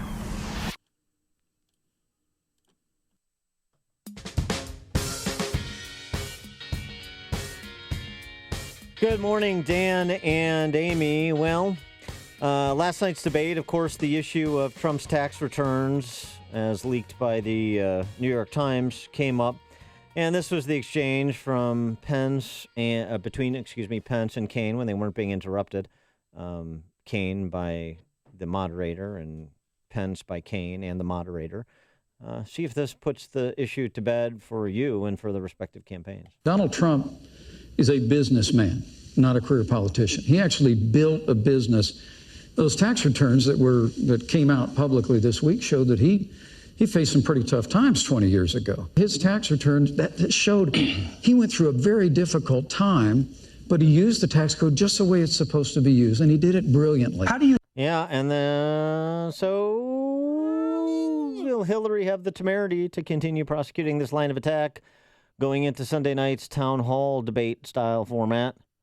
We put that question to David Freddoso from the Washington Examiner, opinion editor at WashingtonExaminer.com. David, thanks for joining us. Hey, thanks so much for having me. So what about that? Are we going to continue to have the tax return be a central discussion point for as long as Hillary and Tim Kaine can provide air underneath it? Well, I should certainly think so. I mean, we have this tradition, at least in modern times, of people disclose their tax returns so that everybody knows where's their money coming from. And, Trump is refusing to do it, which is unprecedented in modern times. So it's as if he's hiding something. So, yes, they'll continue to do it until he releases them, or they'll just continue to do it until the election. Yeah, well, how did Pence handle that? I mean, in terms of the pushback on the substance of the allegations. Oh, he's some genius. Well, yeah, okay, I think go ahead. He's smart. He releases the tax return. Well, he's okay. That's so he's the not only way to handle it. So he's not going to do that. So we know he's not going to do that. So then the arguments they're making are kind of releasing the tax returns as like third on the list. They made the arguments this week. Oh, he's some genius. He lost $916 million in a single year. That was one. And then, he's taking advantage of these obscure provisions of the tax code, both of which are nonsensical arguments that are easily turned against those two. Yeah, all that I can, all I can say is the best way to deal with this is to release the tax returns, and Trump will suffer to the extent that he makes a choice to argue against it any other way. There are okay ways of rebutting it. You can always say, well, I'll release them when Hillary releases her emails. That's sort of a little too quoque jab there. You can also try to change the subject when someone brings it up, or you could, there are all kinds of ways of handling it. But the only way to convince people that, no, I'm not trying to hide something by not releasing my tax returns is to release your tax returns. Considering all that Donald has said, about women and Mexicans and women who get abortions, all of that, Pence was a little bit between a rock and a hard place. So do you think he did a good job defending his boss? Very good. No. Defending the boss, no, because it's not defensible in most cases. So he wisely did not try to do it. And, that was what really Pence was able to succeed in this debate. And I think he definitely won it. But he won it with, it was like running a race with his leg tied behind his back, because having to defend Trump on so many of these things that he has said and done is really it's a very, very difficult, challenging thing to do. When you're a conservative and you go in front of one of these debates, usually you're just having to deal with a moderator who is going to be a little skewed or demand accountability from you in a way that he won't from the other guy. In this case, it was pretty much 2-on-1, and Tim Kaine had all the cards, and yet Pence, I think, really did get the better of him. Kaine tried the obnoxious strategy of constantly interrupting him that Joe Biden had succeeded with in 2012, but it just didn't work for him. And everybody agreed that it didn't work for him. I mean, Chris Matthews agreed it didn't work for him.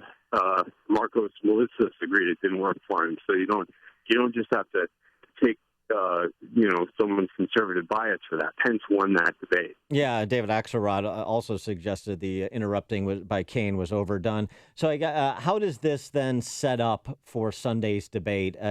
Obviously, all the old saws about the VP choice doesn't matter and the VP debate doesn't matter. It seems to me this one may matter more than most, because I think Pence at least set up and reintroduced the question of Trump's fitness for office, and maybe with with Pence in tow, Trump comes across as more fit than he would by himself, particularly if he can build off of what Pence did last night rather than repeat what he did in the first debate.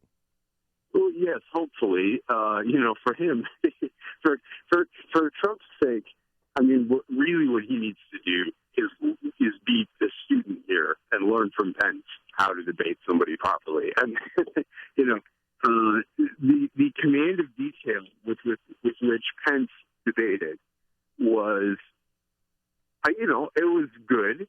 It wasn't like extraordinary to the point that you wouldn't see, but compared to Trump, it was extraordinary. And, this is one of those things where you need to learn to be agile with facts and with figures that add authority to the position you're taking, that sort of thing. Trump's first performance was not anything like that. And, if he wants a good example of how to debate, he can look back at this one and look at how Mike Pence did it. Yeah, but Governor Pence practiced. I mean, he held several mock debates where Governor Scott Walker from Wisconsin was playing the role of Tim Kaine, and they did different role plays where both the moderator and Tim Kaine, Scott Walker, were attacking him in his response, because he did a brilliant job of not letting anything get under his skin, because he was tested on a number of levels. And I thought he showed yesterday that he was his own man. He was his own person. And I think that this will help if he ever wants to run for president, say in maybe 2020.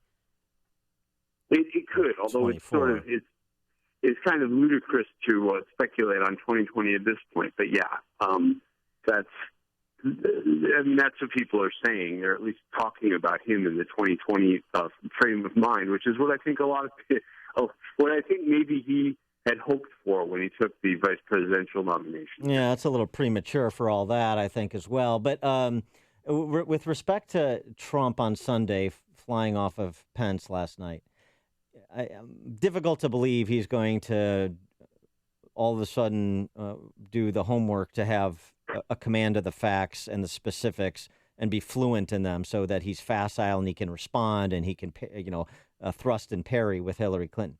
But what he can do is something else that Pence did yesterday. He can impose upon the other side with what substantively their position is, and then argue against it. And I thought this came out the best when Pence basically said, look, I get it, Tim Kaine. you guys are for open borders and amnesty. I get that. That's what you're for. And we're for something different. Here's what we're for. And that's what you want. And now the American people can make a choice. At minimum, Trump should be able to frame the contrasts at a 30,000-foot level. I mean, I suppose I didn't necessarily think he failed to do that in the first debate, but sure. And the best moment of the debate for Mike Pence, you talk about the characteristics of Pence being, poised and being humble, okay. But in terms of answers that Donald Trump should really study, I think one is immigration, another one is Putin. Other suggestions that you have besides all of them? Well, I mean, what can Trump study? I think the list is almost unending, to be honest. But there was a moment in the debate where I really thought that Pence had Kane, and it was when he started talking about Hillary Clinton and her emails and what she had done with them.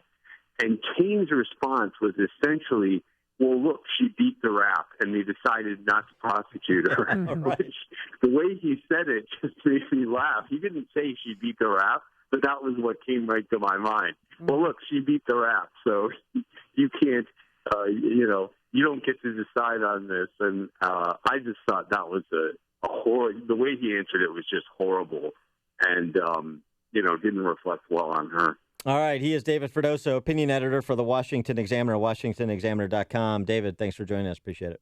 Hey, thanks so much for having me. And he joined us on our turnkey.pro answer line. Listen to podcasts of Dan and Amy from the AM 560 mobile app. Download it today at 560theanswer.com/mobile. Plenty of sunshine right now. It's going to be a warm day, but breezy by this afternoon. A thunderstorm likely, a high of 77 degrees. Tonight, a couple of showers and thunderstorms later. And then tomorrow, we're going to have some sun, but another afternoon thunderstorm.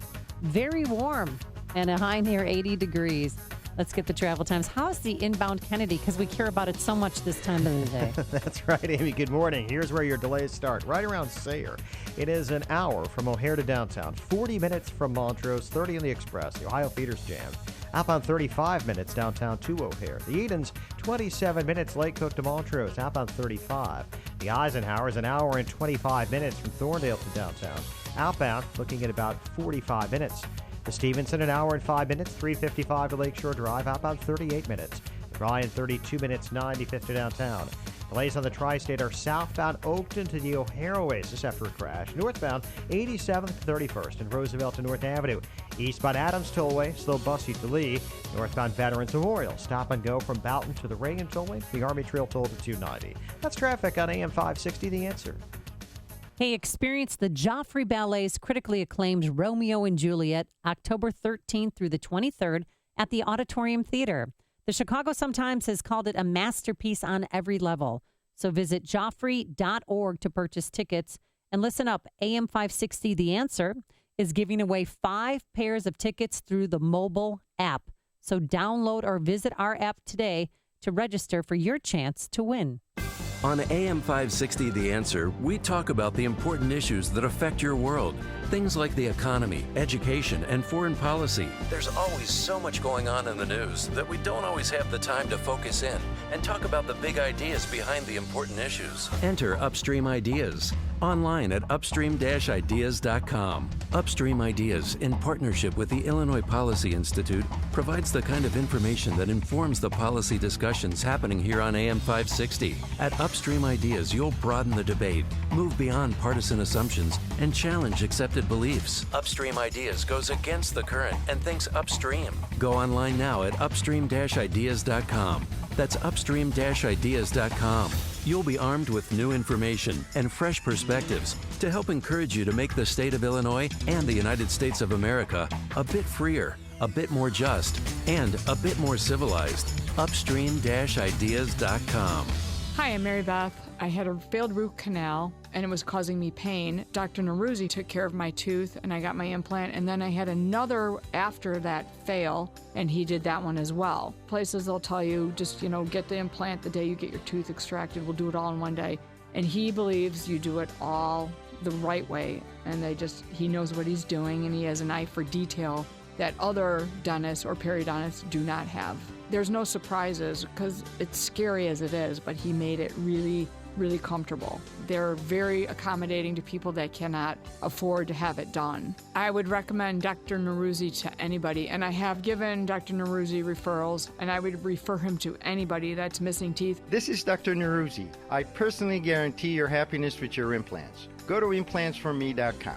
For missing teeth, dental implants are wonderful. The advantages are fantastic. Just remember, implantsforme.com. Implantsforme.com. For over 4 years, foreclosure defense attorney Lou Bridges has shared the truth about foreclosures. For as little as $80, you can advertise your business in Lou's show on AM 560 The Answer. It's easy. Your advertisements will be professionally written and produced. You'll get credible exposure for your business on a radio station that touches listeners in 4 states. All sponsorships in the show are category exclusive. All sponsors must pass a rigorous vetting process prior to Lou endorsing and recommending your company to his listeners. Lou is looking for sponsors in the following categories: credit repair, HVAC, moving, siding, roofing, banking, IRS tax resolution, car dealers, painting, remodeling, and lawyers. Don't delay. Find out today how you can reach potential customers for only $80 a week with the Lou Bridges Show. To become a sponsor on AM 560 The Answer, call Larry Chappell now at 847-312-8197.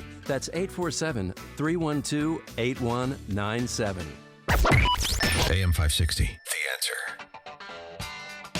My favorite story. Yeah, porn dogs. We stop it. Porn with a P, not H. Yeah, and that's Bill Clinton. And not a corn dog. We're talking about a porn-sniffing dog. You don't want to put mustard on this bad boy. He has arrived to help fight against child pornography. Is pornography scratch and sniff? Is porn sniffing dog? No, he's a lengthy, rambunctious 75-pound black Labrador, and he's trained to detect hidden electronic devices. So his trainer is a guy named Todd Jordan, and he's an Indiana firefighter who pioneered this type of training for dogs to detect, use SD cards, thumb drives, or other electronic devices that can be stored in digital content. And the dog's name is Cash. Cash, not cash as in green cash. It's a homophone. It's oh, cash. Oh, homophone has been called. Like a cash. Look at you. I know, dear. C-A-C-H-E. Yeah, his name is Cash, and his trainer Until Todd. things are brighter, he's the black lab in Cash. Todd Jordan, his trainer, he was really instrumental because remember when Subway pitchman Jared Fogel's home was raided, and I kept telling you, oh my gosh, a porn sniffing dog went into the house, and you guys thought I was crazy, unlike any other day when you think I'm crazy. Right. But this really happened, and that dog's name was Bear, and he was able to get a thumb drive and 2 cell phones that were stashed in Jared Fogel's house. And the training occurs in the San Fernando Valley, I presume. We stop it. And Bear later found key evidence in the U.S. gymnastics coach Marvin Sharp's home. There they found 6 devices that were hidden because, they all know the cops are coming, so they try to destroy the evidence or hide it. He put it in a couch cushion, and this dog, that dog Bear, is the one who found the devices. So this dog here means business, and I think it's a great addition to the Will County crime-fighting scene. Maybe Donald Trump can take Cash on loan and sick him on Alicia Machado for her porn, her cash or porn stash. Also, she made an appearance. That's right, in some softcore porn. There's also he's got a lot of casework too, particularly on the Democrat side. I mean, Cash needs to be assigned to the Anthony Weiner case, don't you think? Oh, that's right. They should raid his home. I mean, not he's that hiding something. I mean, I like animals though. I like dogs, so I don't want Cash to be exposed to Anthony Weiner's tweets any more than anybody else should, though. So that's my only concern for the dog's well-being. There's only one radio show in Chicago talking about today's biggest stories and telling you what they really mean. That show is this one, Chicago's Morning Answer on AM 560.